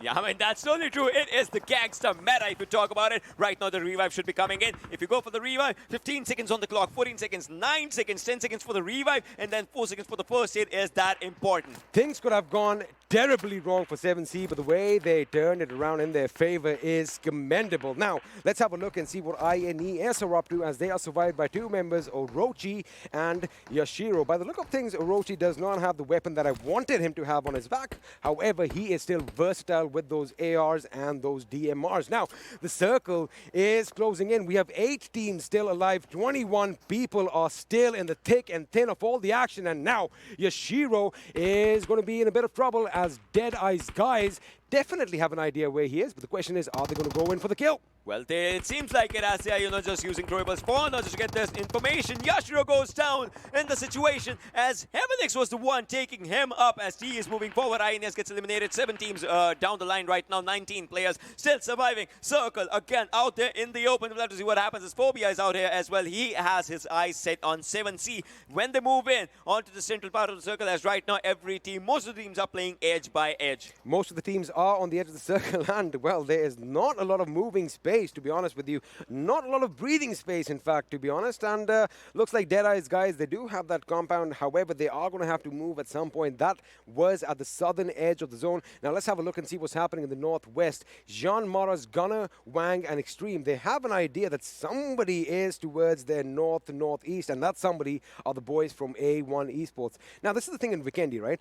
Until or unless the zone absolutely forces you out, you don't want to let go of any sort of concrete around you. Look at Priyanka's Sunday. She's just out there. If he gets out in the open, he will be spotted by the circle. Actually chooses the central area. For now, again, as you can see, Hungry Box has been spotted. He might just go down, but no, the reload saves him for now. But he's still spotted. Hungry Box goes down right now. The car has been blasted as well as DE is putting the utmost pressure on 7C. As of now, Love needs to get out. Memo needs to get out. But how will they when DE Shipusa is right on them? Now, here is a problem that I see, that I kind of foresee right now. In fact, DE has all... That's what I was talking about. They are going to get shot from ASL from the right because that gunfire definitely attracted the attention, and they know they can be in a position to kind of gatekeep because both these teams are, in fact, outside the circle. In fact, for 7C, with their vehicle blown up, it looks a bit problematic. Phobia is in front of them. JyanMaara could have their vision on them, but now, DEADEYES guy, have a look at their position. They have to move in from the right side, and what's in the right? It's ASL. Well, Nova has spotted one more player. He's just, going for the shots inside that smoke. As you know, it's a proper invitation for that smoke party. But right now, Phobia is just out there on the other side. Gunner again. A few shots were connected, but not the accurate ones. Not the accurate ones, and now looks like ASL are going to be getting ready to move out as well. We've got about 17, make that 15 seconds on the clock until the zone starts slowly but steadily creeping in and closing in on itself. Meanwhile, ASL are still going to be keeping all their focus on DEADEYES guys as Shifu Sir is the one who gets caught in Joker's crosshairs. Now, the thing is, they don't have a lot of distance to cover. They can still make it to the circle. The question is, are they going to go and post up over there, or do they want to finish DEADEYES guys? Wait a second. 2 of them have left. Shifu is coming in the vehicle of his own. They, in fact, are going to beat them to the finish line. And are they going to get taken down 6-9 with 1 knock? Is Rated going to go down as well? Well, we're going to have to wait and find out. Remember, 1 member of DE is still on ASL side. Well, A1 Esports' 6-9 will be on the domination. As you can see, Jiropia has spotted a few players for his own self as well. As JyanMaara is looking really confident for this win. If they get it, it's going to be a good one. Well, Love might be the next one going down, but no. Joker has been spotted on one side. JyanMaara, they are looking amazing as they are ready to wipe whatever comes right in front of them. I do believe the final fight is going to be between JyanMaara and A1 Esports by the look of things. Well, I might be wrong because one of them just went down. Dante is the one who gets knocked out. 7C out in the 5th position. That means we're down to the last 4. 6-9 with that Ratata suppress, laying down some lead in the direction of the enemy, but Joker is quicker, gets him, and well, Giro Fair is going to come in and steal the kill. He steals it for itself, but he also is going to steal the show if it goes like this. Well, Giro Fair is moving on to the back end side. A1 Esports says RXX gets spotted, and Dante might be the next one. He kills it up. He has to get for the cover, but no, was a bit late. Joker's moving forward. Gunner's out there as well. What's going to happen in the situation that 4 teams still survive. Gunnar, he has to spot in both directions, does not have a helmet as well. Even though Girofair got knocked out, because he got knocked out, he actually went out of the side of the enemy, and now they are still a 4-man squad. However, 2 of them are on their knees. Gunnar and Wang have to work out. Dante, you got to move out of the line of fire, my dear friend, as Joker tries to lay down some lead in his direction. He is still prone behind the vehicle. If that vehicle goes boom, Dante goes with him in a burning inferno. Let's see if that is going to happen, as we are now getting closer to the end game over here. Girofair gets taken down courtesy of HeavenX. HeavenX gets Wang as well, and JyanMaara, who were currently a 4-man squad, are now down to 2. Ladies and gentlemen, this is going to be the 8th zone that's going to be shrinking out right now, and there's just one team, JyanMaara, inside the circle. But how many players will survive? As Girofair was taken out previously, it is Gunnar, Wang, and Extreme. As we can see, the alive status, the player status, Abrupt Slayers is looking pretty good as well. SCYTES as well, A1 Esports, but no, Joker takes down one, Dante goes down, A1 Esports gets eliminated. This is out here, SCYTES with the next one falling down. Now there are 2 teams surviving. As you can see, it is a 3 versus 2 situation. Joker, HeavenX, can they get the best out of this fight against VTNxJyanMaara? The final game for week 1. After this, it all seals down for the next 3 days. But look at that. Oh my god, Joker takes down one. Can Joker do it again? Yes, 8 bullets for himself, goes for reload. HeavenX out in the open for his own self. Can he actually get this fight? Because behind him is going to be the circle. For how long can he just suppress this fight for his own self? Did you like the fact that Joker shot through the grass? I mean, that is basically like Predator right now. Now Wang and Extreme are behind the rock. Extreme is going to patch himself up. Gunnar is a bit prone in front of him. He can be in a pivotal position right now to lay down some hurt on Heaven. Now, Heaven's got to be careful. I like the fact that they are split up. Who is going to walk away the winner? Heaven on the right flank, Joker on the left. The enemy behind the rock. One good grenade could do it all. I'm telling you, Gunnar is the guy who is going to be pivotal. They are not going to expect anyone to be prone in, well, basically in front of the rock. Well, Gunnar's out there in the open. Gunnar is the one who will be providing each and every inch of opposition, out there. But, well, we'll have to see what can he do with this situation. He definitely has HeavenX. All the information is going to be going out. The bags are being dropped. Everything that is inessential is being dropped. Hey, Wang gets the enemy. He takes him down. It's a bit of a trade-off over here. Heaven is the last man standing as Wang is going to be coming in at him. Where is Extreme? They need to do a coordinated attack right now and get the job done. Is he going to go for the revive?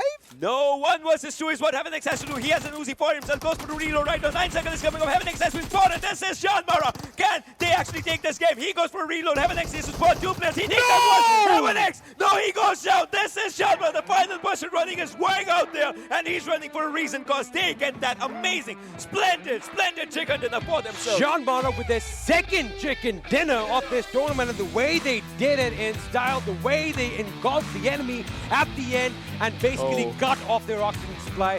That is how you win a game. And we were talking about them. They need to do something big, and they did in the last game of week 1. JyanMaara, this was amazing, impressive. You see their t-shirts, like the jerseys are splendid. They pulse, splendid gameplay, splendid JyanMaara. That's what this team is all about. I mean, I hope you all enjoyed that. We definitely did. Are you all right? How's the heart? I mean, I don't want you to go into any cardiac arrest. This guy was literally jumping up and down, but as was I. This was an amazing, amazing end to this week. I hope you all enjoyed it. And, well, we want to hear what the analyst desk has to say, so don't go anywhere. We're going to be back after this quick one.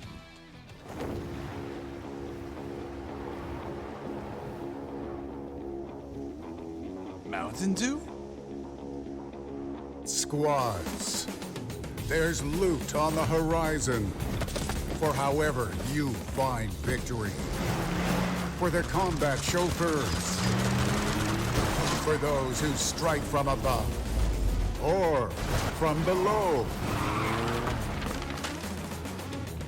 For the experts in pan-to-pan combat. Whether you're taking a leap of faith or just aren't afraid of a close call. Fuel your path to Winner Chicken Dinner with ice-cold Mountain Dew and with exclusive loot from Mountain Dew fuel stations. Spawning on a map near you. Welcome back once again, ladies and gentlemen, to the PUBG Mobile Pro League South Asia Season 2. Super Johnny again being joined by Shadow and Fixes on the analyst desk. And what an amazing way to come to a conclusion for week number 1 of this PUBG Mobile Pro League South Asia Season 2. It was an incredible week. It was an incredible day as well. But in this last final game, before we started the match, once again, the desk was pretty critical of the performance of JyanMaara, and I guess they have once again answered our queries that this team is not going anywhere. They are still a part of this tournament, and they got themselves that chicken dinner. It was an amazing fight that they put up, and to break that down, I'm going to ask some help from my analyst, Shadow. Yes, Vikendi. It was a typical Vikendi, and since it was the last match, we kind of expected the teams are going to go super aggressive, and obviously the water zone towards the Cosmodrome played also a major part. Exactly, it was a major part of that. We could see that the rocket over there in the distance in that final fight. But ladies and gentlemen, the MVP for this game is going to be from A1 Esports. 6-9 coming in with 4 kills, 772 damage, 2 assists, and a survival time of 26 minutes and 46 seconds. Well, this time, Vikendi did turn red pretty soon because, talk about the players. We did see fights right off the start, but, I had a heartbreak. Team T2K, well, being taken out so early by Abrupt Slayers. Yeah, quite an early exit for them, but it was an incredible game being put up by Abrupt Slayers as well, nonetheless. Let us have a look at the top players right now, ladies and gentlemen, and here they are. Talking about Abrupt Slayers, Heaven appearing on our screens from up above. In fact, survival time of 30 minutes and 7 seconds. 3 kills coming to his name, 729 in terms of damage, followed by Shifu Sir again on the 3rd position with 3 kills to his name. And Abrupt Slayers, Joker is going to be joining the list, and since we started the list of top players by the players of A1 Esports, might as well just come in a complete circle and end with Dante. Well, Johnny, do you see that uncanny resemblance between Heaven and my face? I mean, yeah, we both are kind of like brothers, and well, someone up there is getting all those kills. Yeah, someone up there is definitely getting those kills, and Abrupt Slayers being true to their name, the Slayers just making sure they are taking the heads off their opponents, getting those kills and getting those points inside this game. And talk about the points, we're going to have a look at the standings for this game, ladies and gentlemen, right about now on our screens. Yes, VTNxJyanMaara, that beautiful chicken dinner coming with amazing 12 kills. They had the right positioning. They knew this zone is going to be towards Cosmodrome. They dropped in at Podvosto, made sure that they had a good positioning. But DEADEYES, they are sitting at the 5th position. Shifu Sir, he went solo against the players of R3D. Yeah, that solo fight is going to be pretty deadly for him. But still, guys, I mean, we did hear from them in the interview as well that it is going to be all about kills for them. They're going to try and go for those kills earlier on. As much aggression is needed, they are going to bring it to the table. But moving forward in the standings, we're going to have a look at the next set of 8 teams that sort of failed to show up. And one good game by the squad of PAINxELMT, and they are back on the bottom 3 in this match.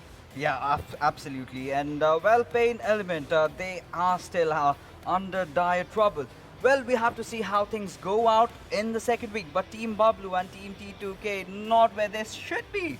Yeah, definitely not where they should be. T2K SG as well, as we pointed out, quite an early exit for them against the team that did get the 2nd place finish, Abrupt Slayers. I mean, can't blame them for that. If you have the momentum, if you have the flow, if you take out the team that sort of got the trifecta going for themselves in terms of the chicken dinner, you can do anything. But we do have the match summary, ladies and gentlemen. So 71 knockouts were what we got to see in this game, out of which 60 kills were secured, a good conversion rate.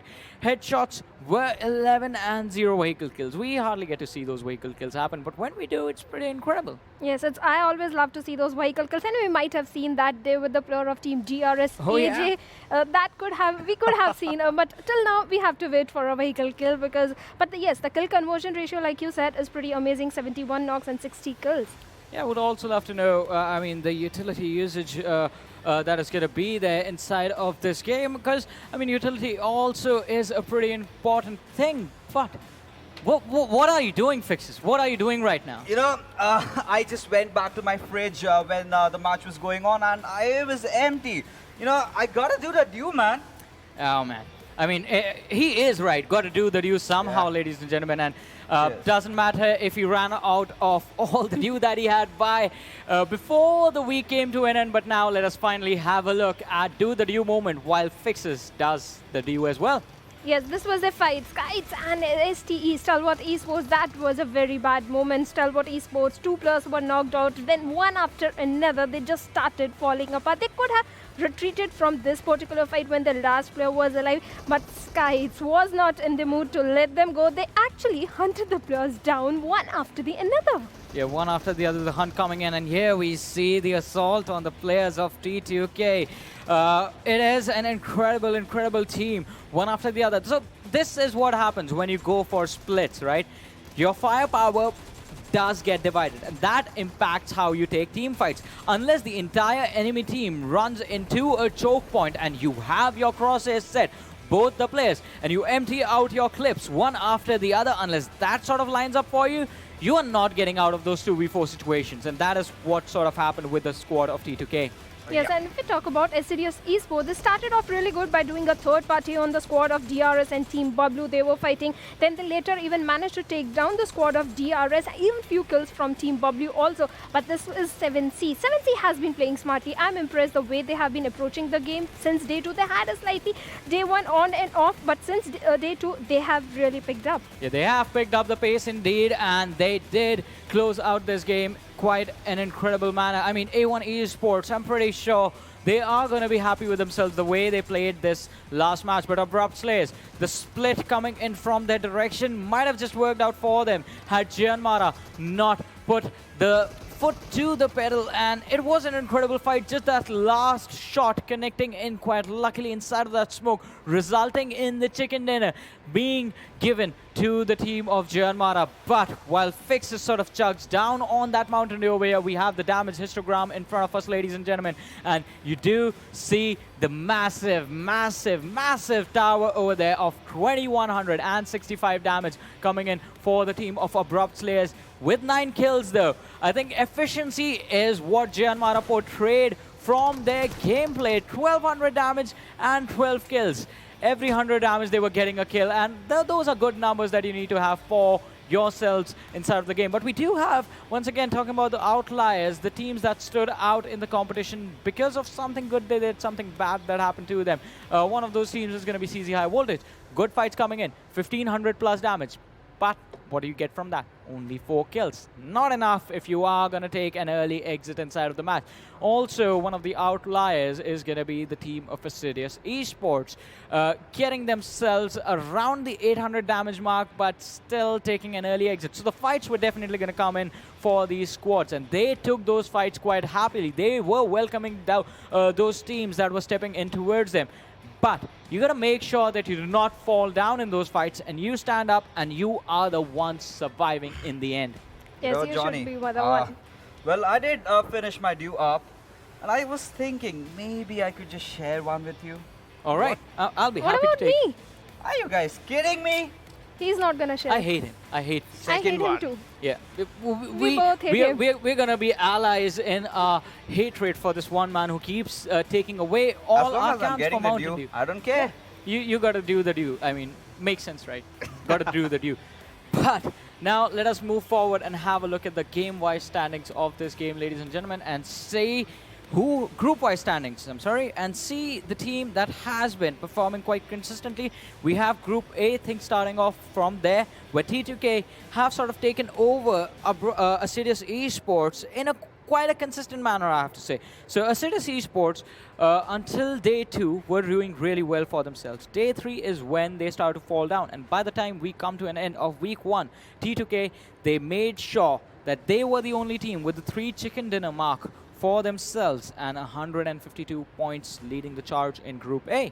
Yes, and if we talk about Group B, Abrupt Slayers, they are known to perform in Vikendi, and this time also they performed really well in the Vikendi. Vikendi is their forte, we can say that, and 7C Esports has impressed everyone since day 2, especially today. The way they have been approaching the game, their strategies, their rotations, their split, everything is on point about this team. But R3D, one match, they showed a good performance in day 2, but after that, they have been not able to perform.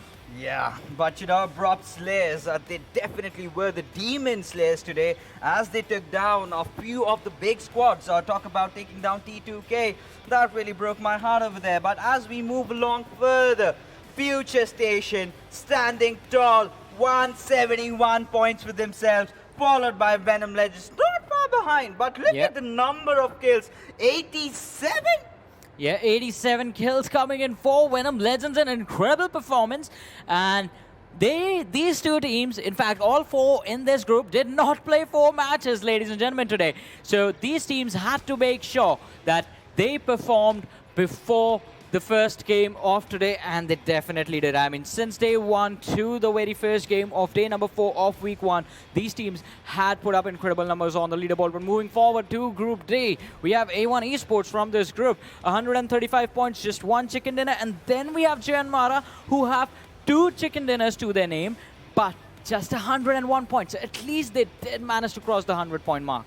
Yes, they did manage to cross the 100 mark, but A1 Esports has been consistent in the placement points and the kill points compared to VTNxJyanMaara, who have got 2 chicken dinner, but look at their kill points, just 46 points. They need to be a little aggressive, and Team Bablu has managed to step up. They are at the second position with 119 points.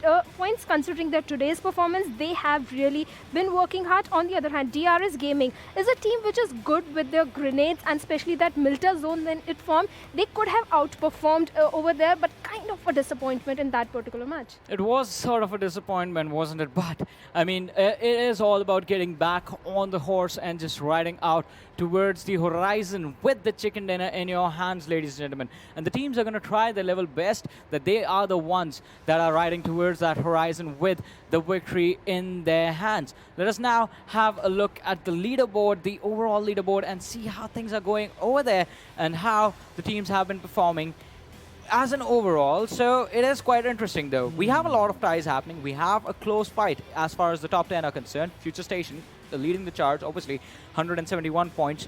Venom Legends, they are tied now with DEADEYES, guys. So all the teams, all 20 teams this week have played 16 matches. We knew from the start every single team is going to play 48 games in total. 1/3 are already out.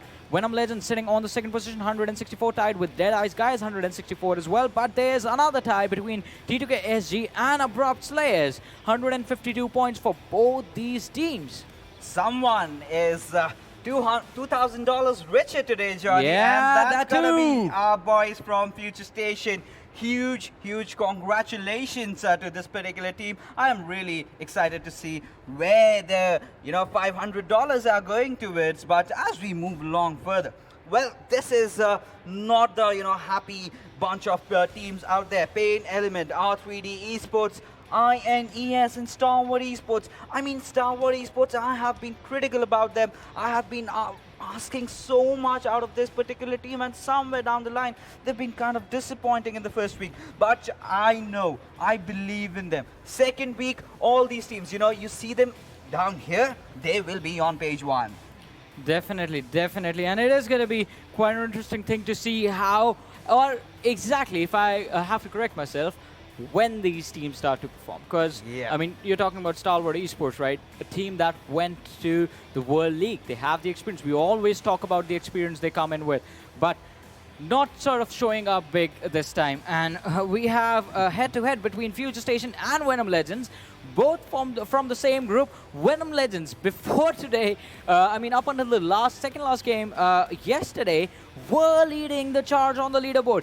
Could have won the $2,000 for the team with the most points in the week, but FutureStation in the right nick of time, just coming in 171 to 164 points. That's how close it was. FutureStation, 2 chicken dinners and an amazing performance. But still, if we are looking at the stats and comparing them, I think the KPM and the damage given to damage taken ratio both lie in the favor of Venom Legends, and the kills as well. Well, Johnny, one thing for sure, 87 kills, that is looking really promising, because in the second week, they've kind of set the standards. They've kind of set the tone of how it is going to be. FutureStation, you can call them the smarter bunch, but if you have to call for some raw, aggressive killers, that has got to be Venom Legends. Exactly, I agree with you. Raw, aggressive killers is what Venom Legends are. But one more thing I agree with, FutureStation have showcased that they are really consistent in getting those placement points as well, and we did talk about it. They had a good average going in when we saw them with the 10 games coming in, 11 games coming in for them. And I think right now as well, they are still sort of somehow managing to keep up the average to a really nice point, wherein 171 points in 16 matches played. If they keep this going, I think by the time we reach the end of week 3, there is going to be a massive, massive gap. Because if Venom Legends remain this inconsistent, this slight point difference is going to keep on growing. Yes, definitely. It is going to keep on growing. And if we talk about Venom Legends, they performed just in day 3. Yeah. In the starting day 1, if we look at them, they were at 5th or 6th position. Similarly, at day 2, if they had kept up that momentum like FutureStation has consistently been in top 2. Exactly. And we have sort of had a look, ladies and gentlemen, on who got the $2,000. Which team got the $2,000? But now it's time to see the individual who's going to be going $500 richer today. Ladies and gentlemen, the kill leaders on our screen right now. And it is still Rafat. The man only played 1 game. His team took an early exit, but the effort that he put in on the previous days of this week is going to make him a happy lad today. 34 kills, 8 headshots, 6,268 damage. Well, you know, one thing for sure. If I had gotten that $500 out there, I would have gotten myself a new fridge and would have stacked it up with the news. But you know, that is exactly what I would recommend Rafat to do right now, because with the way he is taking all those kills, he would need more of that, in fact, for the next week already. But Hungry Box, he was not far behind, just 5 kills short. Well, he's a hungry man, and he did satiate his hunger. Yeah, he did satiate his hunger, but talking about steal shots, I mean, he was shooting lead towards his opponents and was taking them down quite consistently, 26 kills for the lad. But moving forward in the kill leaders, ladies and gentlemen, Bad Ref not playing today, so he did take a fall, but still, overall had an amazing performance. Then we have Muffin for Assiduous Esports, quite consistent with the number of kills that he gets in every single game. But this sort of sets up these players for next week. How amazing are they going to be when they come back after the break? They have had time to prepare. They have had time to study up on their opponents. But now, comparing the first position and the second position holders, Hungry Box versus Rafat from Venom Legends. Yes, Rafat, amazing 34 kills, and Hungry Box over there with 29 kills. If we talk about 7Cs, they have been working as a team. I have always said it again and again, this team has impressed me. But Rafat, the way the Venom Legends performed in day 3, if that would have been in the day 1 and day 2, that would have been pretty impressive. But if we look at the damage received, Rafat took down a lot of damage, but he made sure that he is dishing out a lot of damage to the enemy team also. Yeah, absolutely. No second thoughts on that. But you know, one thing for sure. The first 2 days, they were kind of analyzing how the meta was going, how the teams were performing. And once they got the idea of that, they started steamrolling. And I think I'm going to expect bigger things even coming in week 2. But one thing for sure, I want some other teams, the old guards, like, you know, you love to call them. Team ElementriX really to shine up. And more than that, Stalwarts as well. ElementriX, Stalwart, JyanMaara, all these teams need to step up, and I would love to see that as well. But these individuals have showcased what true fragging power means. I mean, they are the actual fraggers for the teams, the boys who hit the high numbers. And it is an incredible way they do it too, if you notice in game. But they are going to get the opportunity to do it again, not this week though, in the coming week, because week 1, with this, we come to an end of week 1, ladies and gentlemen, of the PUBG Mobile Pro League South Asia Season 2. Next week is when we come back with the action again. The teams are going to have the time to prepare. They're going to have the time to study up on their opponents. Are they going to utilize it perfectly? Well, only time will tell. Until then, we're going to call it a night. You guys take care. Have a good night. See you next week.